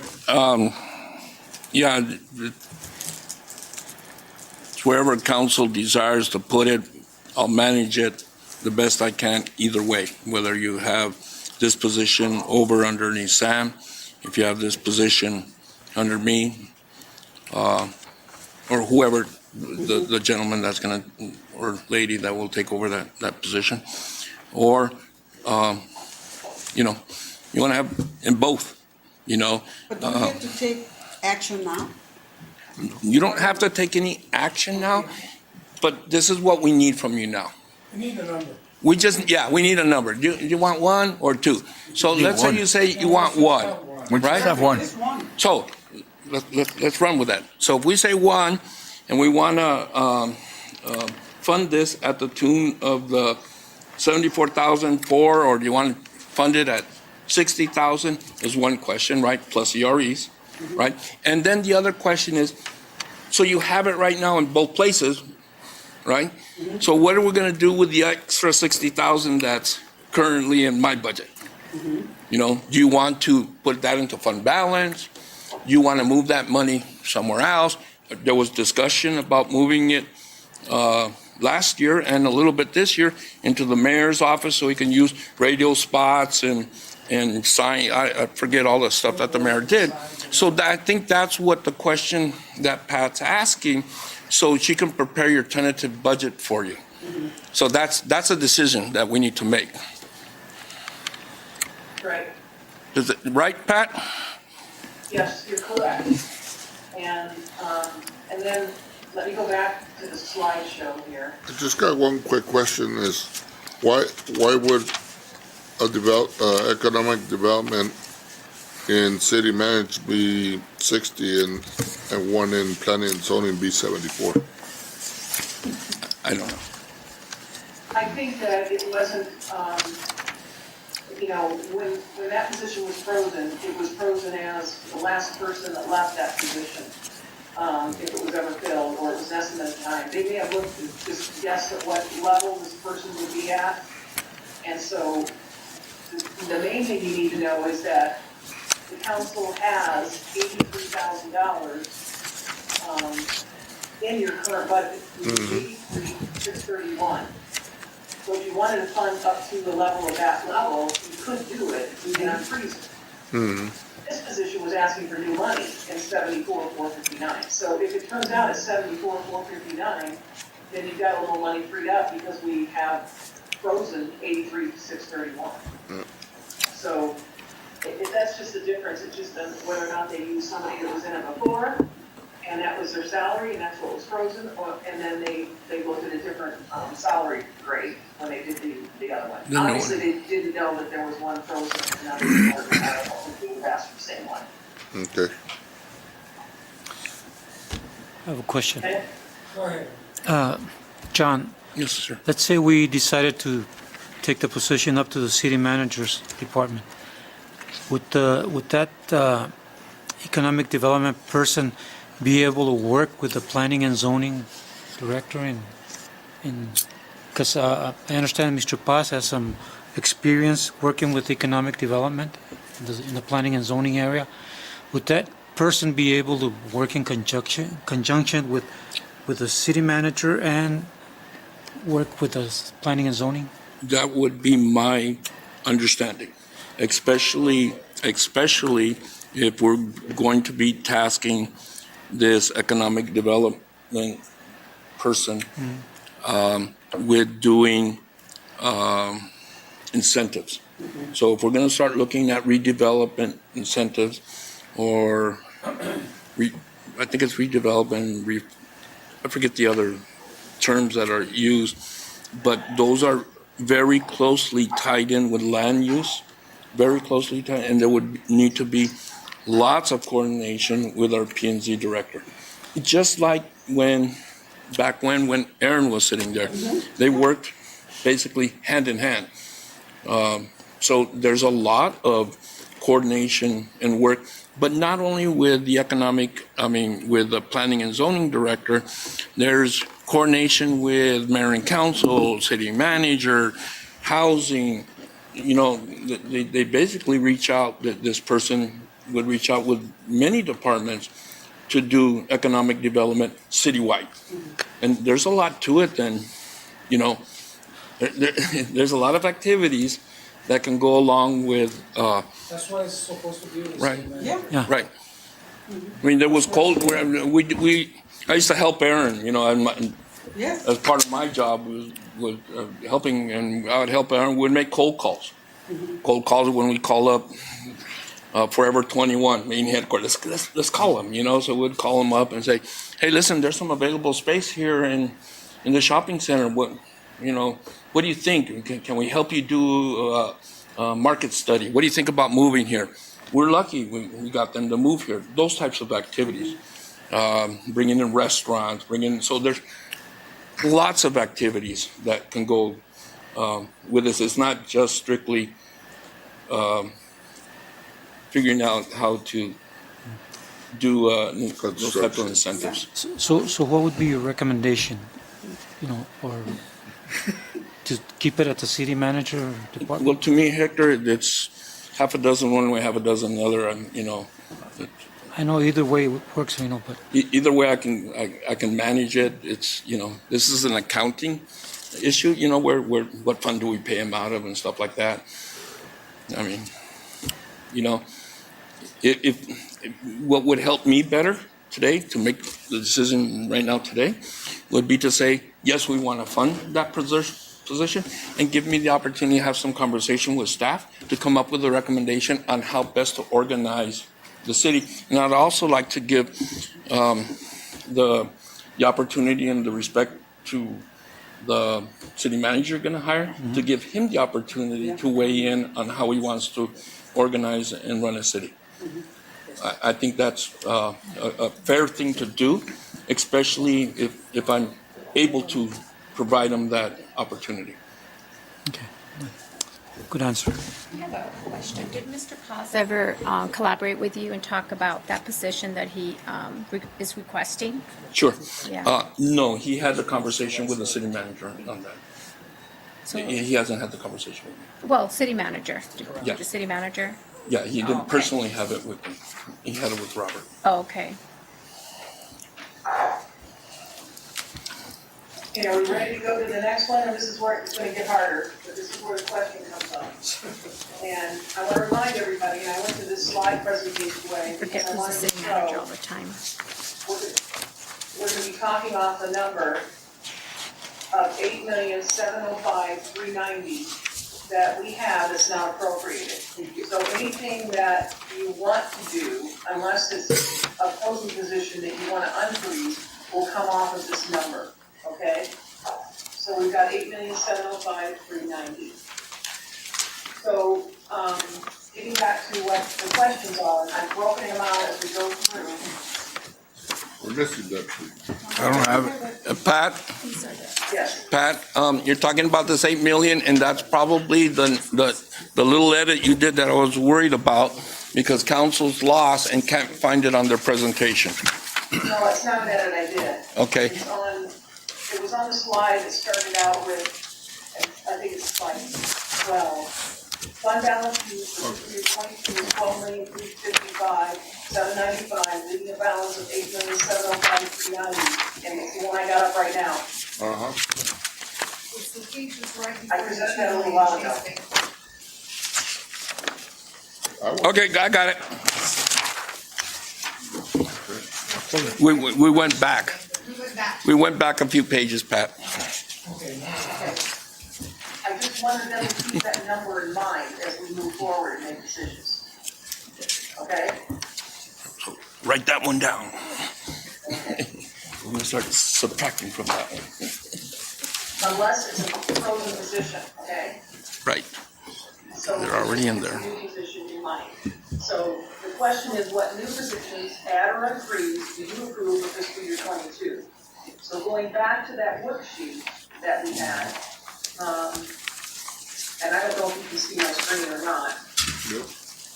Can you see it? Mm-hmm. Yes. Okay. This is the worksheet here. So, do you want to unfreeze these positions in the police department? I guess is the first question. Yes. Mm-hmm. Yes. Yes.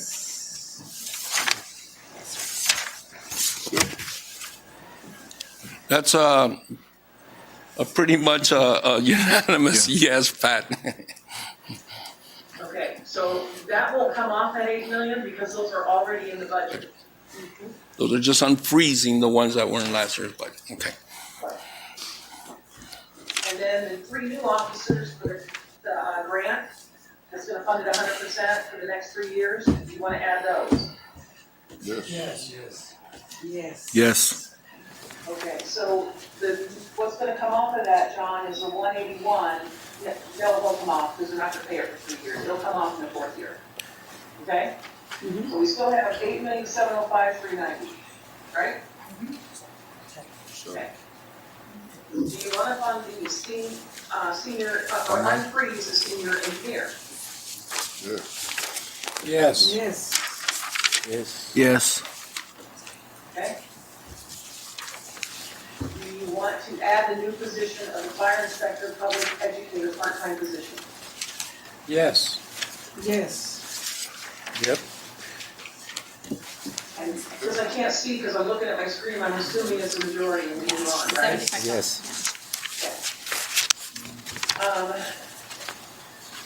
So the library assistant is a new position. Do you want to add that? Yes.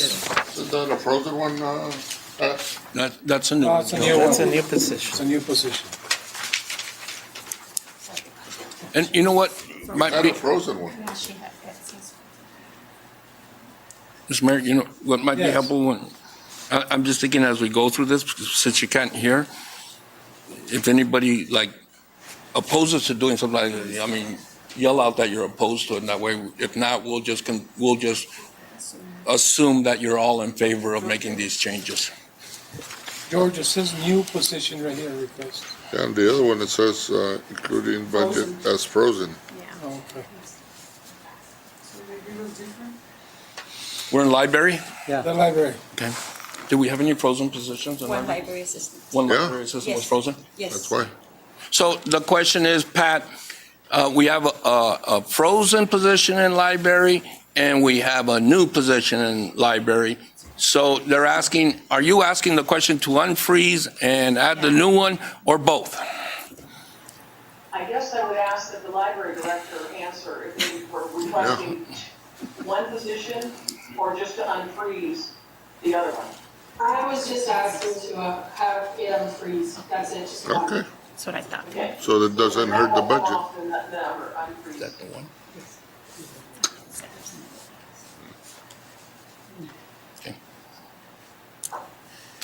That was easy. Yep. Good What idea. makes a difference? It does, everything does, yeah. Yes. Oh, come on there. Wait a minute.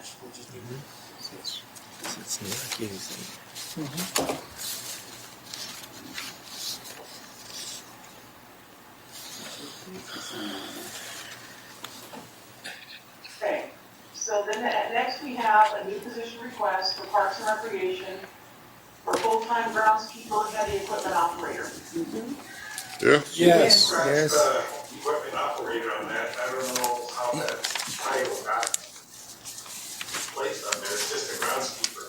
Oh, Okay, We'll clean that up, Marcel. so is it a yes? It's a Yes. Yes. Okay. Yes.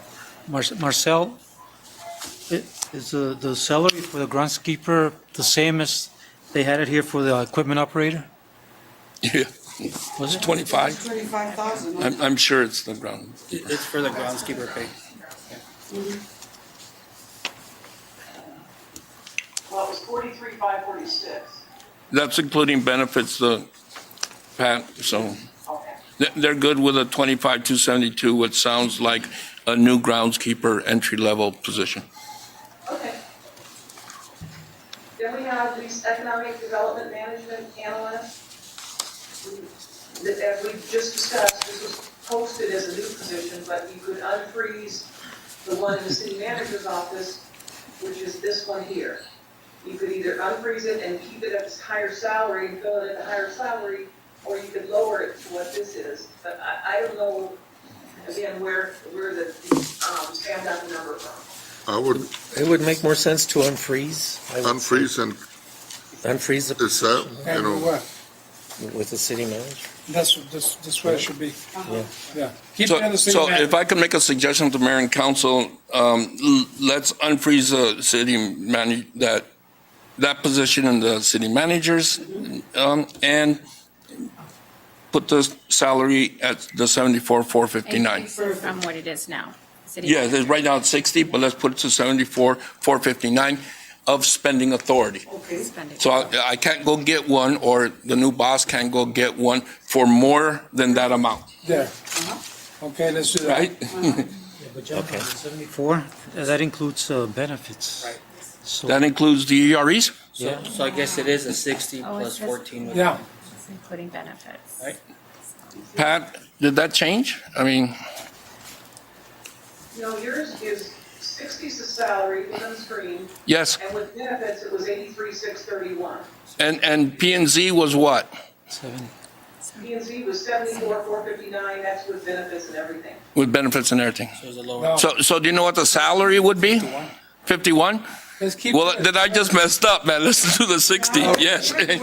Yeah. That's what I've been saying, John. It Yeah. says 62. I'm sorry, I was reading the 70 as a salary because they had it without EREs. That's It's why just gotta be the a visual same way thing. you have it. Yes, sir, 60. Yes, It actually says 62,720 and then 86,904. Yes, sir. That's No lo muevas. Yeah. I gotcha. all right. Yeah, they messed me up by having the same Yeah. over. Yeah. So Sorry about that, just wanted to see if you were paying attention. Yeah, there you I know. So what's the final Yeah. decision here? Is it the 60 and the 83,631, or is it the 74? It's a 60. yes. unfreeze the 60 and keep it at city manager. City manager's office. Unfreeze the 6. 83, so I can, 83,631 is the top with benefits then? Yes. 83, 631. Okay. 631, 83, 631? That one, okay. 62,786. Look at him. La otra página. Yes. Come back here. Oh, Mr. Paz. John, I don't know if your sheets, mine says 62,720, 86,904 for the city manager's position. Where are you getting a 60 from? Well, from this one. That's why I have 60,000 in mine too. Yes, Oh, yours looks different. well, this is the one you gave me a little while ago. Why?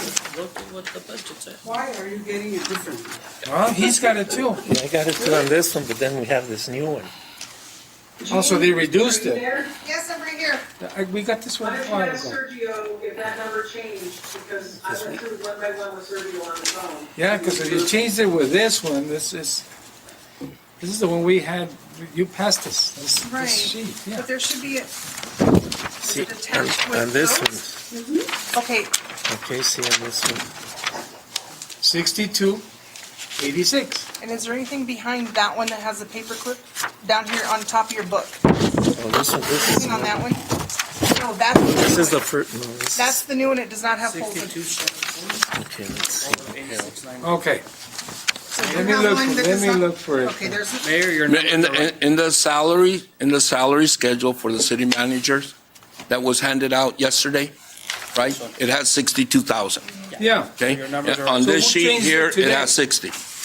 Mayor, I don't know, but They just gave it to us. so you changed it from yesterday to today? It always been 60.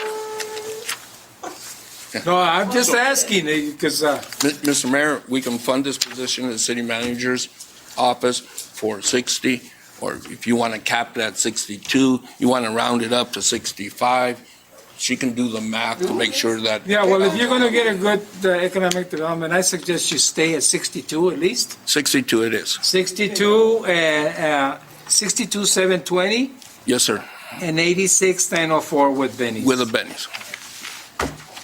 I totally agree with you. Okay. Pat, Just so you know, Mayor Council, that one of the things that we discovered, we're gonna make sure that every payroll schedule ties to everything in the budget and ties back to, you know, these sheets, and that's what we were working on to go through that, and I don't know if we were able to get through them all, Jean, but that's what the goal has to be, is that everything ties out, Yeah. and if there's anything who's different, we will let council know, Okay. okay? For the cemetery, we have a groundskeeper position.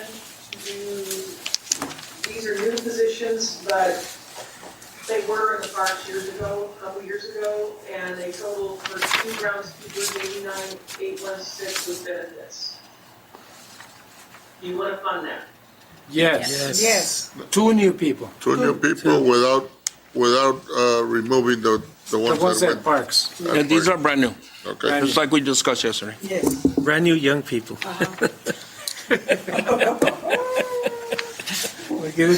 Oh, yeah, wait, Sin comentarios. No comments. Oh, my God. Sí.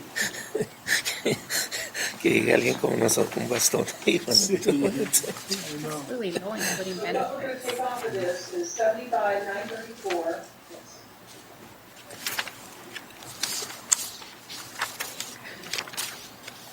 For the fire.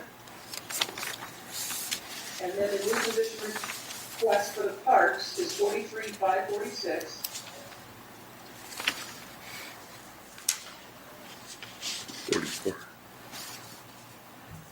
And then we're gonna take off, this is unfreeze, right?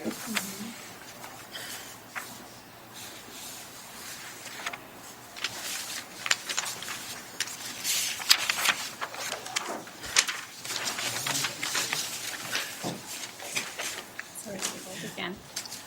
So there's 3,273 that I need to take off the budget because we upped the economic development, right?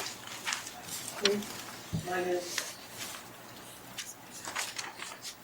Where's that at? 3,273.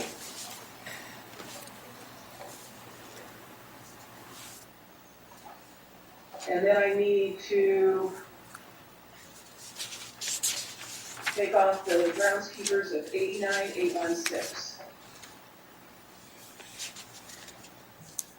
That leaves us an unappropriated fund balance of 8,492,821. Is everybody with me on that so far? Can you repeat that one more time, Pat, the number? 8,492,821. Thank you. Okay, back to the slideshow. The next is compensation stuff.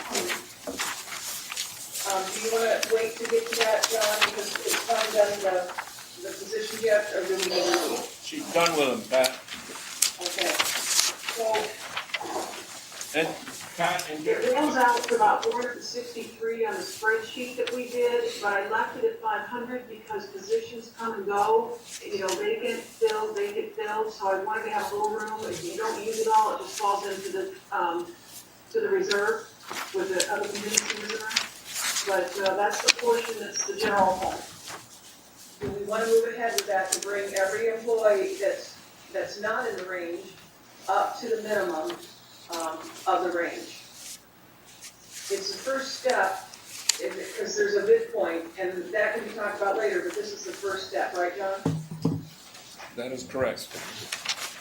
Yes, Pat, because the reason I was going to mention, talk to you about this too, because you have to understand that if we pass this, there's going to be, you know, just a certain amount of employees getting to a certain level, but the rest of the city employees are going to say that they're getting a raise and they're not, okay?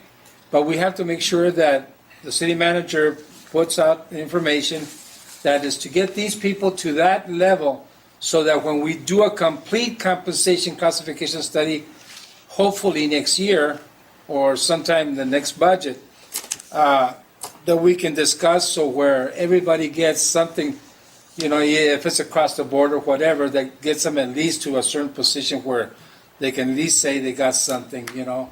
And I don't know if we'll ever be able to do a complete compensation classification study to get everybody to the levels that are supposed to be, but keep it in mind, we're gonna be discussing that soon, all right? Because the employees are gonna wanna know if they're gonna get something also. But this is very important we do this for these employees, because they're too far in the bottom of the totem pole, too far down. Thank you, Pat. So am I hearing an okay on this? I do want to say one word as an outsider looking in and working with the city, and I work with all the directors and departments, and you've got a very dedicated staff, very dedicated. I'm probably not telling you anything that you don't know, but it's been a pleasure working with them, and I see how hard they work, so. Thank you, Pat. So is this a yes? Yes. Okay, good.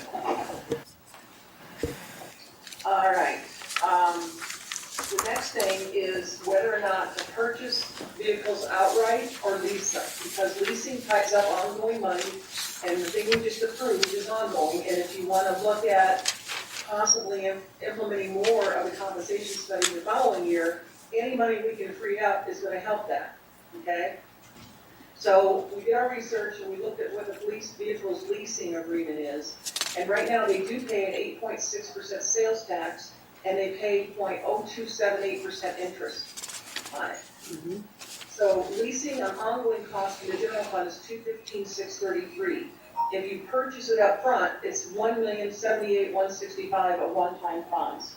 Now, that might come down because all I could do was grab what the 5-year lease was because I didn't have all the costs for if you purchased it versus leasing it, what it would be. That's just a guess right now, and that would include interest and sales tax.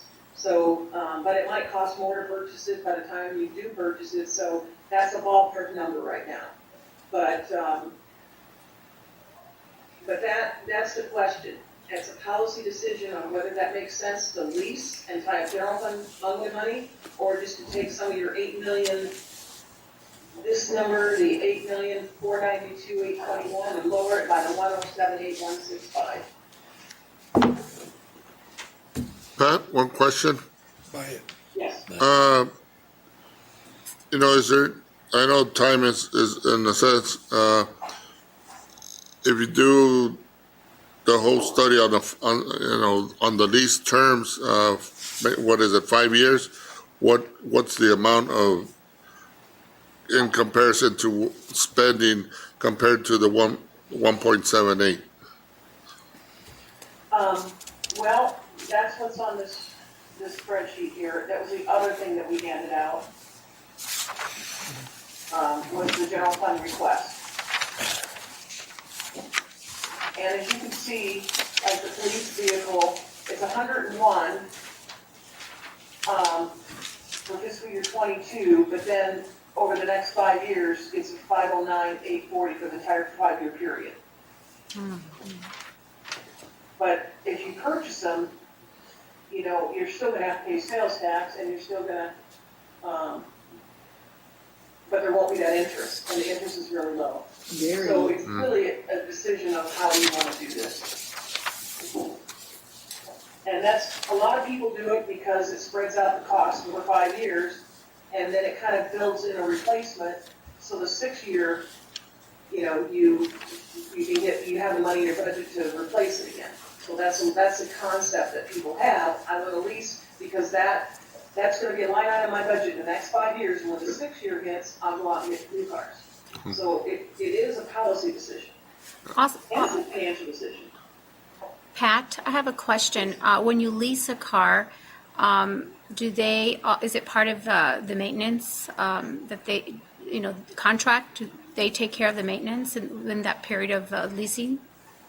That's a good question, and I have to throw that over to the chief in police because I'm not sure if that's what was in the agreement or not. Pat, no, this is Chief Lewis. No, it doesn't come with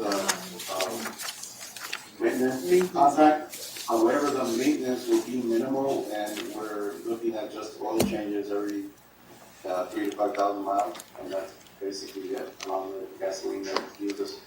But it doesn't carry a maintenance contract along with it. Chief Bermudez, what do you recommend?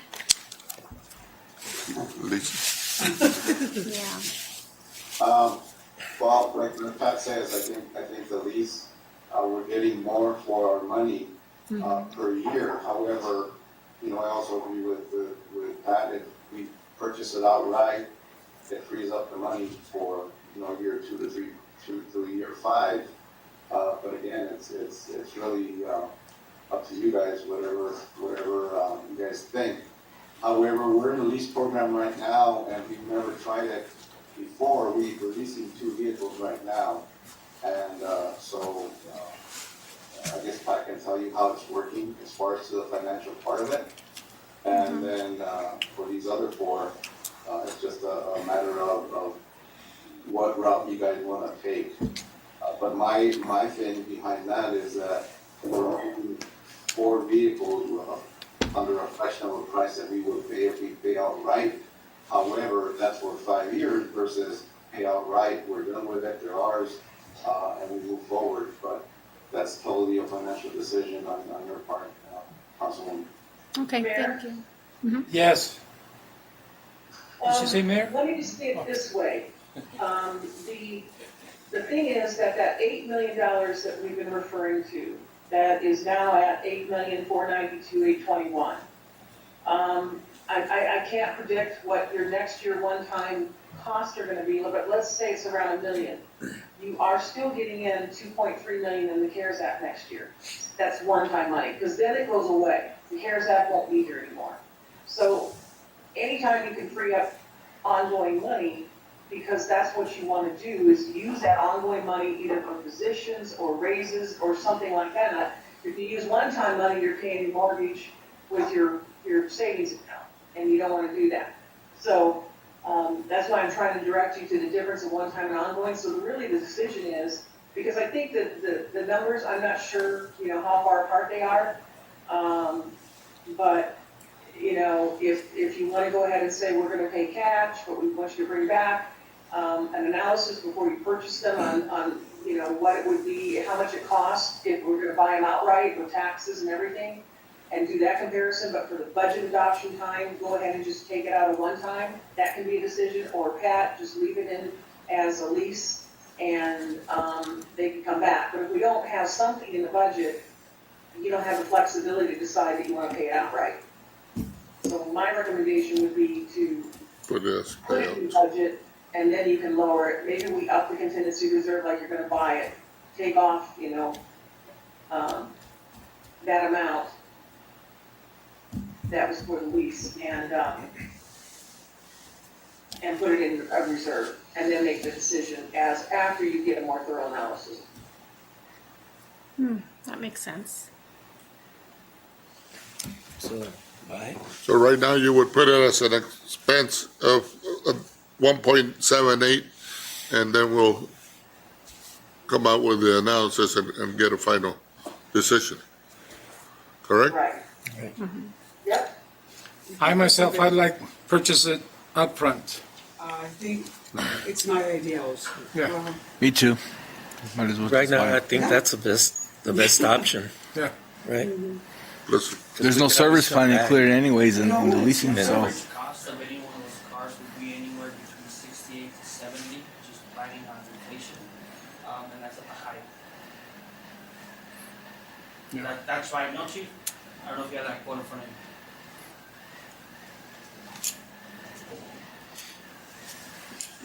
Yeah, so the last quote I got on the higher end pickups, they came in at 67,000. So I'm just going a little bit higher. Just adding a little bit of 10% there because next year model. So you gotta play with the 10%. But you're looking at about 68 to 70 at the most front Yeah. bumper each times 5. Or 4, I'm sorry. My 2 cents. Let's go upfront. Yeah. Purchase. What do you recommend, City Manager? I would rather buy them and get them out. Yes. We don't know what next year we have, we don't know what the year after that has. Yeah, that's So what we're doing. if we can put them in a basket today, that's what I would say. Thank you. Okay. Did you hear that, Pat? I didn't hear the last part, no. Yeah, it looks like it's unanimous upfront purchase. Pat, it looks like they're leaning towards making, purchase. it looks like they're leaning towards acquiring these vehicles with a one-time money instead of ongoing in the operation budget. Sounds good, but I know there's more questions. For Robert, you said that each vehicle is 67,000? Yes, and that's everything. We're talking from the car itself, about 45,000. The equipment is the expensive part. You have computers, you have prisoner transport mechanisms, you have push bars, the lighting, the radio. Radio itself ranges from 8,800 to 10,000 depending on the. So for one vehicle, how much would the cost be? I'm sorry? For one vehicle? Anywhere between 68 and 70. The last build I did was on a pickup. With everything? That was at 68,000. With all the equipment and all? Everything.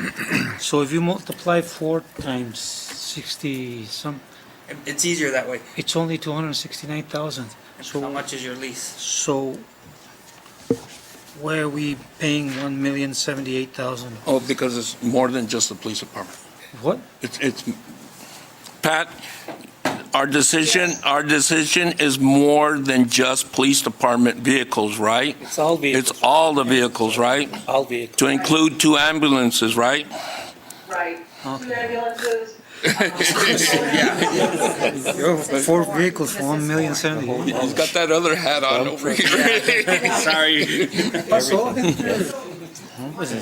We're just talking about the police vehicles, you know. Huh? Yes. On this sheet, all of these that have the blue on them, those are what we're looking at as the leased vehicles. So it's not just the police ones on the top, it's also the ambulances, and there's the 6 park vehicles, rec vehicles under Parks and Rec. Okay, So thank it's, you. yeah, it's not just 4 cars. And then just one other caveat, Pat, so we can make sure that we're only talking about right now spending down general fund money, right? Yes, There are other vehicles that are in the enterprise funds, right? yes. Okay, just so you know. Make sure. Am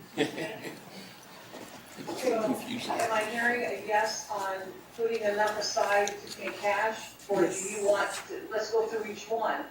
Are you okay getting 4 police vehicles, either cash or leasing? Yes. Yes, cash. Cash. Okay, so that will go in there, the 509-840. On the fire department, are you okay with buying 2 ambulances? Yes. Yes. On the Parks and Rec. parks, 6 park vehicles and 1 rec vehicle. Yes. Yes. Well, then that's when we need the 1078165, okay? So here's this number, and hopefully you can see on your Pat? screen. This is the Pat? total Pat? general fund request.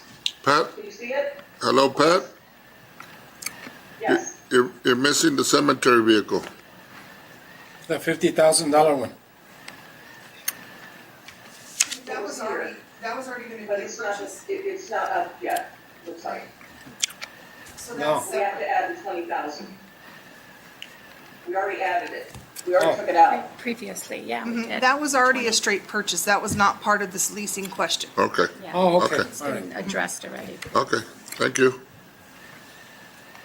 But that leads to the point that, that's one thing I referenced the slide. I was trying to get all the slides on all the questions. The next question is, what about these other one-time purchases that are on this list? The police department just had 101,968. The fire department asked for a used tender for hydrant gaps, wildland or urban interface, 2 monitors, AEDs, CAD, bed, unit radio, place portable radio, training tower, lease. The lease is already decided, we can put that in. But all this other equipment, the chief's on the line, if there's any questions you have about why he needs any of this question, I know he has it, because we already went through that with him, and he gave a list, and he's got an answer. So if you have any questions on 1 through 8 here, you can ask the chief, and then let me know what you want to fund. Do we comfortable with the funds, Pat? We have them? Let's use them. Yeah, that's what she was talking about, that $8 million, so we're spending down that $8 million? So Pat, does the fire department request fall within the $8 million? No, that's in addition. So Total Pat, request is 2,471,000. When I back off the 215,633, that leaves 2,255,000 in requests up above that aren't, have anything to do with leases. so Pat, we started off the conversation with a little over $8 million. Yep, you see my calculator up there? I do. So That's what we have left right now. is Right. 2,492,000. that 821. And I'm gonna take off of that. I'm write it down in case I, 1,078,165. That leaves 7,414,656. Yes, and what was the 107 that you took off for, Pat? That's The purchase of all the vehicles. we're gonna lease out front. Okay. And so the question I think Councilman Maldonado had was the fire department capital request that we're talking about. Would it come off of that 7.4 million now? Yep. Okay. What is that? Because Councilman Maldonado's question was on the fire department's capital, do we have the funds to do it? And she's showing you we still have 7 million to spend down on that. But it's my recommendation, you don't spend all of that. No. Right.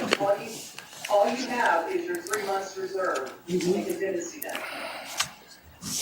And if something happens, then if you spend all of this, you don't have any backup. So that's why I really want you to, just because you're looking at a big number over here, look for the immediate over here. No. Do they really need it this year? Is it something that's gonna affect the public health, safety, and welfare? Is it gonna affect the personnel? Is it a must-have type of thing? Or will it save money by replacing something and the maintenance costs are lower? That's what I always look at when I look at budgets, is this a nice-to-have or is this a must-have, is the question. And the only person that can answer that is the chief. We talked about are you talking about the tower, the training tower too? Mhm. 50,000? Remember that list that we had? Yeah, I got it right here. Okay. That's a must for the training for the new cadets, the new recruits. So if we take off the lease and get everything else, it's not gonna be 711, it'll be way down on the number. 711 number, because that was the cost of a 5-year lease. So- Look at this. So if we take off, On the general fund, capital request, if you take off all the leases, because you already subtracted them from the 8,492,000, what does that leave us underneath? 341, right?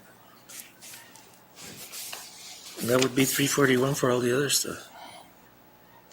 I'm taking off the 1,078,000 from the available fund balance, but for fiscal year 22, they only had budgeted 215,633, so I took that out, because if you buy them outright, we're not asking for that money. So the remainder of the request above is 2,255,000, and it's comprised of a MIS wireless, it's comprised of niches to the cemetery, columbarium, whatever that is, and pickup truck for cemetery. We've already taken out the 20, so we take out the 30. Repair roof at the main library. This is a code enforcement cab for $29,380. They didn't ask to lease that. Building improvement request of $381. Parks and recreation request, including that park amount of $554,562. And 415 for fire. Yeah. But that's 415 minus the 2 ambulance, so that's gotta be 369. Councilmember, can I clarify something with Jean? Sure. Did we put that 554,562 already in the budget? I think we did. Yes, So this would come out. Yes. The 554 number is in the budget. So what that means, let's go down below. We're asking for 1,701,335 is what they're asking for. And the fire department's asking for 415,000. The Parks and Rec is asking for 818,220. Hold on, Pat, on that 415 of the fire department, you got the 74 of the lease. Yeah. 74. No, I took it out down below here. Mhm. I added up all the requests, took out the lease payments, Okay. and then that's what's left. 1,701,000. 335.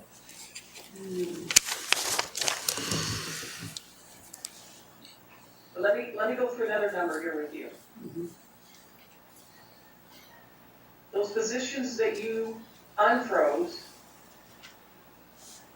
here, I'm trying to come up with a number of how much money you have left and frozen.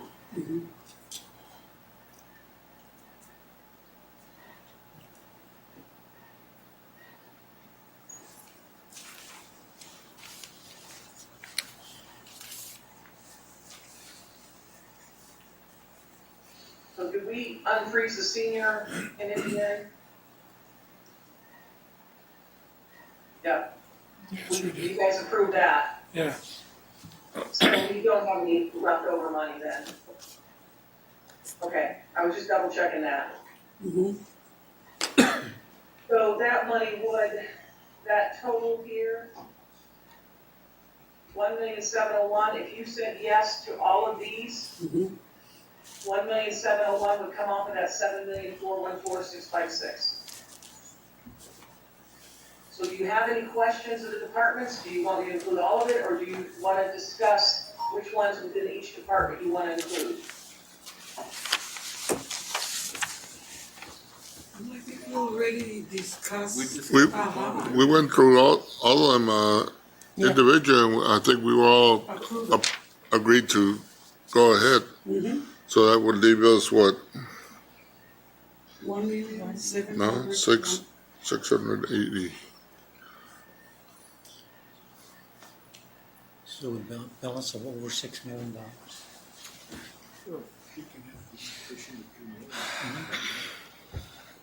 Can you repeat the total, Pat, Un please? chocolate para los nervios.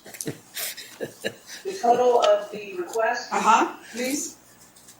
it is 1,701,335 for general fund, one-time request for the departments. Leaving us with 5,713 with 321.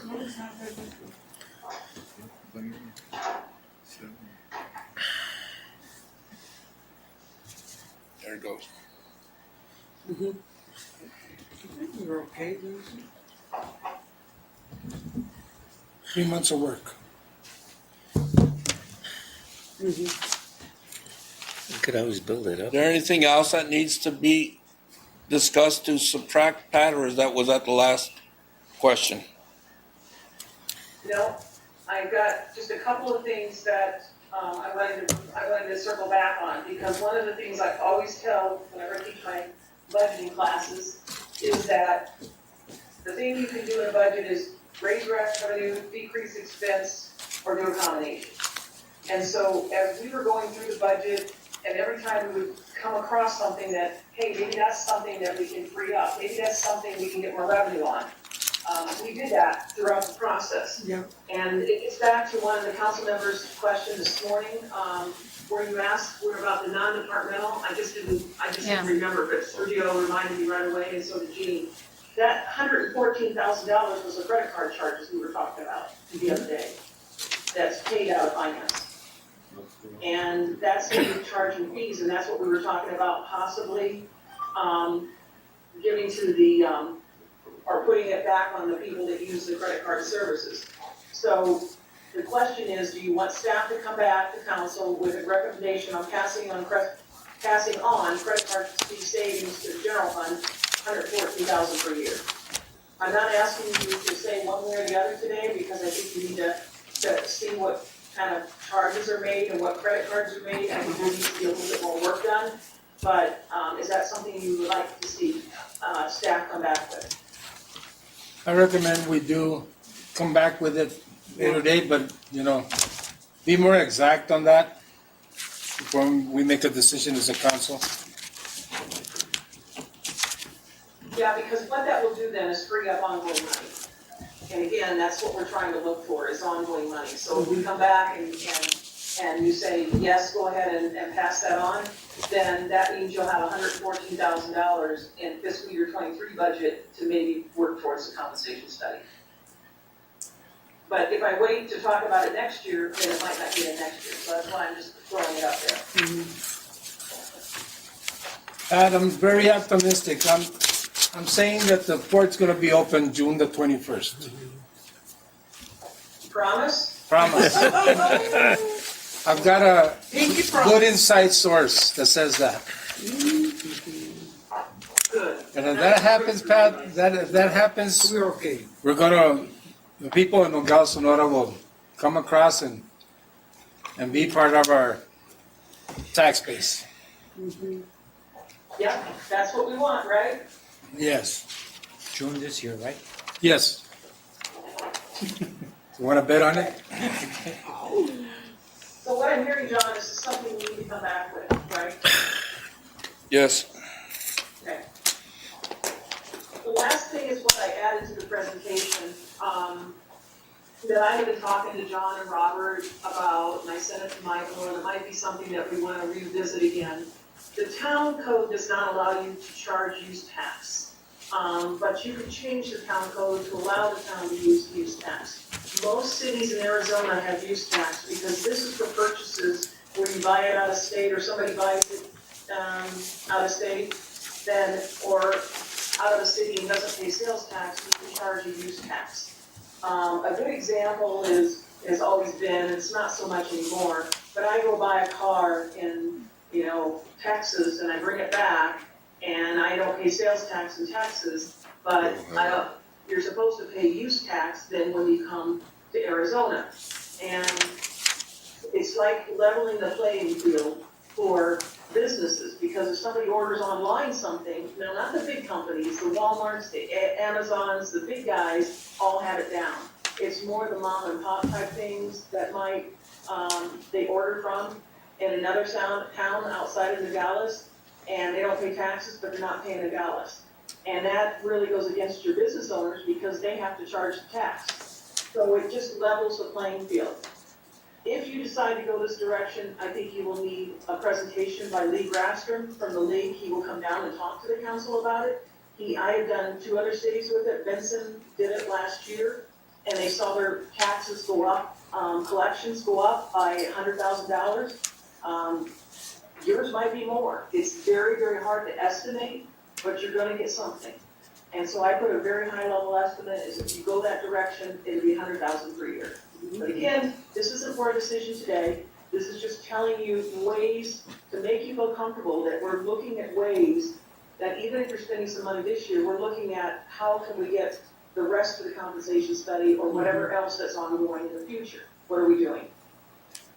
Does anybody have any questions on that? Is that something you would like to look at and brought back? Yes. That's a good idea. Yeah. I think we should look at it. Yeah. Uh, Prepare the presentation by this person. Okay. Jean? Yes, ma'am? That must be back.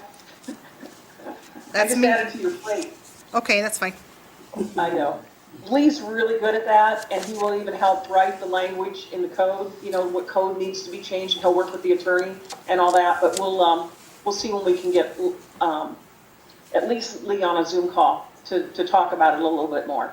Okay. He is the league's tax policy, director, and does all the arguments on all the taxes, and just so happens, he used to work for me at Chandler. He was my sales tax manager. And then he got hired by the league and does it for the whole state now. So very good information from him. So the next steps. I'm going to take all this and we're going to put together the budget. The nice one that you get, these are budget work sessions, so it's more of a draft, let's talk about it. It's not meant to be in stone, but a budget never is meant to be in stone, really, because council can move things around during the course of the year if you need be. That's why you have contingency. But I'm gonna build it with the things that you told me you wanted to build it with.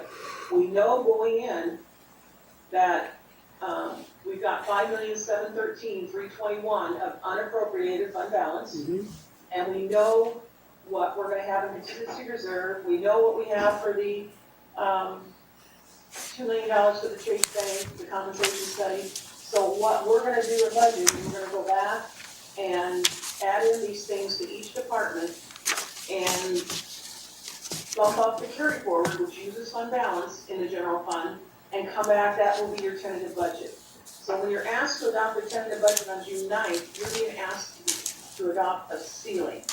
And what does that mean? That means that after you adopt the tentative budget, if you want to come down further, you can't. You just can't add more money to it. So it sets the ceiling, but we can come down.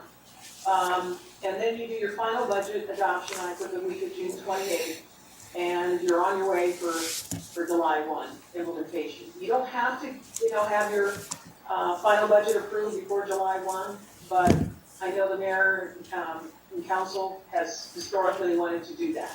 So it's up to them on their scheduling and everything, but just so you know, it's not illegal to adopt it after July 1. Okay. So with that, I'll ask any questions. Anybody have any questions or any comments or anything?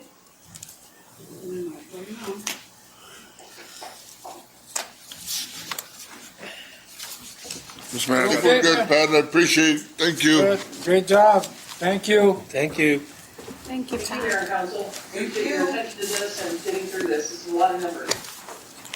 Thank you, directors, too. Thank you. And Jean. Yes. Thanks to all the directors and myself, good luck. And managers. And if I could, I just want to mention that there's a team behind Jean and I that have just worked incredibly hard to get this document done. And that's Sergio, Maria, it's everybody in the finance department, Susty, DK, Michelle. Francisco, Michelle. Maria. Saturday, You got Maria. late nights, Saturdays, Sundays. and Sundays, and oh, John, I can't forget John and Robert. We didn't do anything. John and Robert were really there with us all along. So I just really wanted to acknowledge them publicly and just say, you don't see them all the time, but they were right there working hard. Right, Jean? Yes, ma'am, they were, standing in my office waiting. That's hard work. Right. Well, thank you, Mayor and Council. Thank you. Thank you all. Thank you. Thank you, Pat. Thank you, Pat. We're good, Gene? We're good. Does the mayor need to close us off? Not really. In other words, Yes. I got another job. We can hang out for a bit. Thank you.